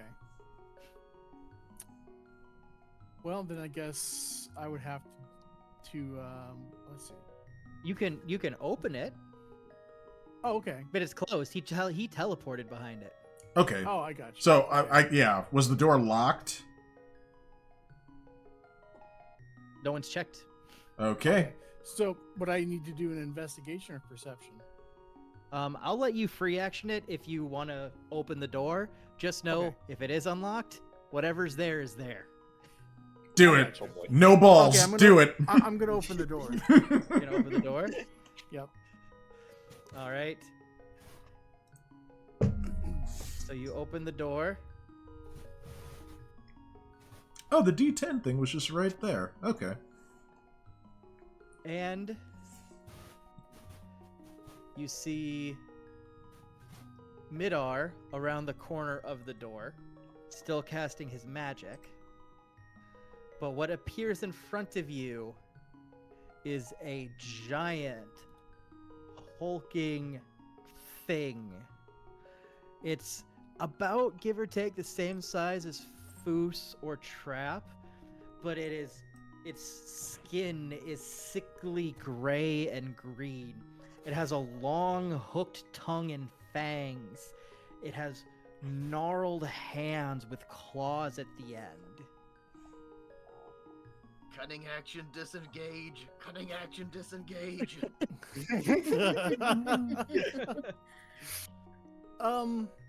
Like, I'm gonna go ahead and you try- can disengage as a bonus action. I'm just letting you, as a Yeah. rogue. Yeah, I guess I will disengage. That's probably the smartest move. Okay, so you disengage, and so you can run away without taking an AOP. Okay. You Alright, I think you should 5, 10, 15, 5, 20, 25. Is your movement 30 or 35? I believe it's 30. Let me see. Yeah, it's- 5, 10. Better Yep, switch 15, music 20. again. Yep. So you can, if you want to, you can go to hide behind the pillar. You have enough movement to get back behind it. Okay, so right here. Okay, cool. It would be this one, actually. Oh, that one? Okay. So you can Alright. hide from everybody who's over here. And technically this one too, because he's engaged. Oh, congrats!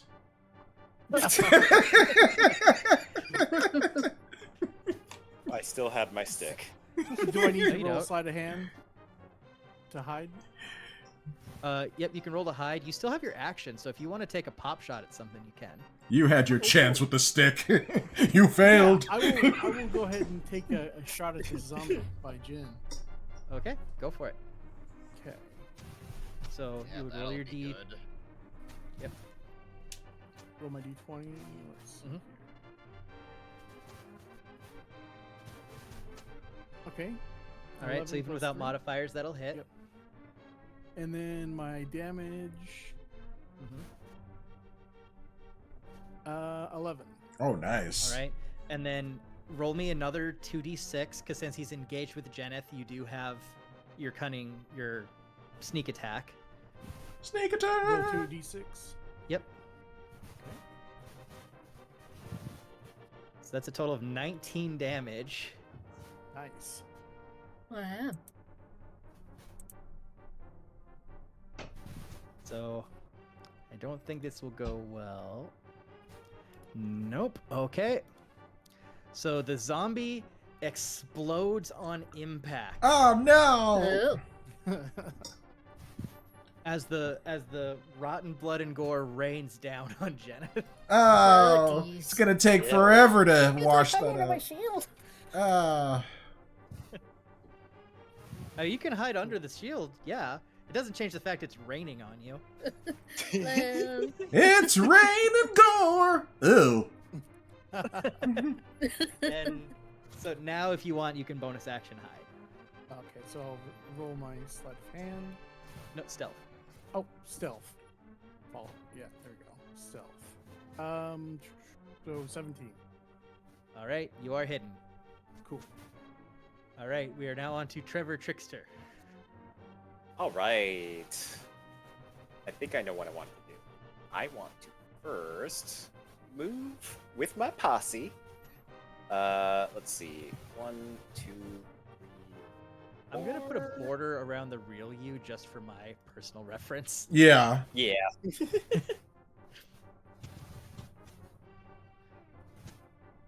There we go. I'm a Tetris piece.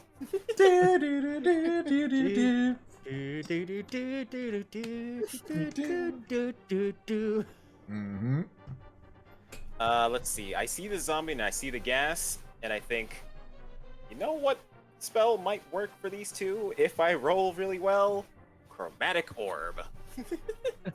All right, don't break the world again. I'll try not to. All right. Yes, that. So yeah, I'm aiming at the zombie first. Okay. All right. So that's an 11 to hit the zombie. Yeah. All right, you hit the zombie. Sweet. All right, now What type of element Oh, is right. your? It could be acid, cold, fire, lightning, poison, or thunder. I'm gonna go with cold. Okay. I'm gonna So you give fire an cold. ice orb at the zombie. So roll me 3d8. Yep. Let's see. Oops, I pressed the wrong button. Here we go. Oh, is that? Oh, yes! It did it! Oh my god! Nice. You roll the same number on 2 or more. Yeah. I was banking on that. I was banking on it, baby! All right. I gotta do a quick roll for the zombie here. The zombie puts his hands together. So the zombie takes. So, fun fact: if the zombie would have nat 20'd that, he would have stayed up at 1 HP. Wow. Wow. But instead, he gets frozen to his very core and disappears. And it will now leap to the ghast. Yes! So you can roll your 3d8 again.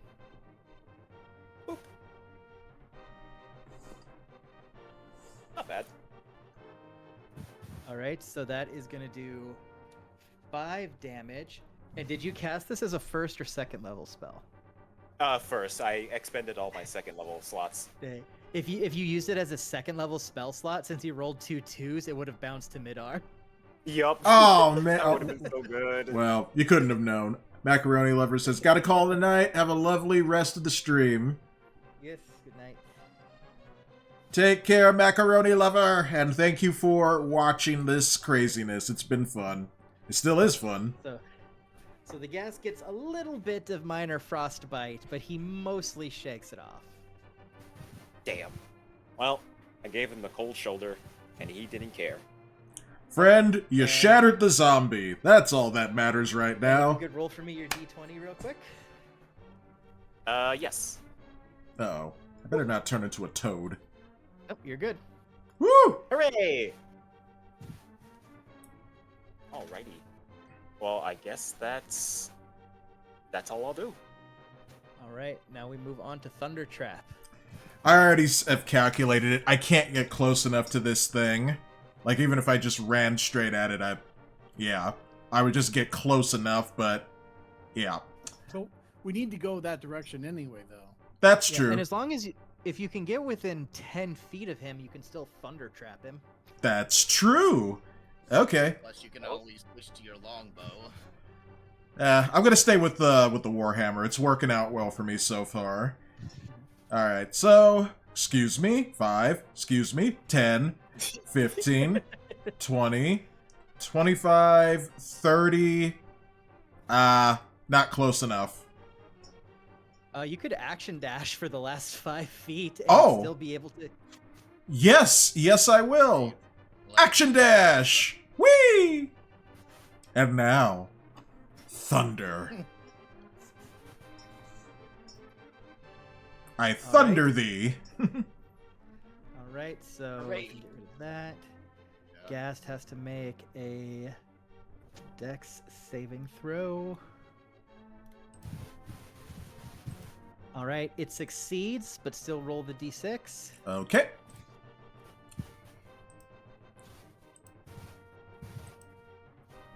And it's a 6. Nice. All right, so he's gonna take another 3 damage as he kind of lets out a gurgly roar. You don't scare me. I'm gonna rip your tongue out. This way. Bam.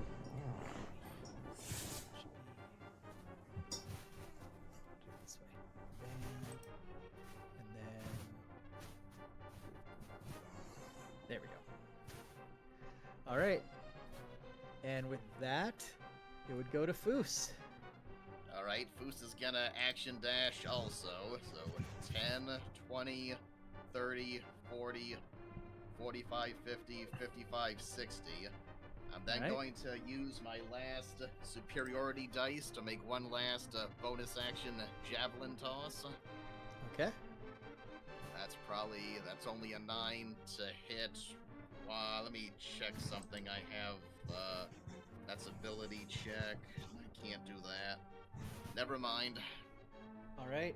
So you're going to throw the javelin and it's going to whiz right past the Ghast into the empty room behind him. Alright, And that's then- my last superiority die. Just another zombie just reading a book just gets hit by the javelin.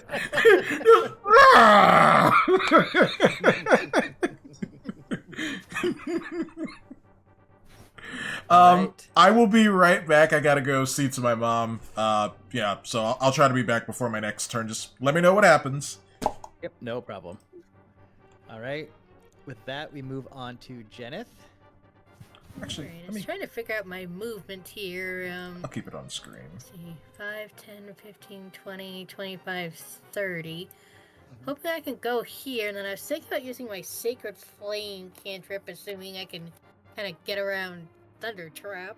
Yep, so Sacred Flame actually descends from above, so you don't have to Oh, worry that's about right. coverage. That's right. Yeah, you basically make a little, like, holy cloud above them, and it strikes them with holy fire. Oh, yes, that's right. Alright, so yeah, I'm gonna use Sacred Flame. And that's a saving throw, correct? Yep, must succeed on a Dexterity saving throw, or take 1d8 Radiant. It is not passing that, so feel free to roll your 1d8. Alright. A 6. A 6. As the holy flame appears above the glass and falls down, and he reaches his arms above to try to block it, but it just ends up burning his arms. Ah. See, so that was an action. I was gonna ask, do you have any other bonus actions right now, Jen? For bonus Um, action, she can move her weapon closer. Yeah, she can Oh, move yeah. up 20 feet. I was gonna ask, do you have anything else? Or not really? Well, Healing Word is a bonus action. That'd be a first level spell slot, but I'm a little damaged, I guess. Thunder Mm. Trap's more damaged. Yeah. Yeah. Yeah, range Yeah, of what? 60 feet. You Creature can of heal your Thunder choice. Trap, Jen. That's because it'll take several turns to get your weapon over here. Yeah, I may as well give Thunder Trap some healing. Bonus action, healing word. Gain set points equal to 1d4 plus spellcasting ability modifier. Yep. So 1d4 plus your +4. And we'll have to tell Trap to. Uh-oh. Nope. Okay. Well, that's Oh, 5 geez. anyway. Trap Yep. gets back. We'll have to tell him to heal for 5. Yep. Yep. Alright. I used my movement, so I guess that's it for me. Yep. Let's see, that was a first level spell slot. I gotta remember to check that off. Yep. All right. So then that goes up. Since Midar is done with his shenanigans, he will come back. Oh, why must you all make this so difficult? It'd be so much easier if you just died. Not gonna happen, bucko. All right. And with that, he is going to. So that's 5, 10. He is going to.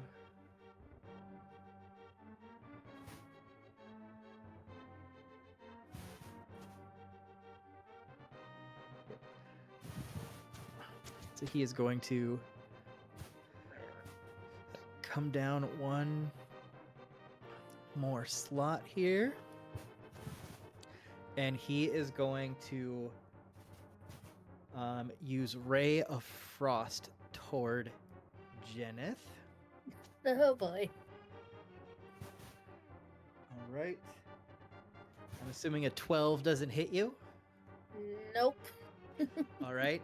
So he throws the Ray of Frost out, and you hold up your shield. It gets a little frosty, but you break away the magic. Okay. And that is where he will stay. We now go to the Ghast. All right.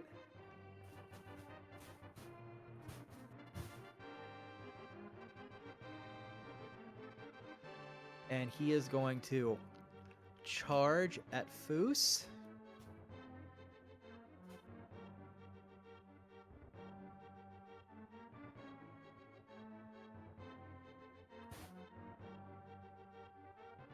And he's going to slash at you with his claws.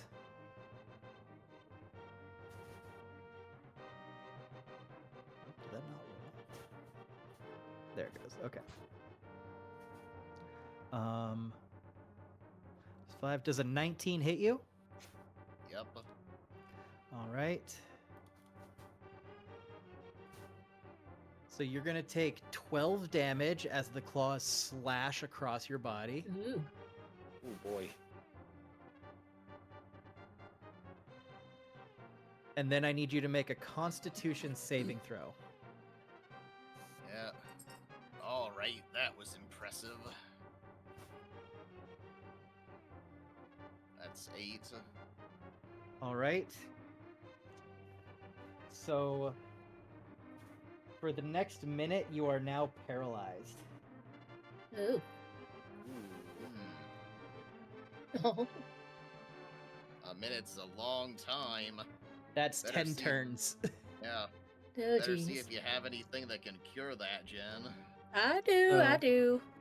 So, for the next minute, you are incapacitated. So you cannot take actions or reactions. You also cannot move or speak. You automatically fail any strength or dexterity saving throw. Any attack rolls against you now have advantage.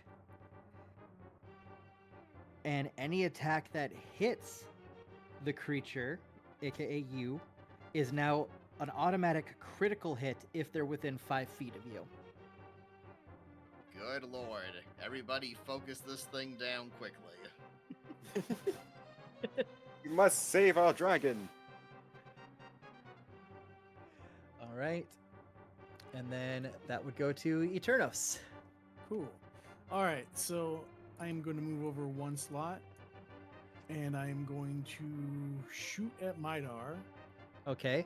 And you actually get to roll with advantage because he's engaged. Okay. Would that be what I need So to do? Something that's special you roll for your. That means you roll your 2 hit twice, and you take the higher value. Okay, so okay, cool.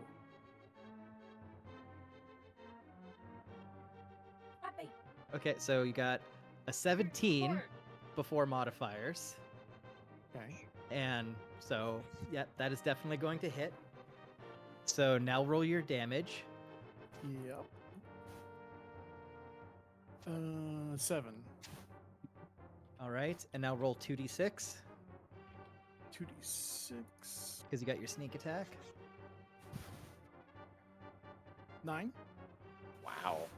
All right. Oh, that's not the numbers I said to put in. All right. So throughout all of this, Eternos fires the crossbow, and it goes right through Midar's neck. Ooh. Ooh. He pulls it out. He's still standing, but he is wobbly. Nice. He's kind okay. of listing back and forth, and he's staring all of you down.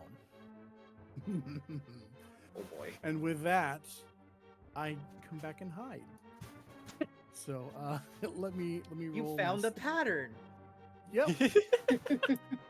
Wow, Stealth where does these attacks is keep coming 17. from? All right, you hide. What's the cantrip? All right. So I am All good. right. So now we move on to Trevor Trickster. Alrighty. Smoke Running the out of spell spool. slots, so can't really get creative, so I'll just stay where I am and use my chromatic orb again. I'll use it on the guest. Okay. Yep, and I would say that you can sneak that in there. Sweet. All right, Alright. so that is a 2 hit of 15, and that will hit. All right, let's see what we do. We're gonna do fire damage this time. Okay. Here we go. Nice. Oh wow. So that's going to do 14 damage as the fire burns upon contact with the ghast. Nice. It singes his flesh. It burns his arm. He's looking kind of charred. I cast fireball. Nice. All right. Don't think I'll get any advantage from moving closer, but I'll do it anyways. 1, 2. There we go. And I end my turn, you boy. Oh, Jen, do you want me to move your armor closer? Because it's not a bonus action to move it, I don't think. Like, you can just move it. It's a bonus action to attack with it. Oh. Yeah, I may as well move it. Okay. So 5, 10, 15, 20. There we go. All right. All right. Yeah, we gotta wait for a trap, I guess. Yep. It is now Trap's turn. Trap! I'm gonna step away just for a moment. You guys mind Go for it. pausing so I don't miss anything? Yeah, no Sure. problem. I'm gonna go. I gotta go talk to my mom for something. BRB. Okay.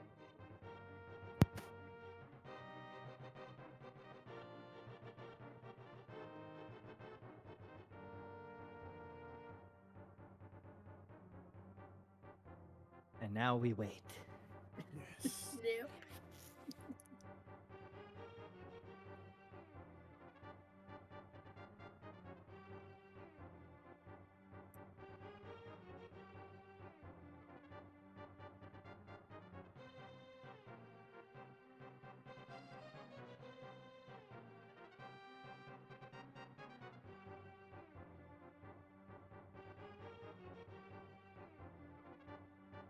All right, I'm back. Sorry to keep you guys waiting.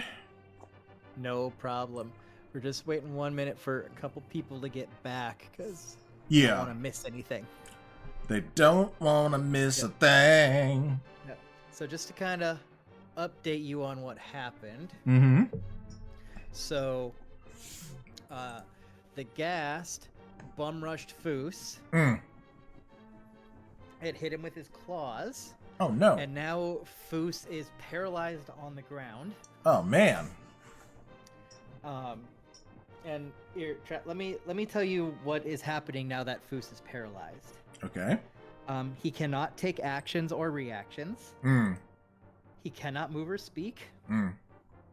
He automatically fails strength and dexterity saving throws. No. Any attack rolls against the creature have advantage. Ah. And any attack that hits the creature is an automatic critical hit if the attacker is within 5 feet. I see. Yeah, So, in other words, Trap, get rid of the Ghast. all right. Ew. Here's what I'm gonna do. I am gonna wind up my attack, and I'm gonna move towards Midar. No.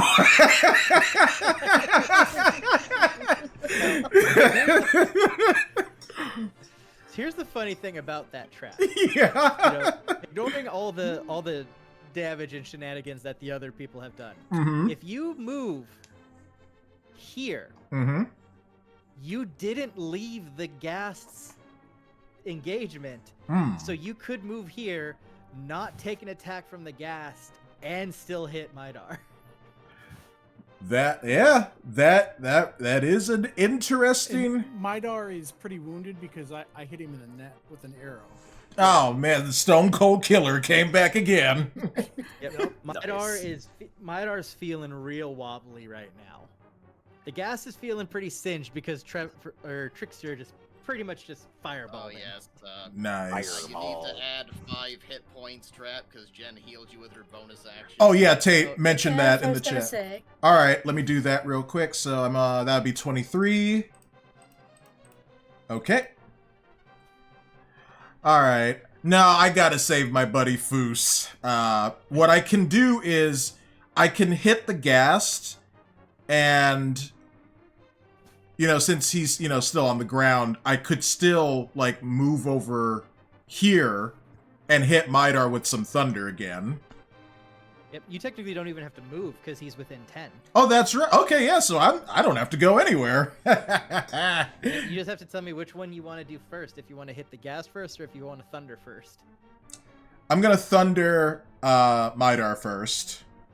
Okay. So he will make the saving throw. He has failed the saving throw. Nice. All right, so that's the 1d6. 1d6. You got it. Coming up. And it's a 3. Not bad. Yep. So I guess the only way I can say this is Thunder Trap, how do you do this? Oh, gee. Here it comes. Hey, Midar. Remember how I said I would kill you last? Wait, I never said that. I lied. So, I raise my hands up to the air, holding my warhammer in my hand, and for the first time with all of my might, I say, Thunder! Nothing else, just that. Just the thunder. Like I said, gotta build up to it. And I watch as the lightning comes down and just absolutely sets him on fire until he's nothing but a burnt, whatever, a burnt undead. And with that, Midar falls to cinders, and in doing so, the Ghast erupts and falls to the ground. Nice. Wow. You know what? We lost the Victory. gold. Yep. We lost the gold, man. You just had to burn him Unless down it to like. fell to the ground when he combusted. I guess we'll see. Maybe our wondrous and illustrious god who said that the other zombie was dead earlier, or the skeleton, I forget which, will somehow magically make the gold reappear. And with that, we are out of initiative. Woohoo! Yeah, can you, am I still paralyzed? Yep, you are still paralyzed. You I got can fix something that. to cure that, Jen? If you guys just wait, it will be done because you're only paralyzed for a minute. All right. I So will take some healing though, because I am in bad shape. See what can I do? What I can do here. Just checking my things here. Which one? Don't you have? Isn't your main touch? It's a touch spell in action. I forget what it's called. I have two. I'm just checking here. Cure wounds is touch, and that does heal a little more. So yeah. I'll make sure I'm right next to you, and I'll use Cure Wounds. You gain a number of hit points equal to 1d8 plus my spellcasting ability modifier. Alright. So D8 plus 4. Roll it. So, yep. 5 plus 4 is 9. I'll take it. Yep. You know, Sean, you really should have kept the gold. I'm saying I know. Live and learn, I guess. Hanging on Next the time. edge of tomorrow! Sorry. Why is it that doing the right thing never works out for us? I know. Well, don't worry, Foos. This is only the third mission. Yeah, once the minute wears off, I'm gonna go ahead and use my second win, so they haven't used it yet. That's 1d10 plus level, which is 3.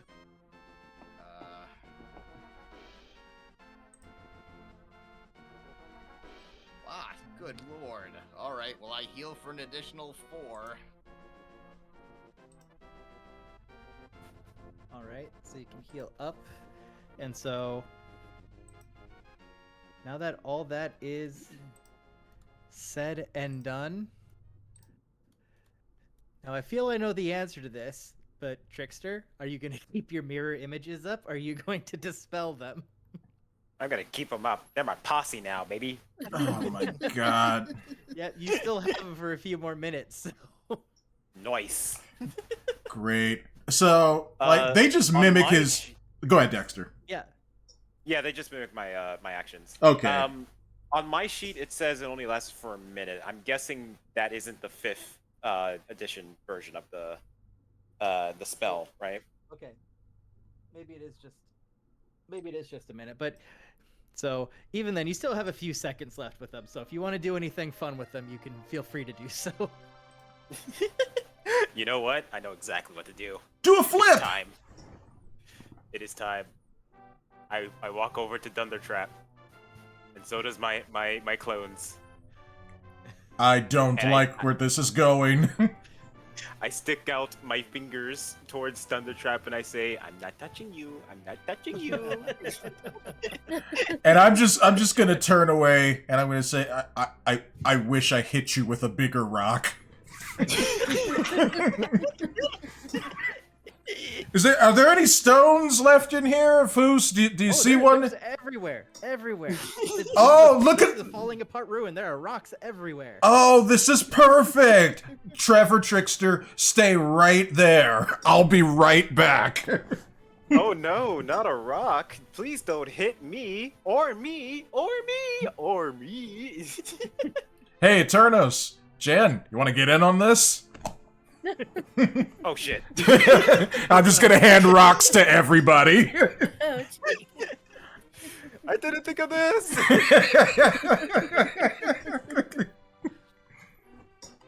All right, roll to hit. You know, I'm not actually doing this. I just want to see what happens. Roll dice. So this would be, I guess, a D20. Let's just see what happens. Oh, it's a 1, so I miss. Critical failure. All right, If but you had done that, I would have said not only did you miss Trickster and all his things, Mhm. you hit the pillar behind him and it bounces back and hits you in the head. Actually, wait. Let's do that because then that way it kind of makes us even. Yeah.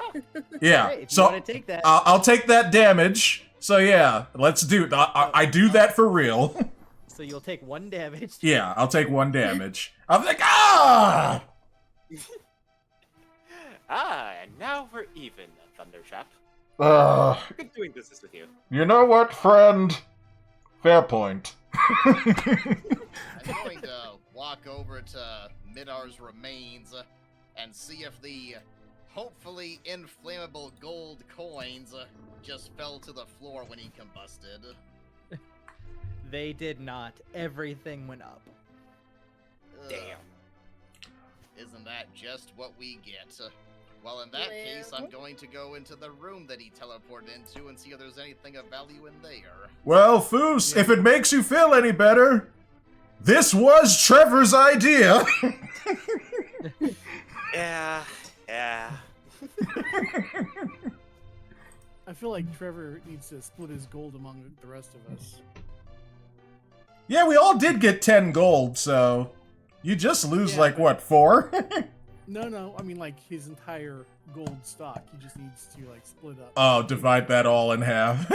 Yep. Oh And god.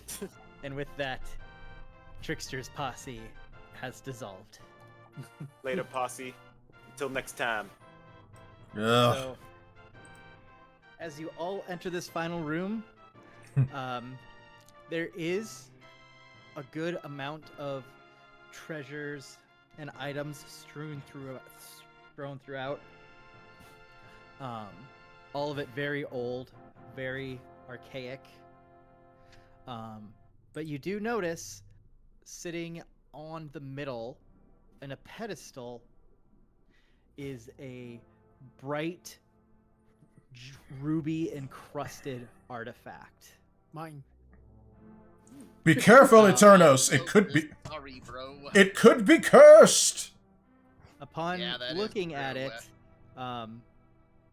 and from the little bit you were able to get from Midar before he went cray cray, Oh, he was always. he was telling the truth that there was artifacts here. Wow. Yeah, Foos kind of considers his words about him being a duplicate, but kind of shakes it off and calls back to Trevor. He says, kindly do an Arcana check. See if we can see what's going on with this artifact. Why, certainly. He says, but don't touch it yet. That's right, friend. It could be cursed. Oh no, someone told Trickster, don't touch something. Yeah, remember the Cave of Wonders in Aladdin, don't you? What's Aladdin? Yeah, what happened when they touched the big ruby? It wasn't good. No, I'm just like sort of like in character. Like, what's Aladdin? Because we're in a fantasy world. That's the thing you use to climb to the top of your house.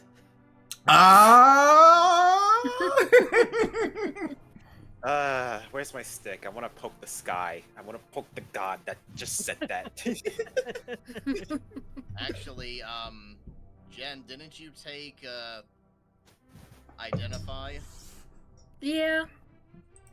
You want to, well, Dexter can try the Arcana check first. Oh, Tate said something earlier that I didn't see. This is before Dexter's posse disappeared. He said Dex can get a chorus line going. Yup.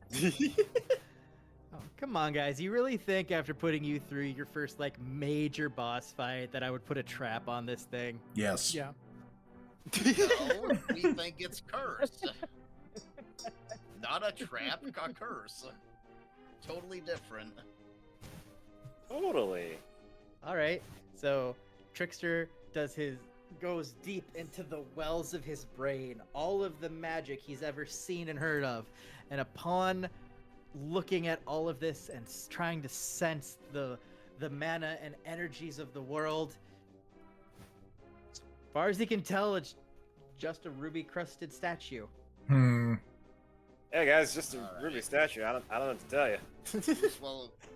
Foos will go forward and say, well, here goes, and take his clawed hand and pick it up. I'll stand next to Jen and be like, you better say goodbye to your friend.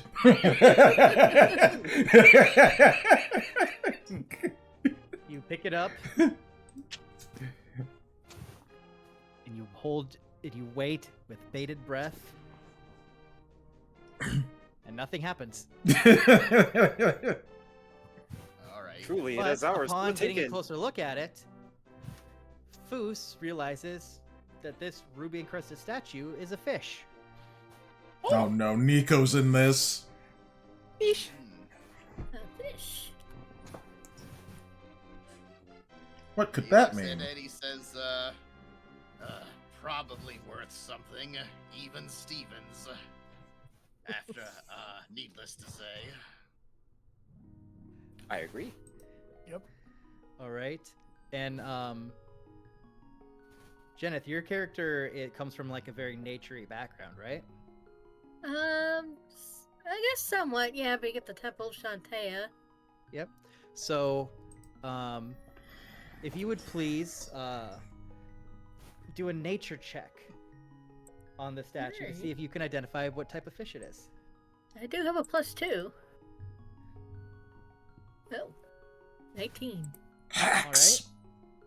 I'm sorry, So I have a terrible cough. Hacks. So, Jenneth takes a look at this statue and sees this ruby fish, and realizes that this statue is actually a type of herring. A red herring. Oh, shoot. Did we just get gerbated?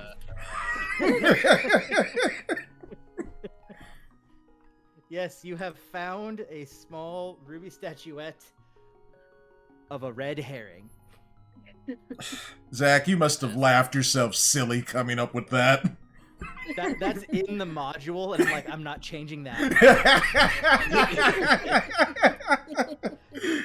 Well, as long as we can still sell it. Yep, that's what I'll matters. add that to my inventory. You say there's other equipment in the room and items. It's all old stuff and some few things around the room. As far as you can gather, a lot of it probably belonged to those skulls you saw on the way in. The other adventurers. Oh boy. Anything usable, like a full set of plate mail lying in the corner? Let me check my loot tables here.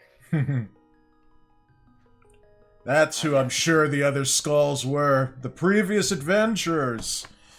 And they all must have met a same terrible fate. How tragic. Before we head out, gang, I think we should take a short rest. I'm completely depleted here. Just a short rest is fine, as we get a long rest back in town, I think. Yeah, a short rest in the haunted, horrible ruins. Mhm. Sure, nothing bad will happen. Well, it's only an hour, anyway. You make a good point there, Foos. Okay, let me click on that. I guess it did it. So, Eternos, what do you make of all of this? I don't know. I just want my bag of gold. You know what? I'm not touching that one, friend! Oh, right! I didn't! You did!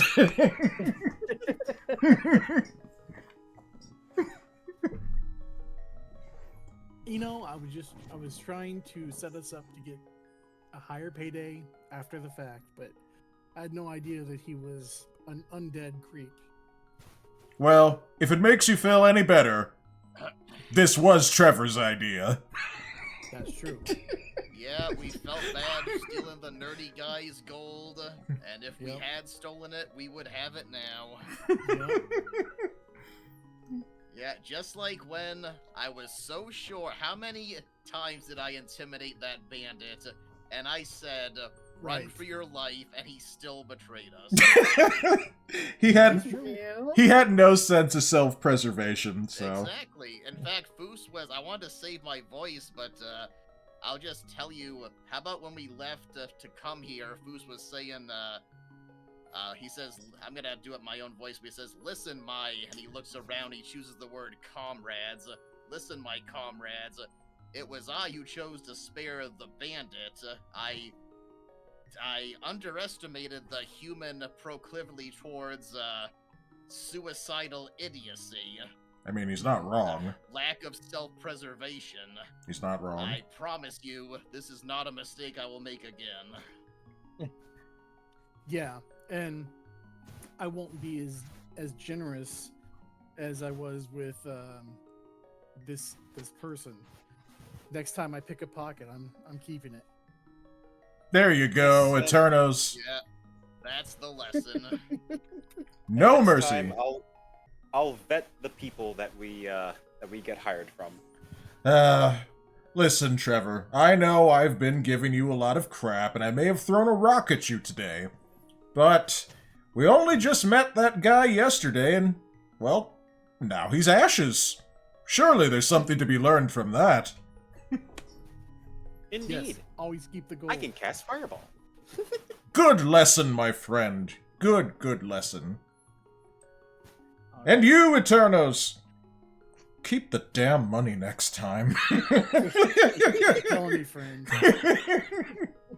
And you, Lady of Light, my goodness, you are quite radiant. I turn and look away. Oh, yeah. Trap turns to Jen and says, "And you're actually crushing it." Yeah. Absolutely. Everything right. I Good mean, job. do we even need to be here with you? This is her story. We're just here for the ride. We're just the side characters. Yeah, did anything turn up, Zach? So, what I'm going to have each of you do Mhm. is roll me a d20, and I'll tell you what you find. Cool. Right. Here we go. Ooh, a natural 20. Wow. But Aw, dang it, Trap. What?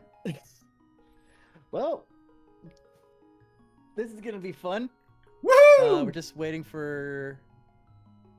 Am I waiting for any rolls? Oh, Foos, we need your d20. Okay. Just a flat d20.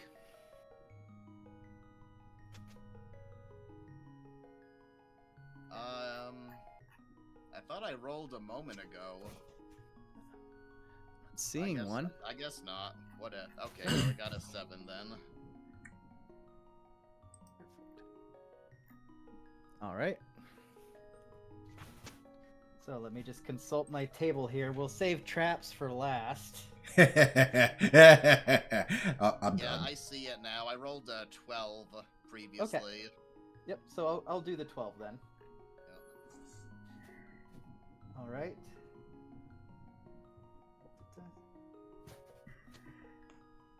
Trap, if you get plate mail, I have more need of that. You can't even use it. That's true. I can't use heavy armor, so if I get something like that, it's yours. All right. GG. So let's see. So starting from the bottom, we have Eternos here. Okay, so yeah, I rolled a 6. Yep. All right. So while digging through everything, you managed to find a locket that looks like it has a small arm hanging from it, and hanging from the arm is a small heart. Sounds kind of horrifying. Well, maybe Jen should identify. Do you want to cast Identify on whatever we find, Jen, so we can ID it? We'll just kind of advance it 10 minutes apiece. Yeah, I could. Yep, That and could I'll be just some I'll kind of- I'll just assume that she's gonna cast Identify then, since she has it readied. All right. So, Eternos, you have found an item known as the Parapat of Health. Okay. As long as you are wearing this pendant, you are immune to contracting any disease. Wow. Nice. Oh, dude! Someone's going to the brothel later. Yep.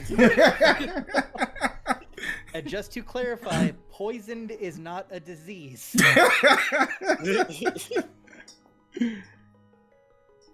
Oh Alright, dear. So then next we have Jen with the 7. Yep.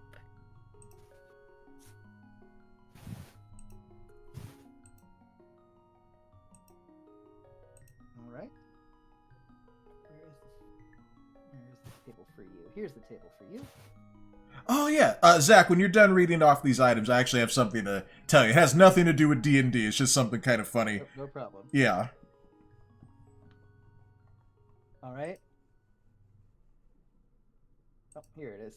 All right. So with yours, you find a coil of rope that feels weirdly powerful. Oh. You identify it as the rope of entanglement. Ooh. Oh, nice. The rope is 30 feet long, and if you hold one end of the rope and use an action to speak its command word, the other end will dart forward and entangle a creature you see within 20 feet of you. Oh, wow. All right. So no plain practical jokes on Jen. All right. So next we have Trickster. No, next would be Foos with a 12. Yeah. Yeah. All right. And there we go. Rope entanglement added.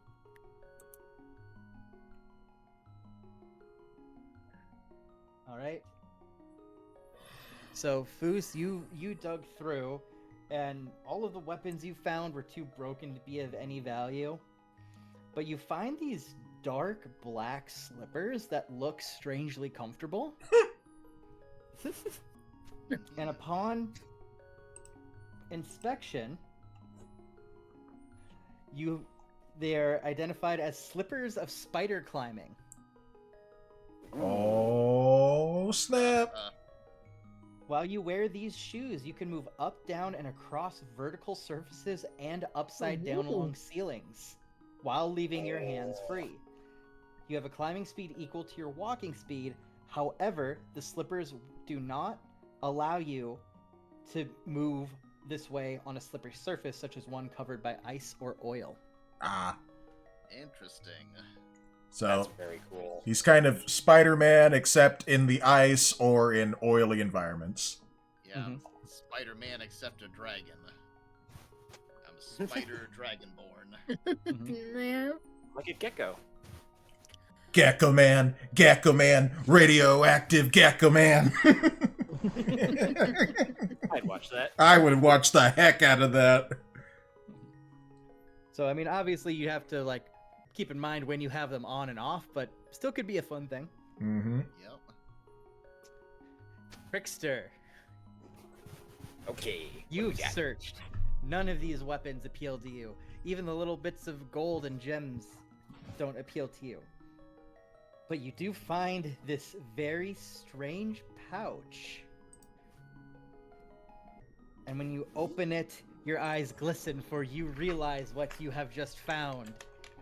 You have found a magic bag of beans. No.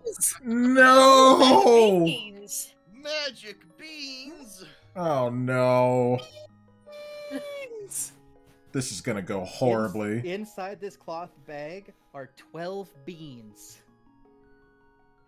If you dump the bag's contents out on the ground, they explode in a 10-foot radius, Oh my god. extending from the beans.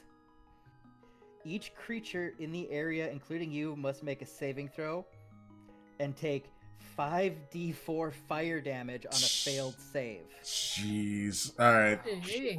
So that's like a last resort kind of weapon. So, If know, you remove a bean from the bag, Beanbag. plant it in the dirt, and then water it, the bean produces an effect 1 minute later from the ground from where it was planted. The DM rolls on the table to determine the effect. Oh, I see it. I see all the effects. What the shit? What is this? It's what you've been waiting for your whole life. This is a wild item. No, when I made the tables for this, basically the higher you roll, the more fun the item gets. Wow. Now to traps. All right, what we got? Let me get to it because being perfectly honest, I put this on your table thinking, trap's not gonna nat 20 this. Come on, with my luck, which ranges from one extreme to the other, you should have known. Trap, you have found Yes. the Hammer of Thunderbolts. Yes! Wow. Tell me what it does. You were hoping to find that at some point. You gain a +1 bonus to attack and damage rolls made with this magic weapon. Yes. Now, for the other part of this. There's always a drawback. Okay. Oh, there's no drawback here. Oh. Basically, the Hammer of Thunderbolts is part of a set. If, in your adventures, you find a Belt of Giant Strength and the Gauntlets of Ogre Power, you can attune yourself to the Hammer of Thunderbolts. Ooh. While you are attuned to this weapon and holding it with said items, your strength score increases by 4. Ooh. When you roll a 20 on an attack roll made with this weapon against a giant, the giant must succeed on a special Constitution saving throw or die immediately. Wow. The hammer also has 5 charges. While attuned to it, you can expend 1 charge and make a ranged weapon attack with the hammer, hurling it as if it had thrown property with a normal range of 20 to 60. If the attack hits, the hammer unleashes a thunderclap audible for 300 feet. I'm Thor. Yeah, I was just gonna Oh say. my god. The target and every creature within 30 feet must succeed on a Constitution saving throw or be stunned until your next turn. Awesome. Right, but I have to have the other items first. Yes, you need to have the belt and the gauntlets. Yeah. So how? But you can still use it for the +1 attack and damage. Yeah, that's still great. So, Is that better than the other hammer? yeah, because I think it adds more damage than just my normal Warhammer. Yep. I'm just gonna double check because it's classified as a maul. Ah. So I just want to make sure I am looking now. at this right. I am now Darth Maul Thor.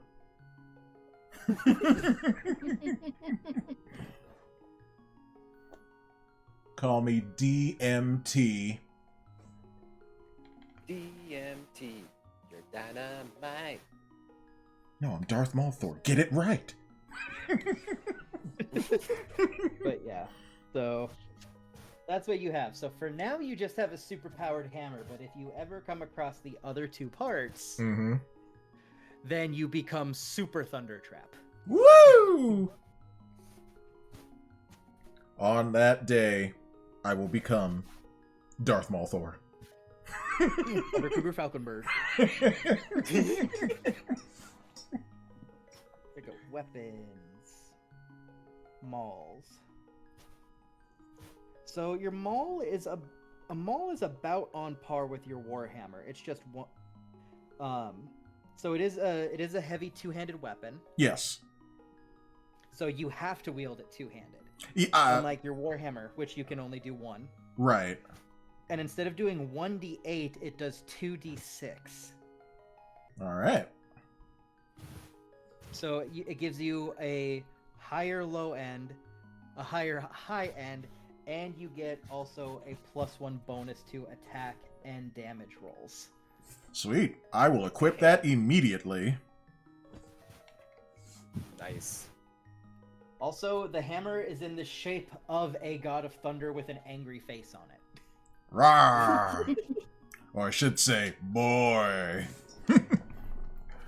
From now on, I will talk to everyone like this, and you shall all be called boy. Even you, Jen. You are now boy. All are boy. All are boy.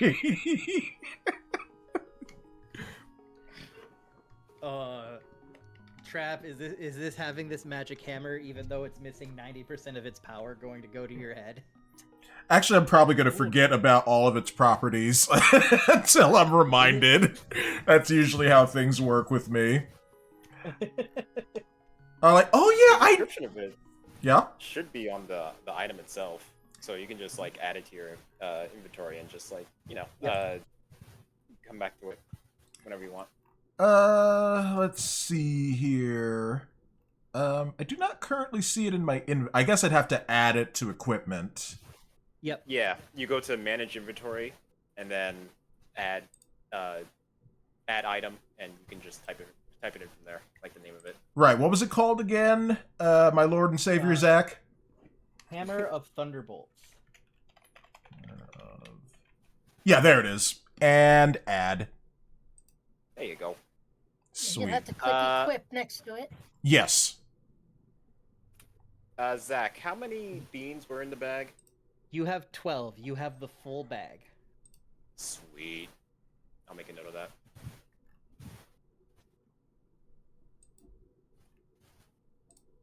Parapet of health. Yep. Add. If any of you had rolled exactly a 15, the deck of many things was in this room. Oh wow. Oh, wow. Nice. Most DMs don't like putting it in. I love putting it in, especially early. Because then there's really a risk reward for it. A lot of them, people put it in later, but by that point, your characters are strong enough to deal with anything they pull from it, so. Ooh, a deck? Oh, that would have been perfect for Trickster. Holy No, shit. Trickster, no. I can just imagine It's him. themed so well. Let me rephrase that. If anyone except Trickster had rolled a 15, they would have potentially got the deck. Oh. Damn it. Dexter, You were just I'm all for Dexter. I'm all for fueling your chaos in this. But there are certain items that I will not put in your hands, and that is one of them. Okay, fine. Dexter, are you familiar with the deck of many things at all? I am Oh. not. I just see it as playing cards because I'm looking at the list of the playing cards that it has, and I'm thinking like, oh, that's perfectly themed for my character. All right, so I see what the weapon looks like, the hammer of thunderbolts, and yeah, that looks cool. So yeah. Dexter, for some explanation on the deck of many things. Before you draw a card, you must declare how many cards you intend to draw, and then draw them randomly. As soon as you draw a card from the deck, its magic takes effect. You must draw each card no more than 1 hour after the previous draw. If you fail to draw the chosen number, the remaining cards fly from the deck and activate all at once. Oh dear. Oh my. Once a card is drawn, it fades from existence, with some exceptions, making it possible to draw the same card twice. So, for example, if you draw the Comet card, you have to If you single-handedly defeat the next hostile monster or group of monsters you encounter, you gain experience points enough to gain 1 level. But you have to solo everything. Wow. That's insane. Another card says you disappear and become entombed in a state of suspended animation in an extra-dimensional sphere. Everything you were wearing and carrying stays behind in the space you occupied when you disappeared. You remain imprisoned until you are found and removed from the sphere by your party. You can't be located by any divination magic, but a wish spell can reveal the location of your prison. Oh my, so he's in prison God. naked! So basically, this is my chaos magic, but in cards. Yep. Here's one. You lose 10,000 experience. Oh my god. Discard this card and then draw again. That's just mean.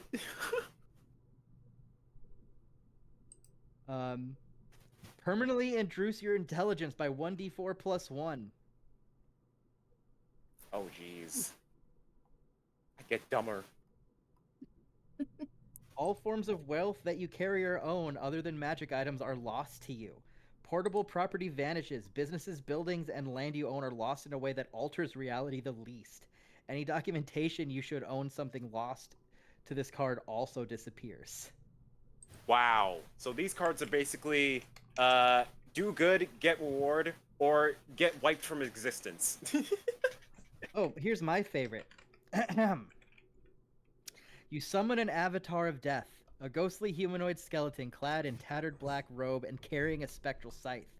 It appears in a space of the DM's choice within 10 feet of you and attacks you, warning all others that you must win the battle alone. The avatar fights until you die or it drops to 0 hit points, whereupon it disappears. If anyone tries to help you, the helper summons their own avatar of death. A creature slain by an avatar of death cannot be restored back to life by any magical means. Oh my. Oh my god. Holy shit. That's super hard mode. Oh, what is this deck? Yeah, but it also Oh my has God. a rare or higher rarity magic weapon with which you are proficient with appears in your hands. Ooh. You are granted the ability to cast the wish spell. What is the wish? And the wish spell is the strongest spell in the game and is the reason why one of the reasons Baldur's Gate stops you at like level 12. Huh.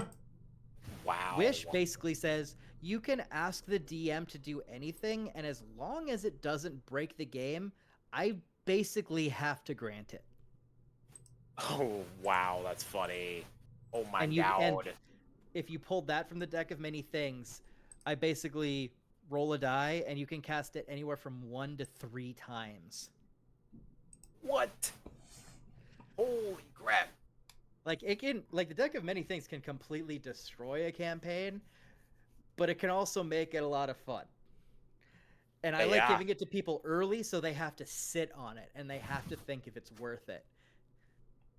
Oh my god. Okay. And you know me, I do things for content. Oh god. Yep. Yes, There's a you reason do. it wasn't on your table. I don't mind the magic beans as much. They're not as, like, that's workable.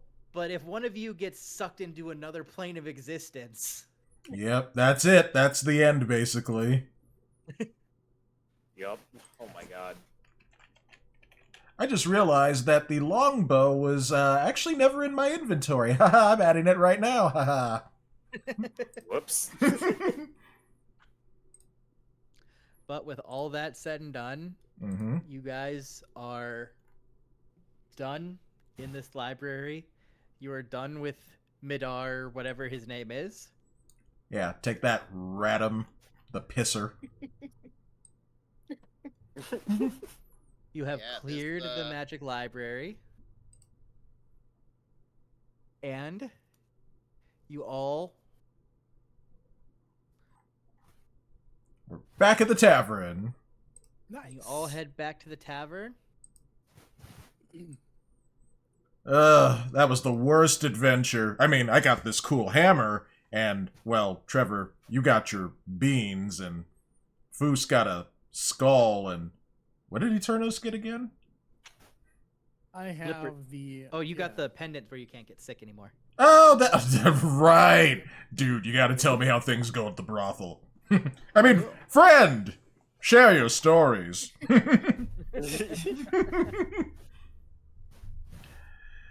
Well, I shall eat. I am very tired, and I shall pet my new hammer and tell it stories, and hopefully we'll become friends. Yeah, this session definitely ran long, but I think we all had a good time. Oh, absolutely. It was worth it. Is it worth it just because you got magic beans? Yes, I got beans. Yeah. Magic beans are all that matters. Mm-hmm. I am now a fairy tale. You'll see why. Oh, God. We are And for gonna the record, die. yes, there is a small chance he does actually get a beanstalk. Yep. And I bet there's gonna be a giant up there, too, and I'm gonna have to kill it. I get to decide what it goes up there. That's the fun part. Ah. It's so wild. All right, well, yeah, I guess that's gonna do it. We'll pick up, Yep. hopefully soon, either next week or the week after. Yep. I just got to get the next part finished, so we'll see how that goes because it's been a little busy at work, but I'll see how far I can get. Of course. worries. Well, hey, we appreciate everything that you do. This was such a fun time. And, yeah, definitely looking forward to the next one. Mm-hmm. Yep. Yeah, me and Jen do have to get going, so Yep. we'll talk to you guys later. All right. And, Yep. let me see. See you guys. I still have a few viewers on YouTube from Azalea's Ray, but none on Twitch, so I guess I'll just go ahead and cut it there. Yeah, I only have 2 viewers. I'm just going to go ahead and end the stream. Thank you guys for Yeah, we're gonna do watching. the same. I will be back on Monday with my language learning stuff and Blender stuff, so have a good Sunday, and I got a hammer. Good night, everybody. May the thick, of course, be with you all.